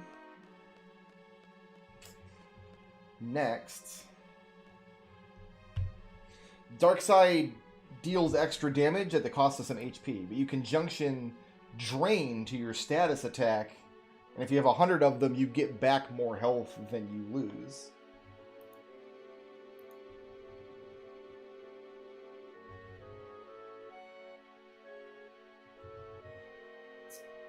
What does... I need, what, a Fury Fragment?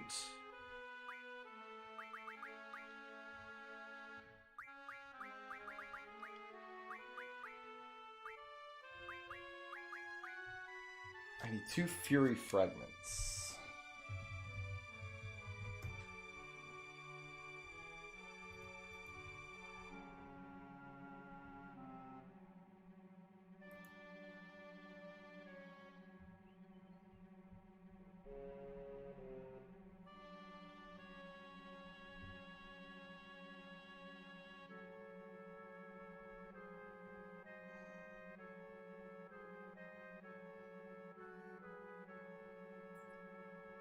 Grendel's, blue dragons, or those ruby dragons?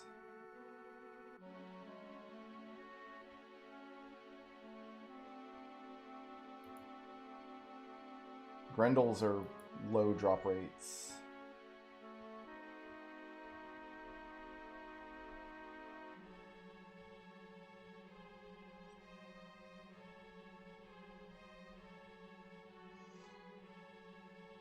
I need 2 of them. I can mug them.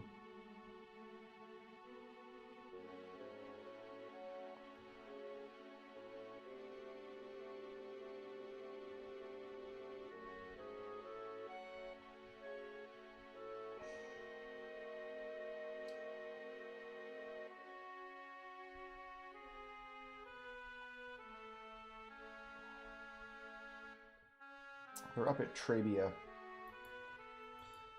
Yeah, we're going to mug these from blue dragons. That'll be the quickest way to get them, I think.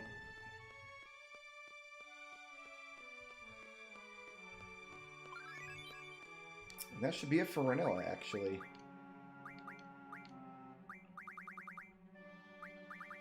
We know everything.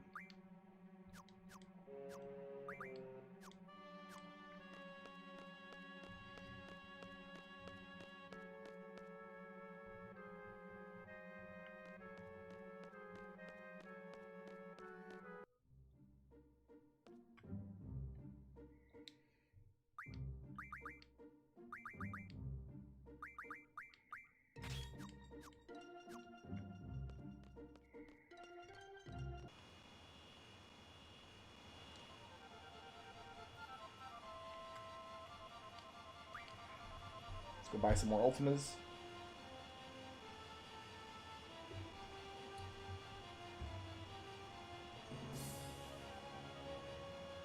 No, I don't have the dragon cards to mod, unfortunately.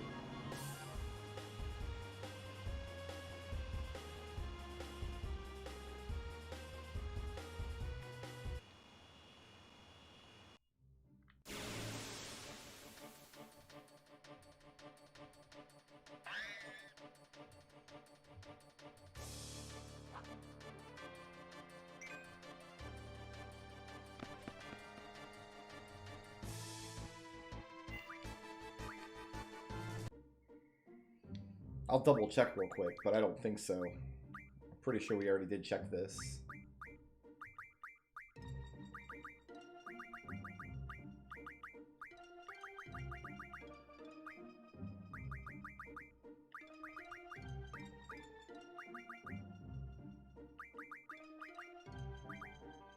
Yeah, we've only got 3.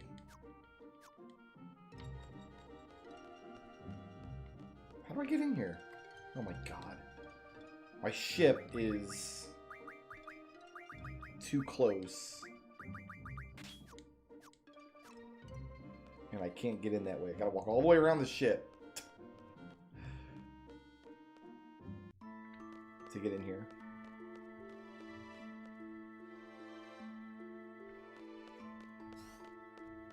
You go to the island closest to hell and try to mug them there, but it says the monsters appear in like Trabia Crater.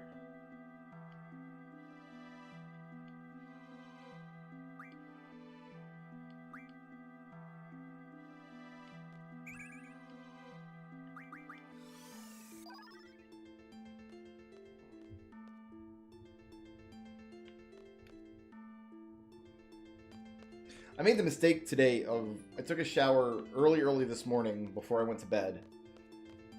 And then I woke up this afternoon.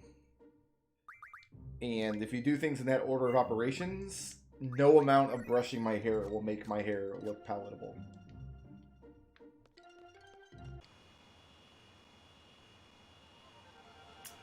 Alright, somewhere called Trabia Crater. Actually, where's that? Are there ruby dragons in the mountain area where... And from the Laguna Dream? That's from where I wanted to check out. Where was that? That must have been over here somewhere. Because that was like... in this kind of area, wasn't it?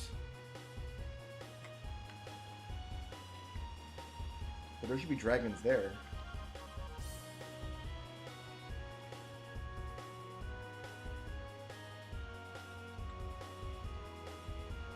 I'm not even sure what I'm looking for, honestly. But I've been informed.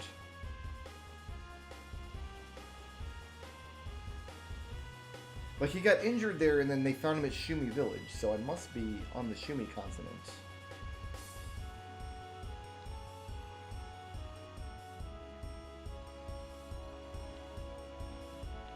Like up here somewhere, maybe?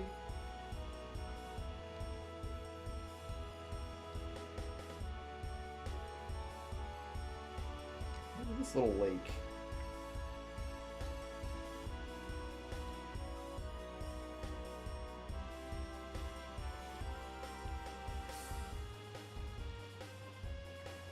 Chocobo Forest.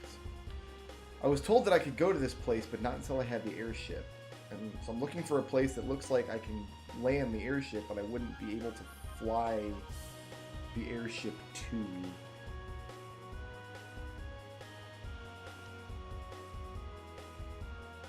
This kind of looks like a mountain pass here, right?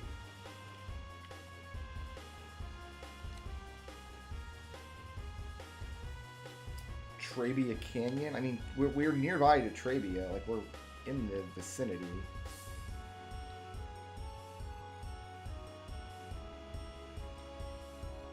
But I'm not sure what constitutes Trabia Canyon.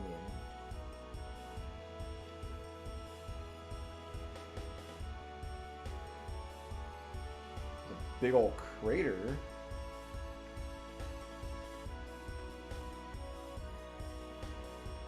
Oh wait, that looks like it right there.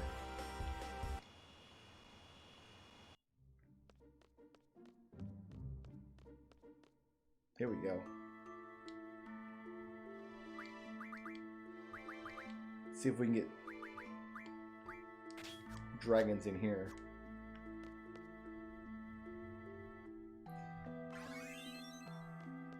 We've not been seed level A for a long time now.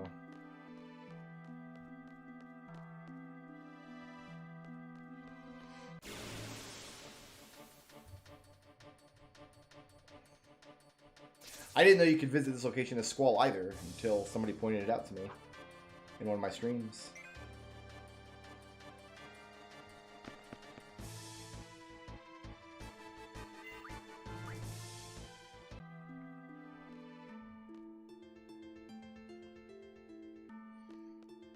Is there any point to coming here is the bigger question.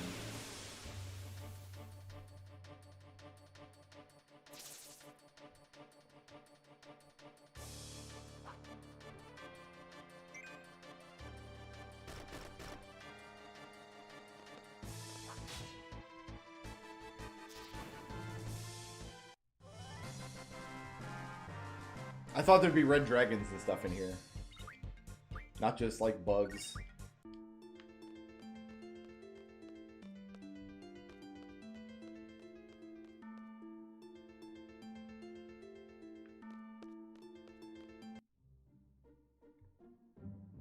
What the hell good does this do me?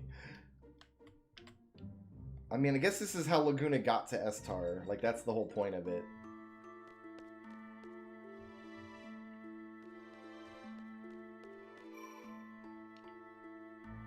No, that's it. That's all that's here. Okay.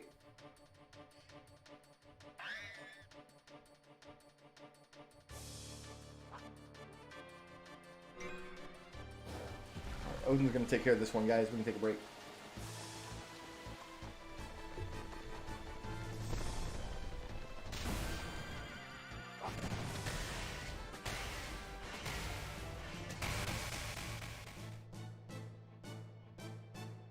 Alright, I think we try to finish up weapons and cards tonight.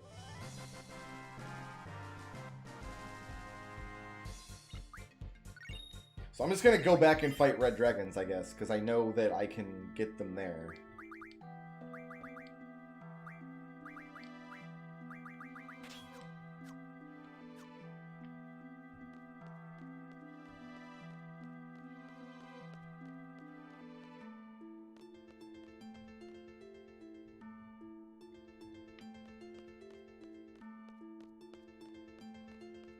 What Zell really needs is, like, strength 60 and stuff, actually.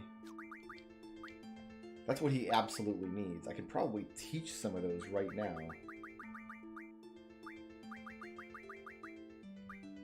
I can teach strength 40.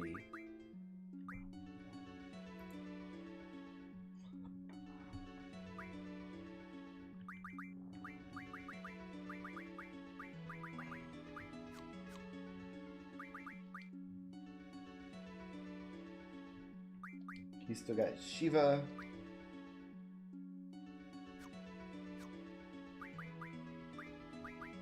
Diablos.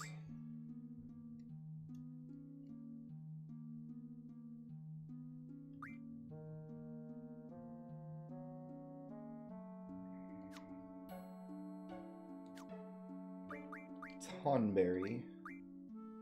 Tonberry's got lots of spots still.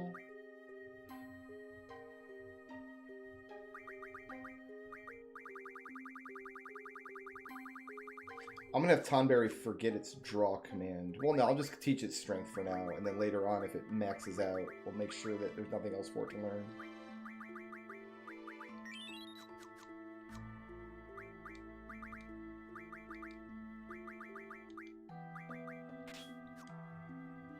Increase Zell's damage considerably.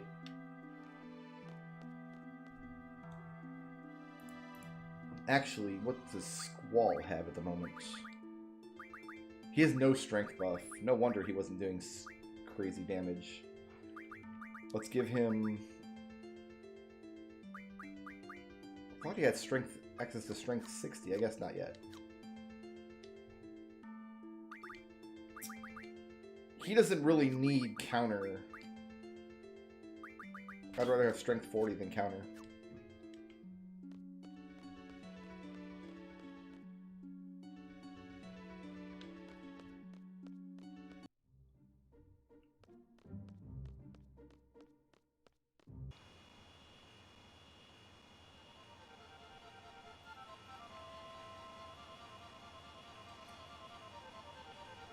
We were like up on this hill here, yes?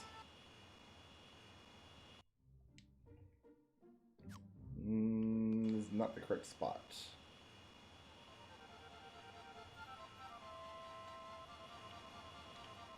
Maybe it was this hill. Yeah, this is the spot. Alright.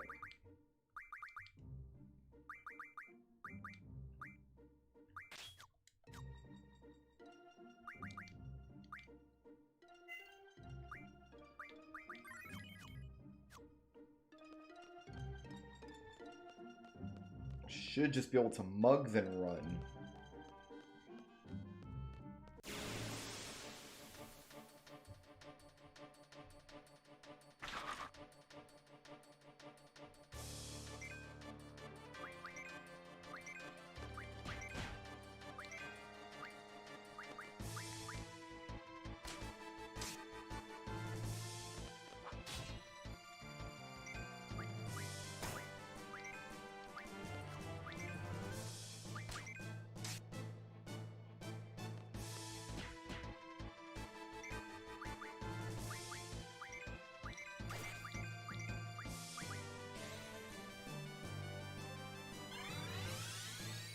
Just in case I've got to kill the thing. So I need 2 of these fragments.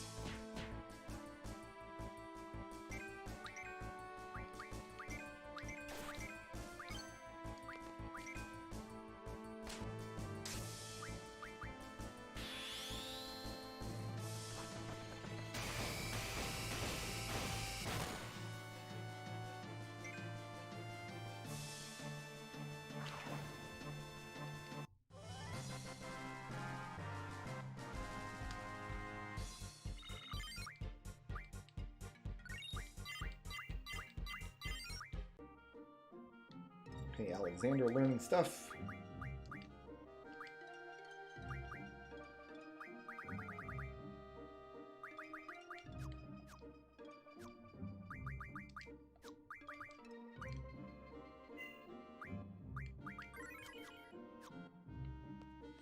What we need is one of them red dragons.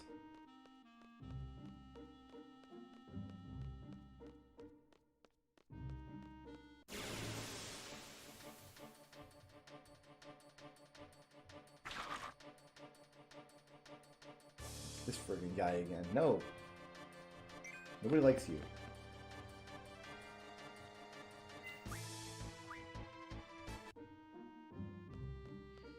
And I'm hoping I can just mug 2 of them and then run, because I think I only need 2.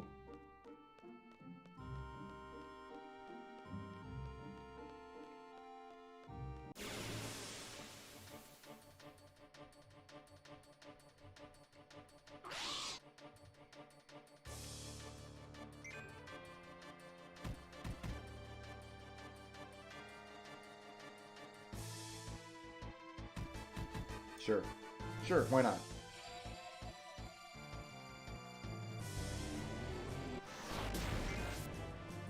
Absolutely.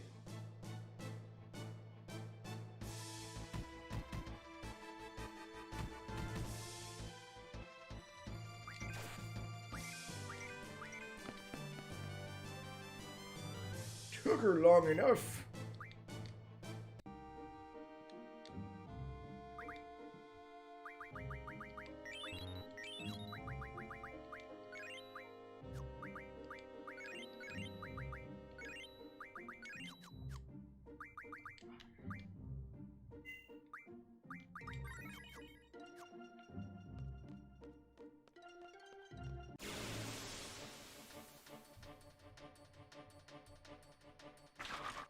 This place was lousy with dragons earlier. You remember we were up here not long ago looking for Malboros. And it was just dragons for days. Never again.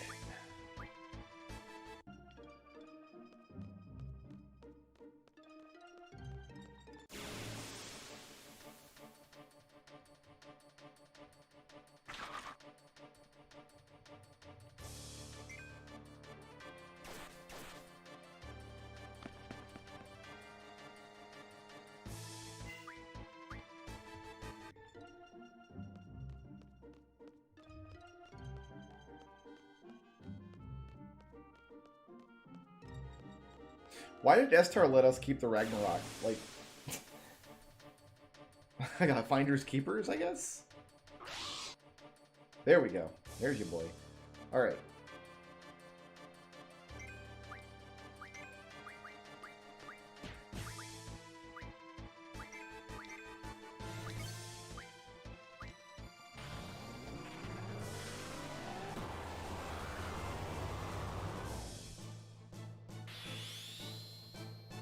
Yeah, but there's a bunch of other nasty stuff there that I'd rather not run into.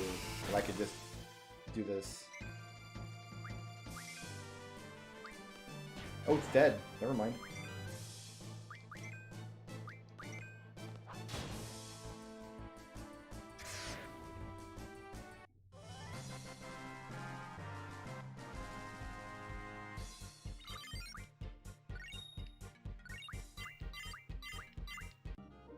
I guess we could go over there.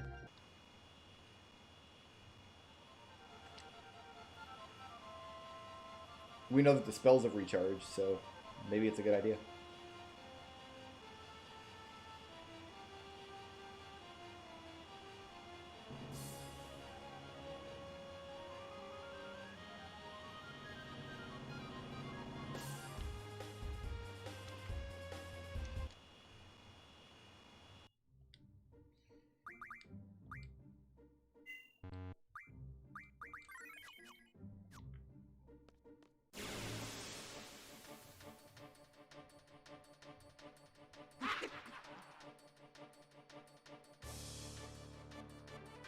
sad. I'm sad now. I don't want to fight this thing again.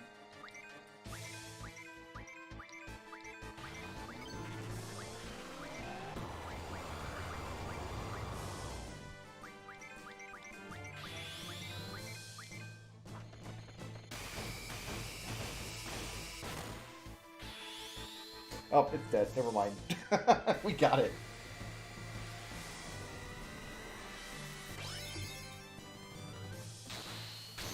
Oh, we're just popping nines all over this. All over his face. He doesn't really have a face. He's just all mouth.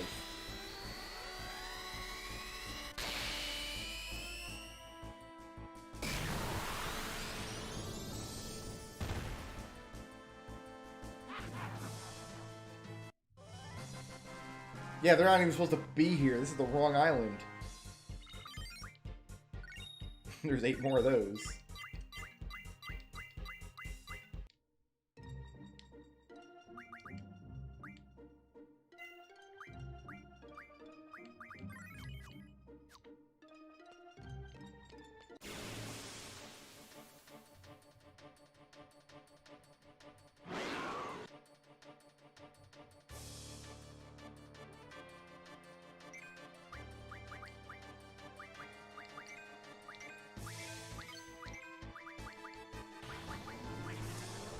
Draw anything really.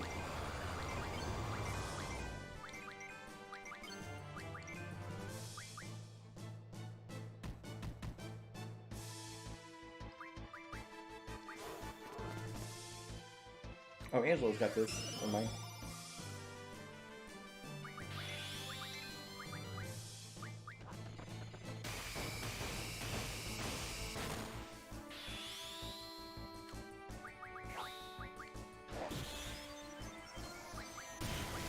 I know I don't have 100 breaks.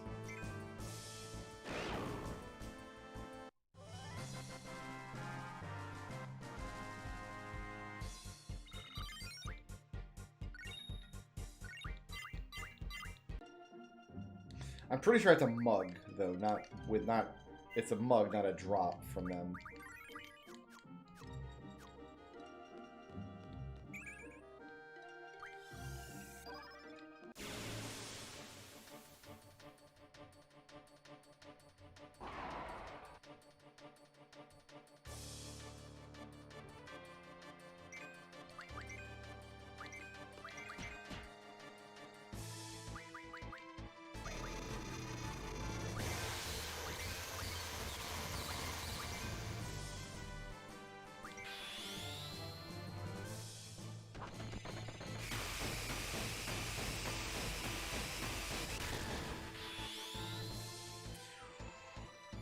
See ya.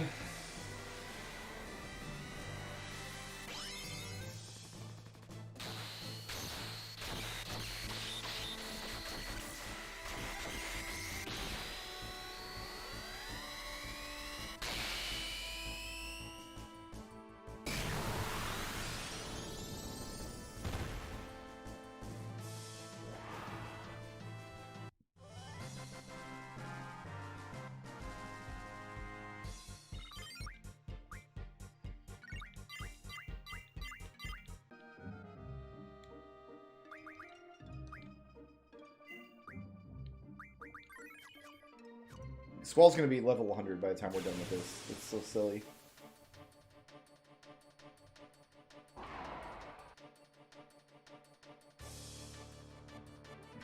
These guys have it as a rare drop.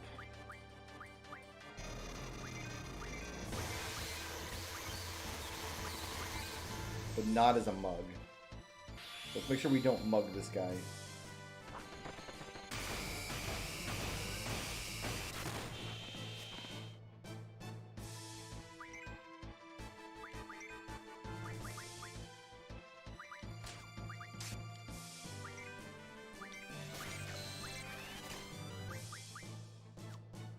Just dark side him. Why not?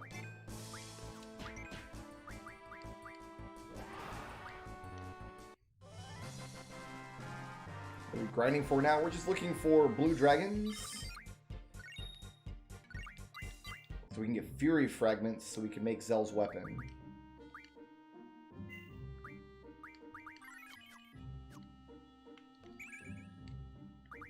while also getting some spells.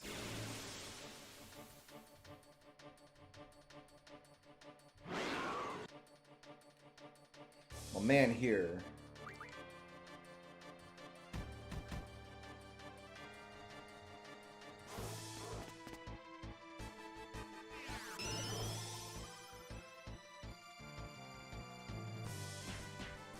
They're there.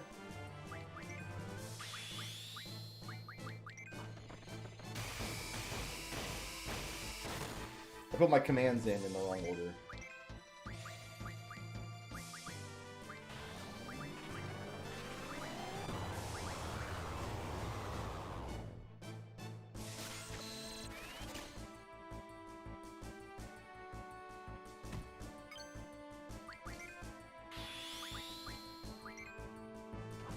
Blue Dragon was a cool game. I'm gonna play it again someday.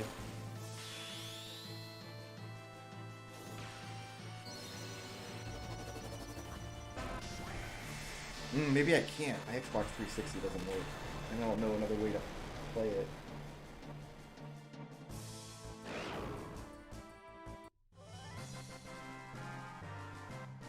Maybe I'll never play it again.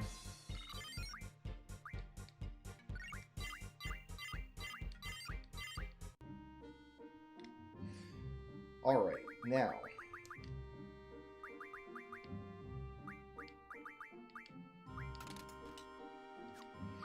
So we have Squall's best weapon, and we have Zell's best weapon, Irvine's best weapon, Kestis's best weapon, Renoa's best weapon, and Saelfi's best weapon. She only has 3 weapons in the whole game. Maybe... I think what eventually I'm going to do is make sure that I have enough stuff to make any weapon I want. Probably is a reasonable thing to do.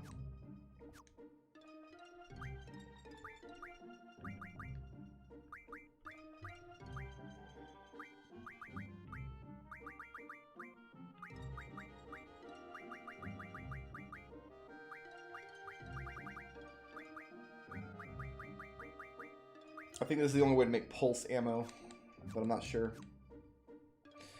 Okay, now what? Now we are going to put no encounters back on.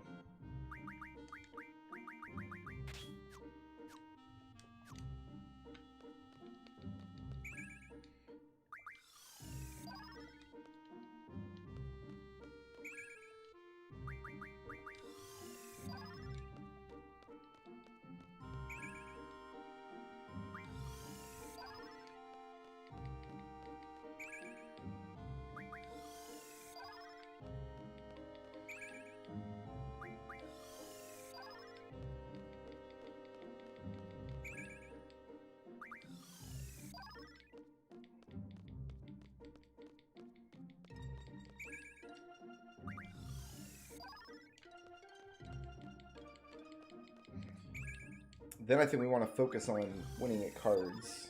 Oh, am I giving meteors to Zell? That's not what I'm all about.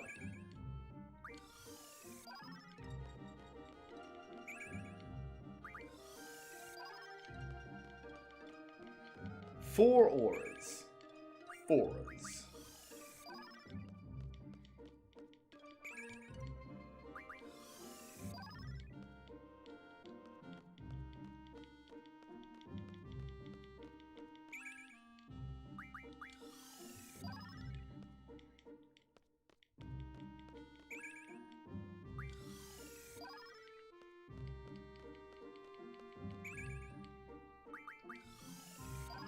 I think Zell wanted the holies and Renoa wanted the flares, is my understanding.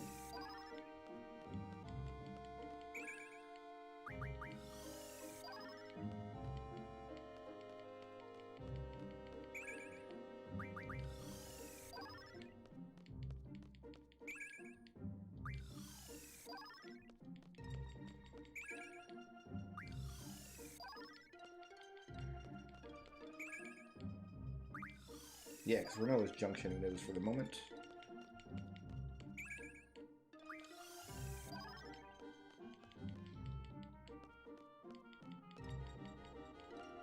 Alright, that's all the draw points. Now,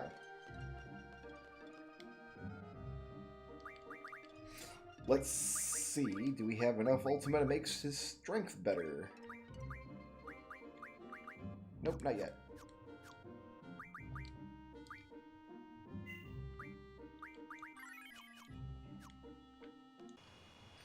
Now we go to Balam.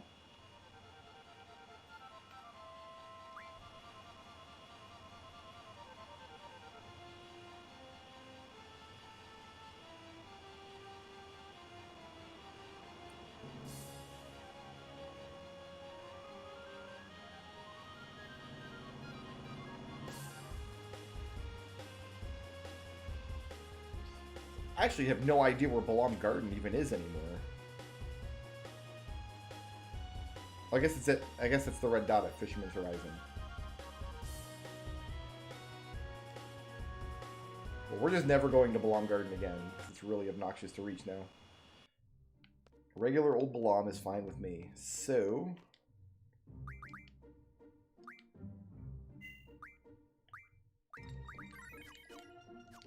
still have not cracked 40 hours in this game. That's actually a little surprising.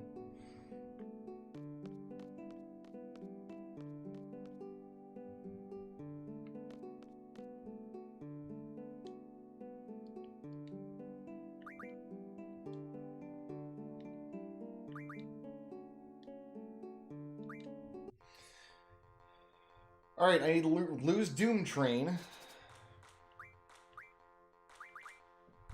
Which is going to be, well, not that difficult, I guess.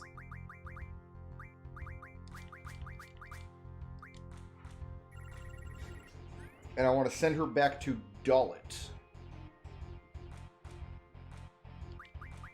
She's got to flip that. Thank you.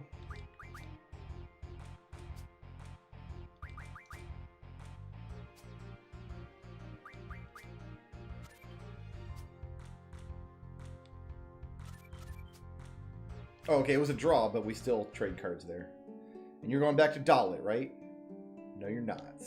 You... Boy, I don't know.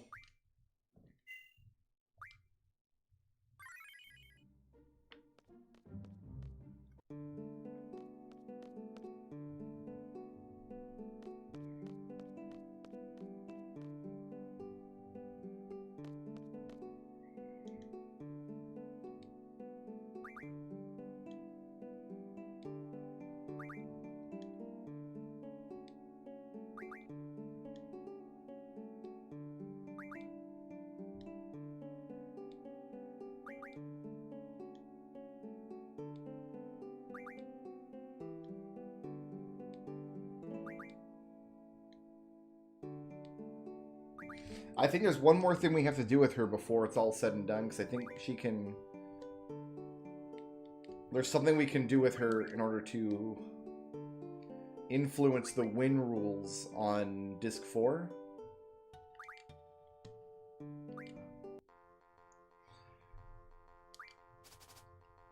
So we can have win rule all, but I'm going to have to do some hardcore research into that. And the problem is that there's so much misinformation about how she works out there.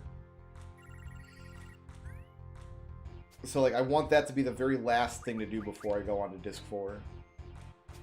Just in case I've got to reset and replay some part of the game.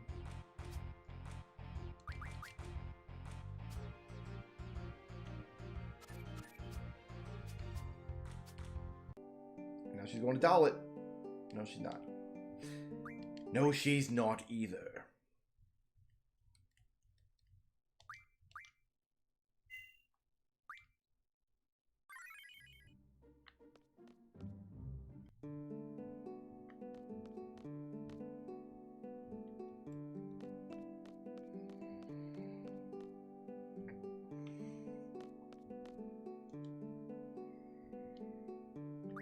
Like how she says our rules, even though she's not from here. Like, her rules would be Dalit's rules, because that's where she's from.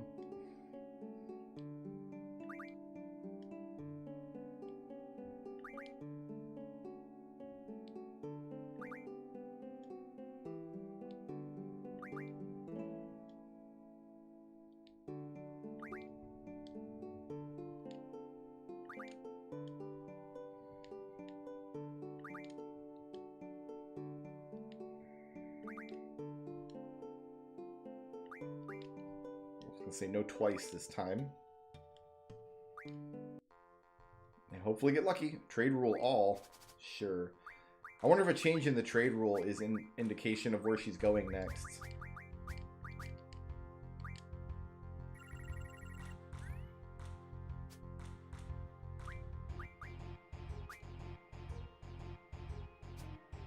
That's Alexander, that's not Doom Train. God damn it.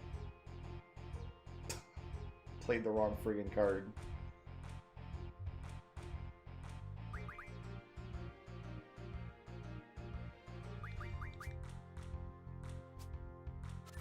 I have to win this game now.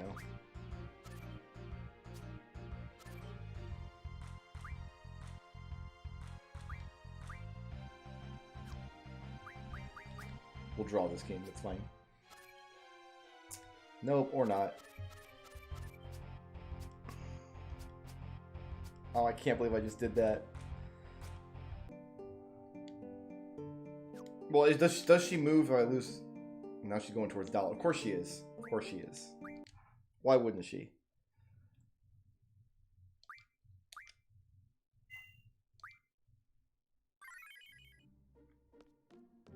Oh, I can't believe I just did that. Come on, go into town, Squall. Here, let's do this. Let's get rid of the trade rule first.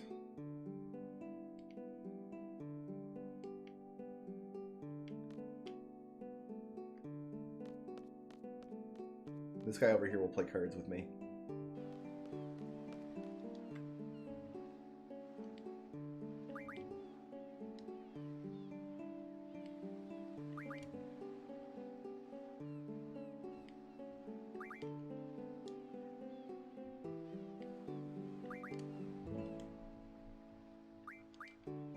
Okay, now there should be a save point in here.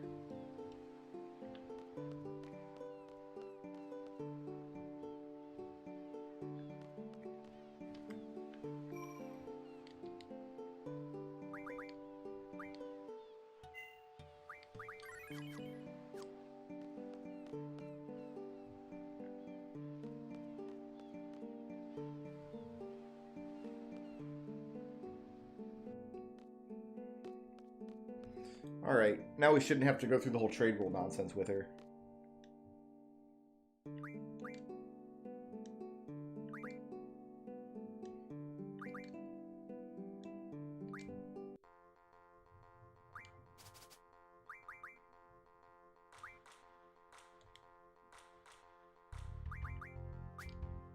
Took me a second to find the card I wanted to play.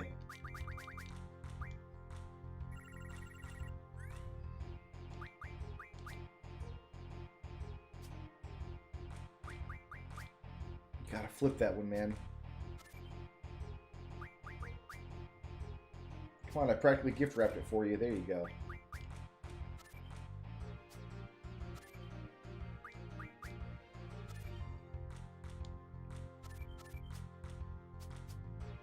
She didn't take it.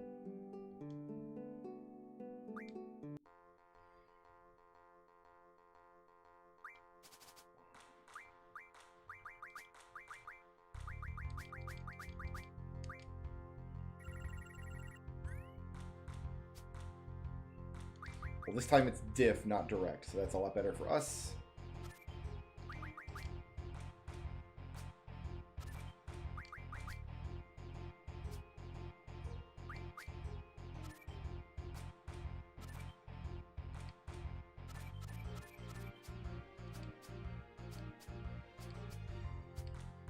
Going to Dalit, huh? Yeah, baby. Alright, so we can go back to Dalit now and get Doom Train back.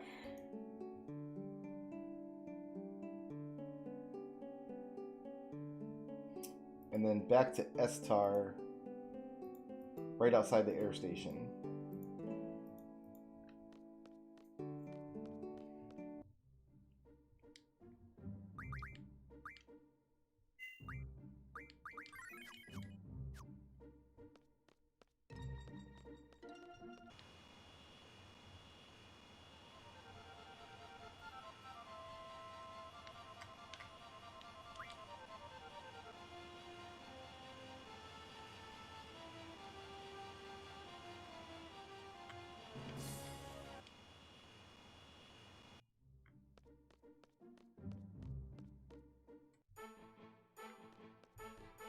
So we don't need to play her now, but we need to play her kid to get Doom Train.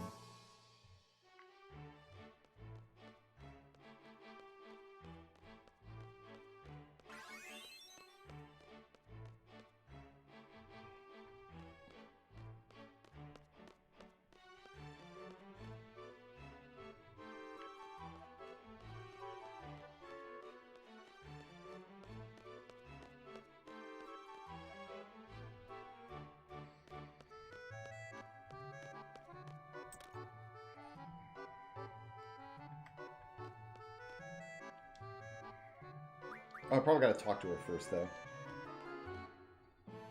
I don't know if this is a requirement, but I'm superstitious. I'm gonna hold up B while I throw my Pokeball, just to make absolutely sure.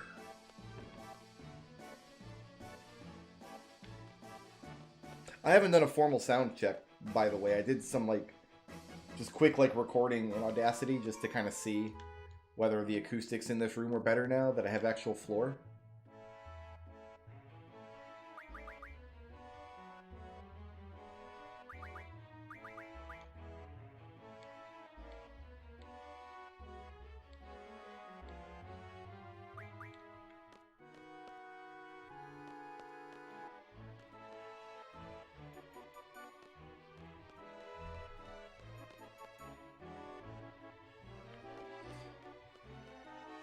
She didn't say anything new. That's the last time we have to lose a card to her to get her dad to design a new one.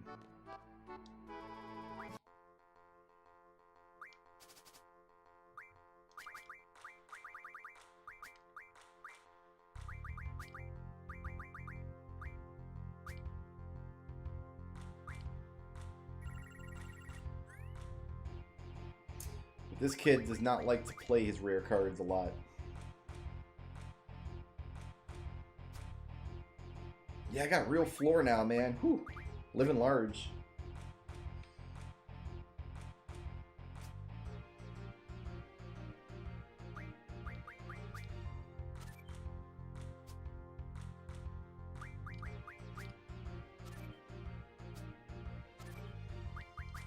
Haha.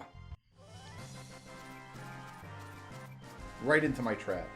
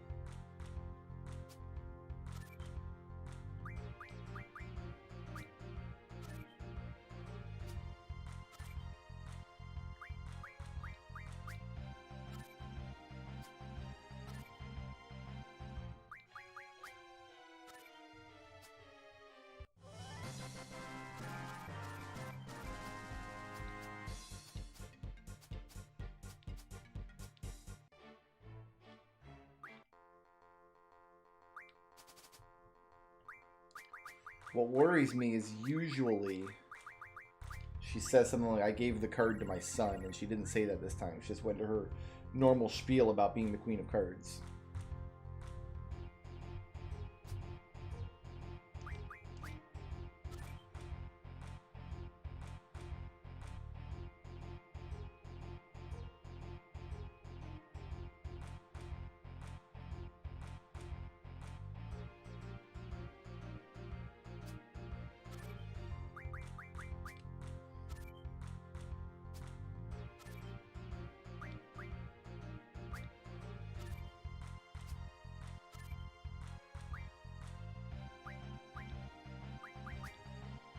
Oh man, just wanted to fight me to the draw.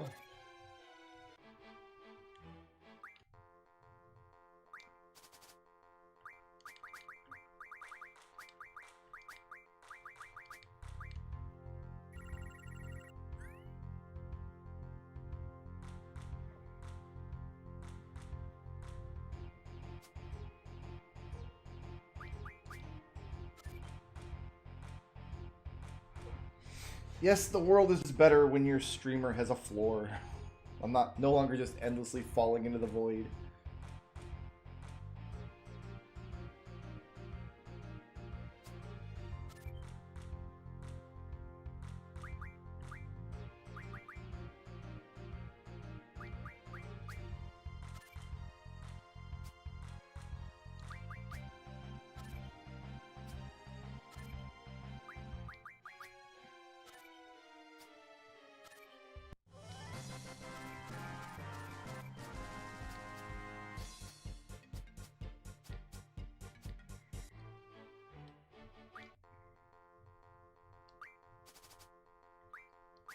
Trade rule is going away. Now we're on diff.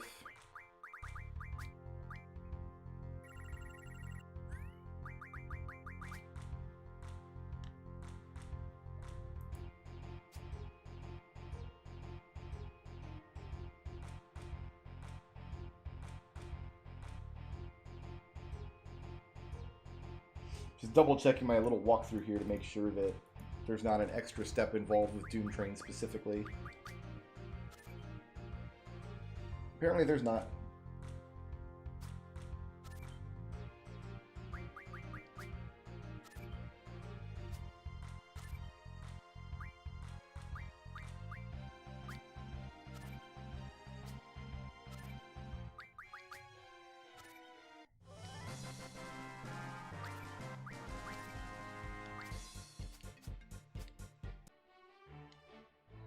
Just gotta get lucky.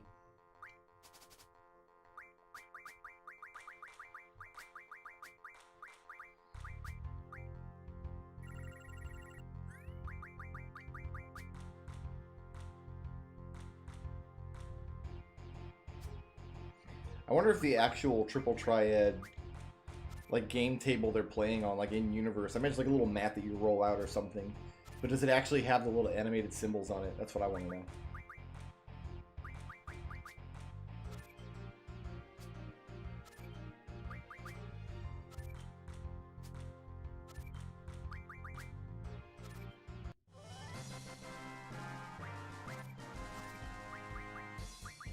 I don't really want any of these, I don't really care. Why not? Come on, kid, play your good card. You can lose your one good card to me, or you can lose a bunch of your crappy cards and your good one. Like, those are your two choices here. You're not getting out of this without losing your good card. So, I mean, you might as well.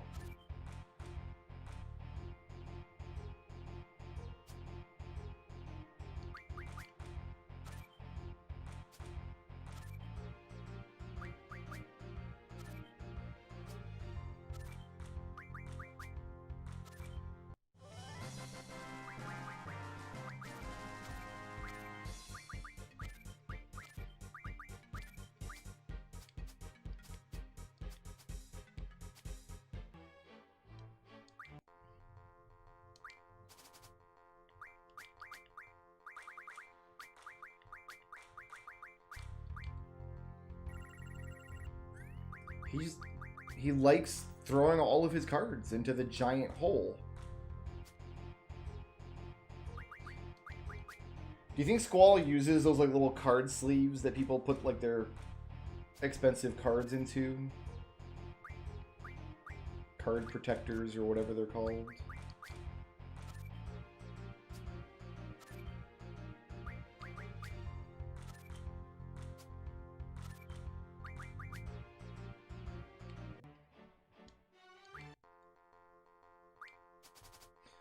It's like, man, every time Mom brings home a cool card, some asshole comes in the house and won't stop playing games with me until I lose it to him.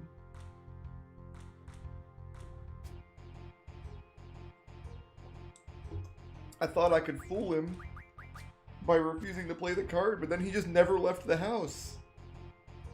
I thought after an hour or two, like, he'd give up or something, but no. He was there all day. I didn't get to eat lunch.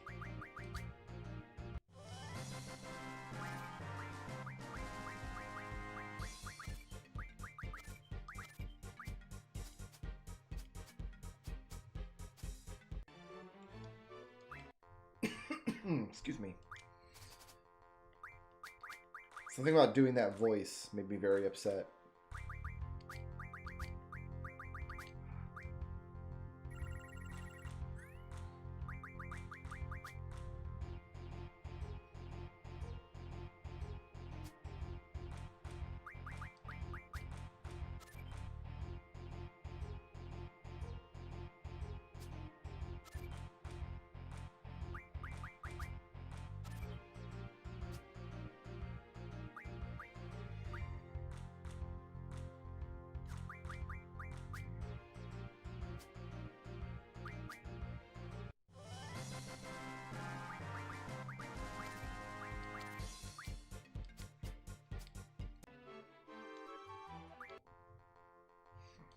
Do this all day, kid. All day.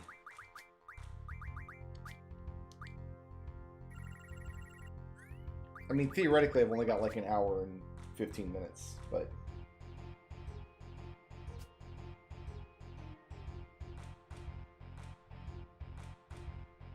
The dialogue is required.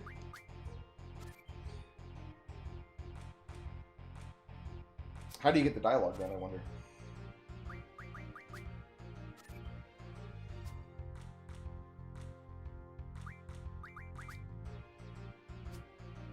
Because it took us a long time previously. There's one or two cards that he just wouldn't give up.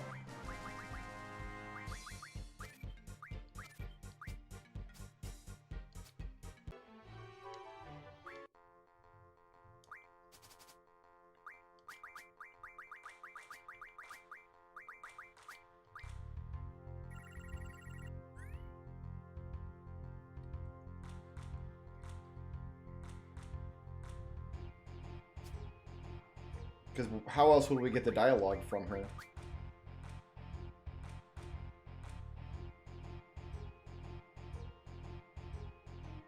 See, I did go talk to her first, and it didn't give me the dialogue. It's possible that she has to give you the dialogue, and it's random whether she does, I guess.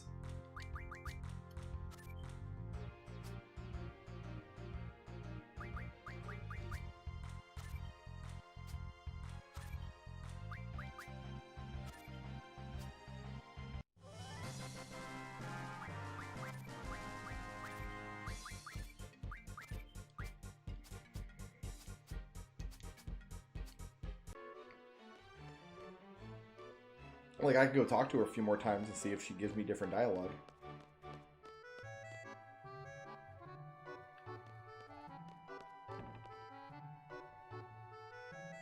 That kind of implies that he needs Mommy's permission to play his good cards, though.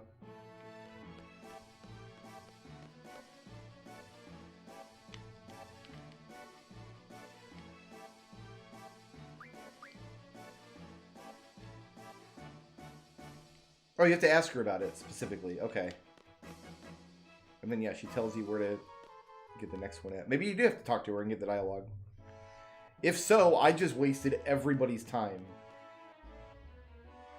And I was prepared to waste an hour more, at least.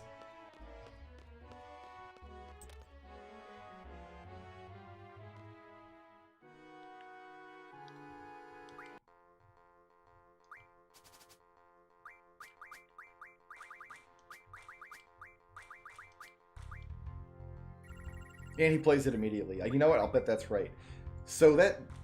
I better start with Idea here so he can't flip on his first play.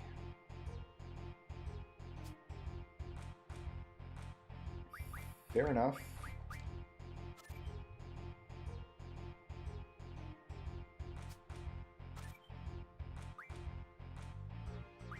Can't flip a 6 from that side.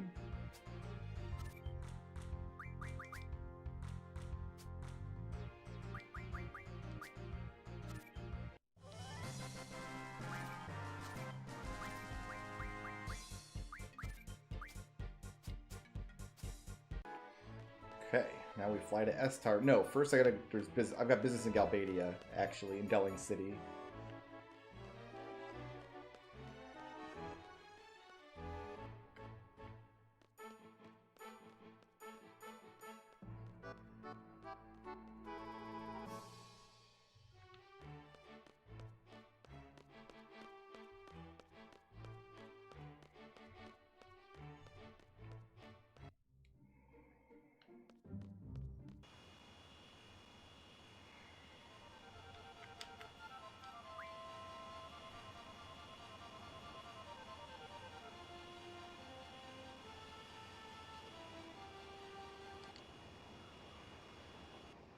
Kind of wish Delving City had an airport. We have to stay at the hotel here.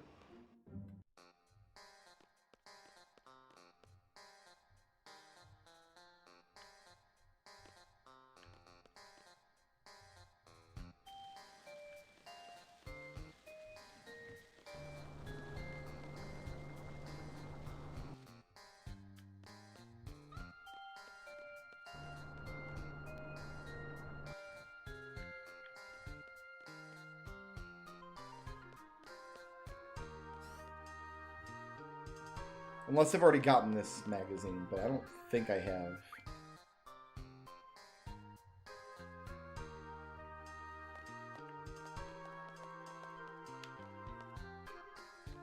Nope, it's on the floor.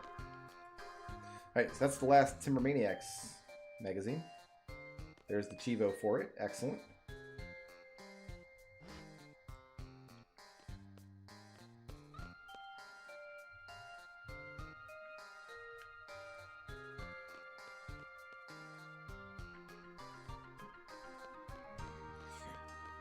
Okay, so looking at my list here, I think it's just like endgame side quests to mop up now.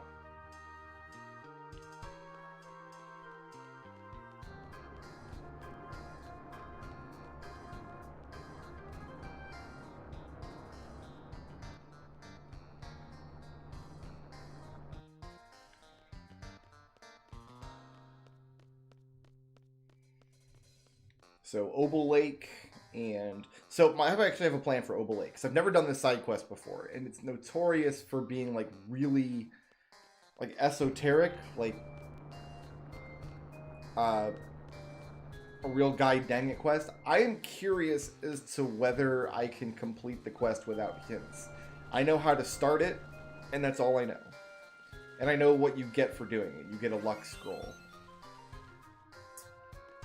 But I'm curious to find out, like, is it actually as completely as inscrutable as everybody says? Do you actually need the guide? I know it involves whistling and humming and a bunch of other stupid stuff.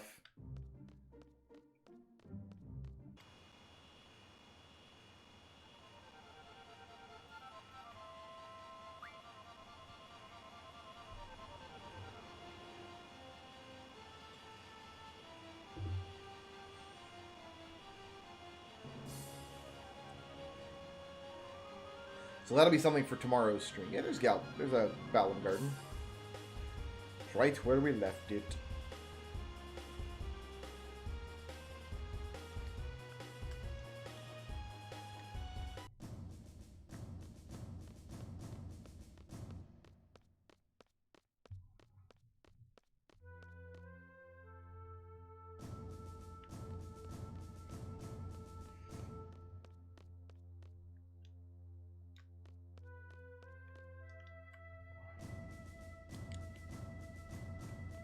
Should be one of these guys here.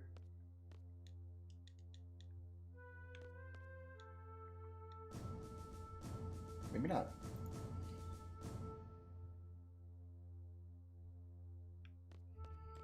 Held by the presidential aide that hangs out near the air station.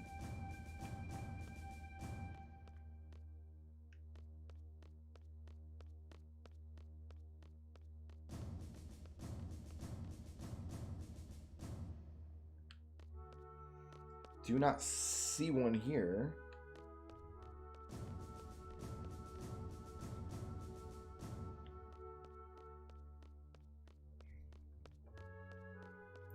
And none of these guys want to play cards.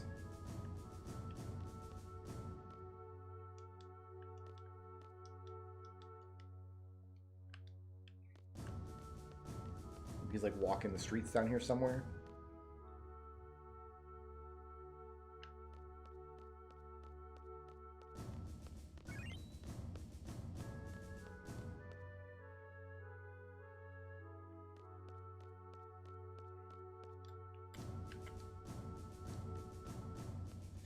Nobody here wants to play cards. I'm going to try going and finish talking to Laguna.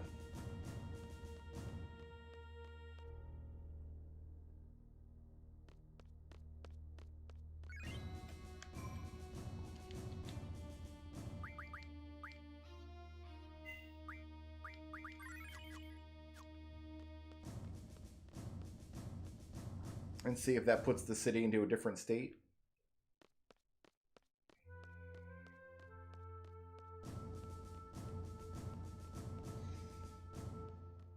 Because this is the last card I actually have to win from somebody.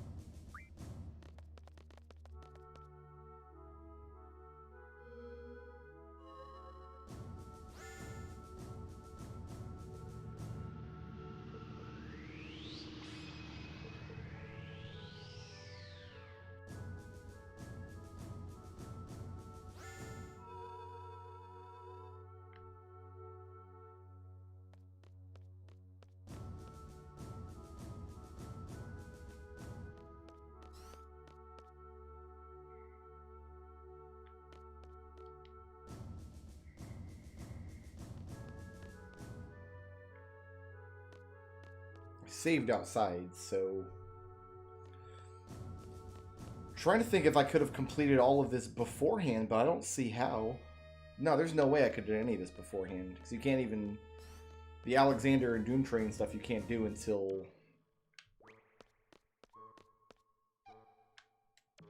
you have the Ragnarok.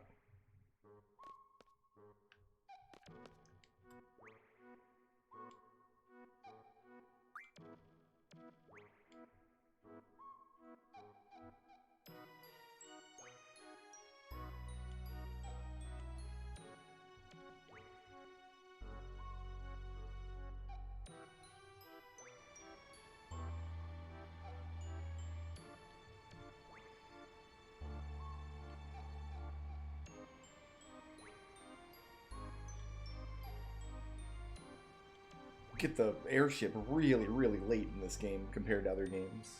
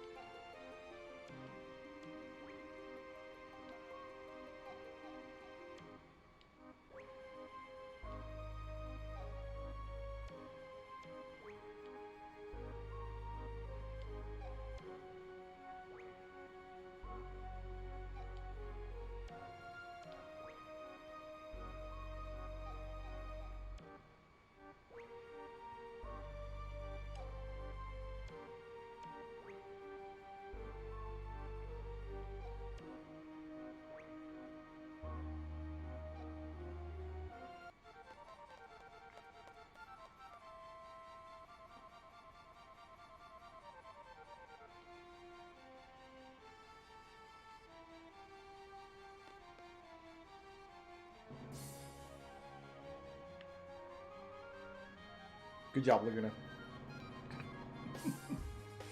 Okay. I forgot Laguna got onto the Pandora. Or onto the Ragnarok, rather.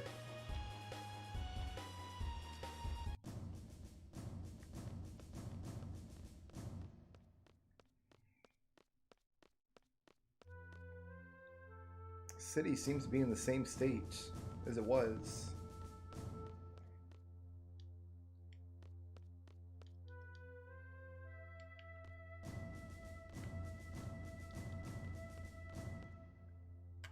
Alright, let's double check. When in doubt, do the research.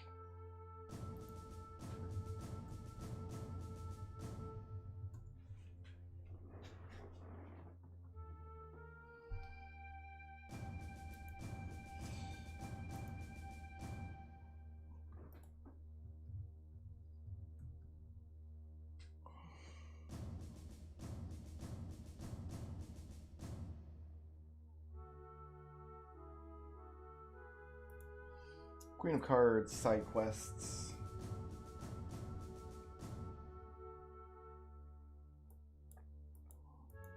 Oh, he's in the presidential palace. Okay. For some reason, I thought this said by the air station. Did I read it wrong, or is it just wrong? No, it says near the air station. I'm not dumb. Everybody else is dumb.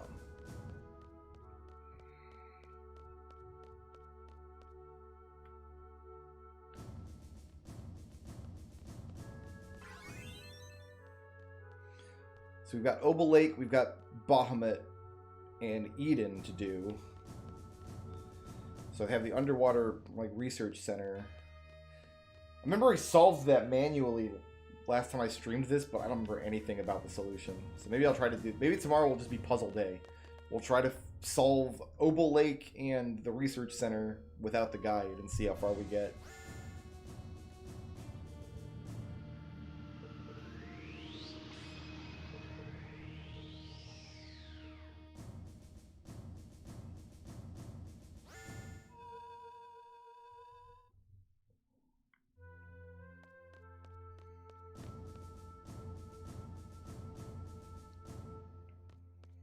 Actually,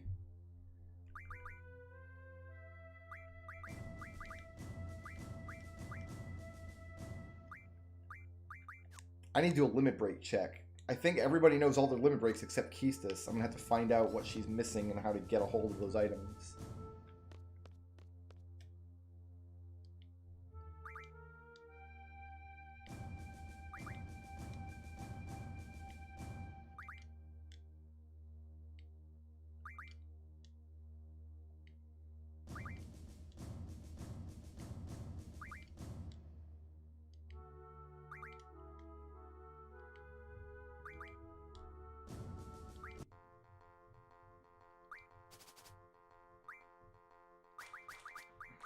No open here, but...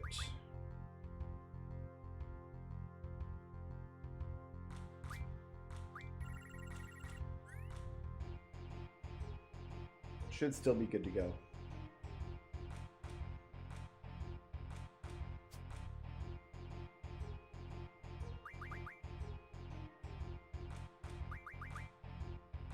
Yeah, I'm going to start with the flip.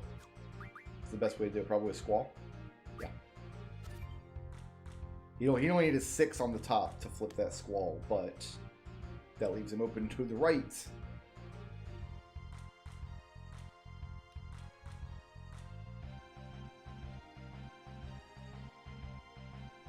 It's a pretty cool design for Phoenix, actually. I like that a lot.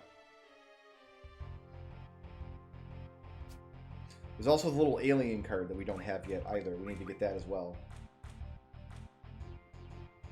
That's another side quest, but that one I'm going to have to look up because I know it's not clued anywhere.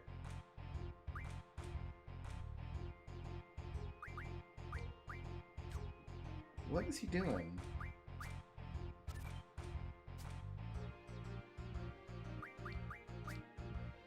He's not going to flip a whole bunch of cards. No, that's just a big loss for him. I got them all!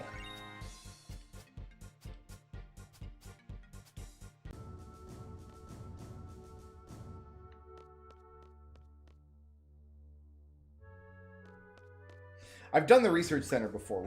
I know last time I streamed this game to completion, probably when we did the level 100 run. I know I solved the research center myself. It took some doing. I remember I had to take notes and keep track of a bunch of stuff. But it wasn't undoable. Obel Lake has a reputation for being particularly inscrutable, though.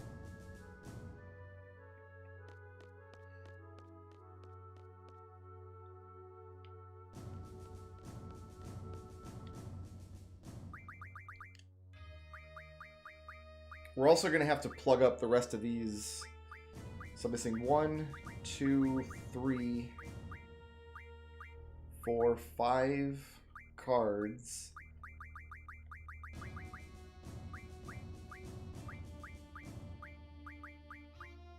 There's 2 more here that we... Was it? Hold on. 1, 2, 3... I know that's Bahamut and Eden. I'm going to get those by doing those side quests. So I'm missing 3 cards. I will find out which cards they are. And the best way to get them...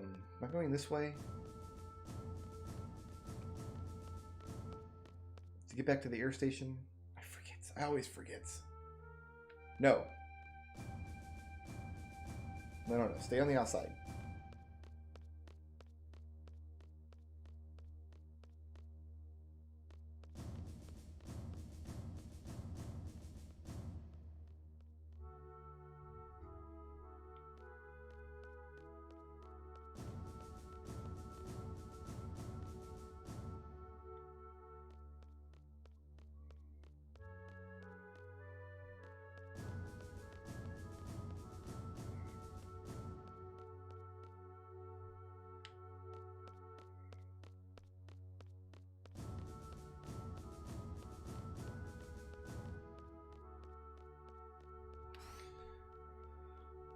I'm not sure what exactly we want to do tomorrow. I guess find those last remaining cards would be the smart play. So we'll just save here for now. Squall's level 99, by the way. Oh, I need to... I know what I need to do.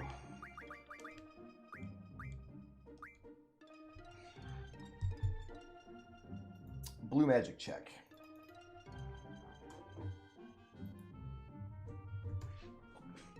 Looks like she's missing 2, one of which is Shockwave Pulsar. And I don't know what the other one is. Laser Eye, Ultra Waves, Electrocute, Level Death, Degenerator, Aqua Breath, Micro Missiles, Acid Gatling Gun, Fire Breath, Bad Breath, lots of breaths, White Wind, Homing Laser, missing it, Ray Bomb, Shockwave Pulsar, Mighty Guard. So I need a Laser Cannon, and I need Dark Matter.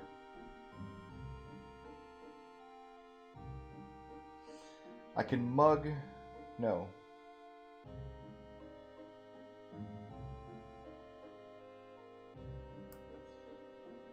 I know where I can get laser cannons, I think.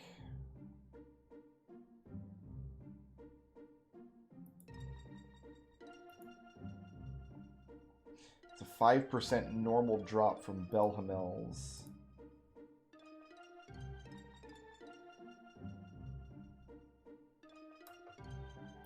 Elastoids, it's a...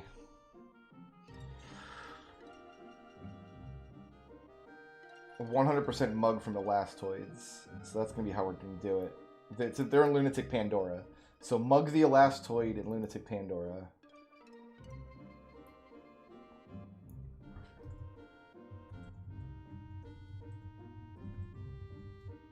And then Shockwave Pulsar.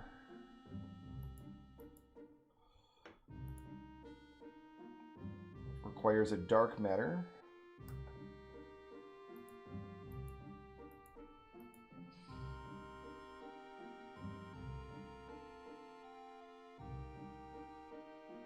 Refined from 100 Curse Spikes. These were dropping 10 at a time off Malboros. I have 21. Okay. Is that the only way to get Dark Matter?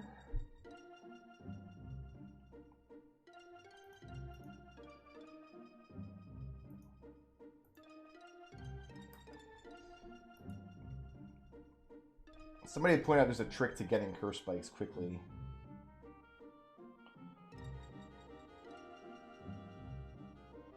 Triface was the one.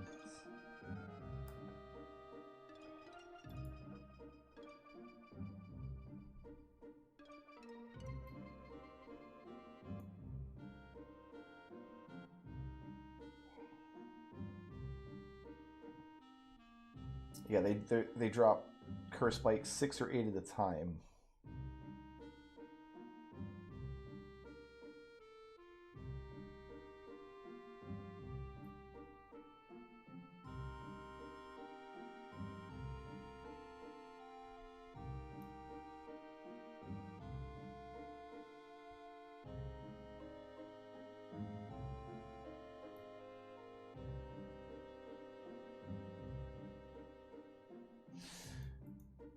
Okay.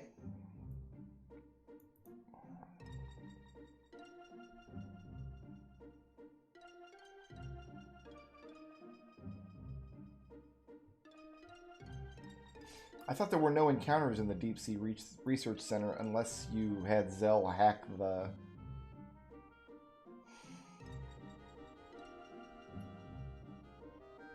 hack the puzzle for you.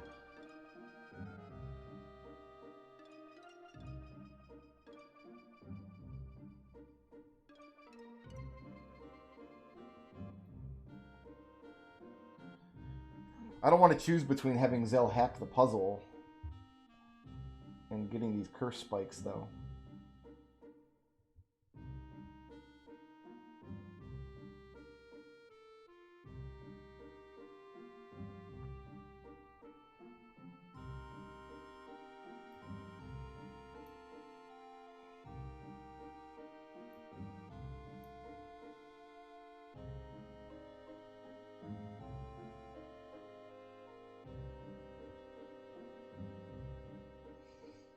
Right, you have to leave the... after beating Bahamut, you have to leave and come back to be able to climb down, which was strange.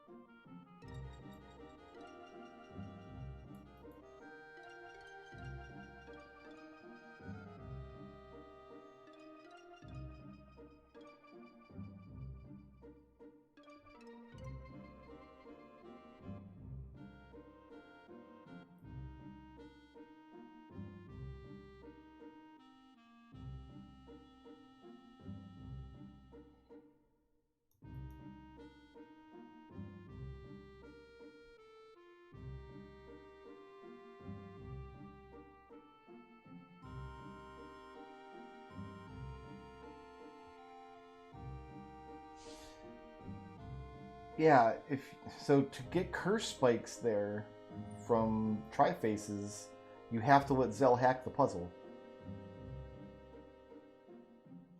They show up as random encounters earlier in the dungeon, but they're like fixed encounters later on. And all encounters vanish after defeating Ultima Weapon is the idea. So...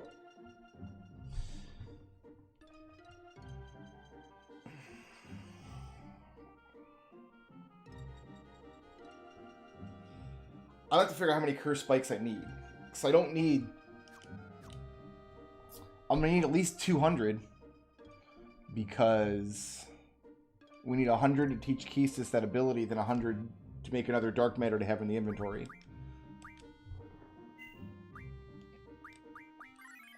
Maybe we'll do that farming tomorrow. And use the opportunity to level up Kesis and Irvine and Selphie. Yeah, I can, but I don't want to leave Ultima Weapon forever. Like, I don't want to leave Ultima Weapon unfought before going into Disc 4. Like, I want to finish the story and complete the game and roll the credits and stuff, but when I do that, I want to have all the GFs and stuff. So, I think I'm only going to need 200 curse spikes. So, I think I'm going to have to get them just like a jam session while we're leveling up Kesis and Selphie, maybe. Guys, I want to thank everybody for watching tonight. I'll be back on tomorrow for some more of this. We'll try to solve a bunch of unsolvable puzzles and see how it goes. Thanks, everybody, for hanging out. Peace out, and sleep well.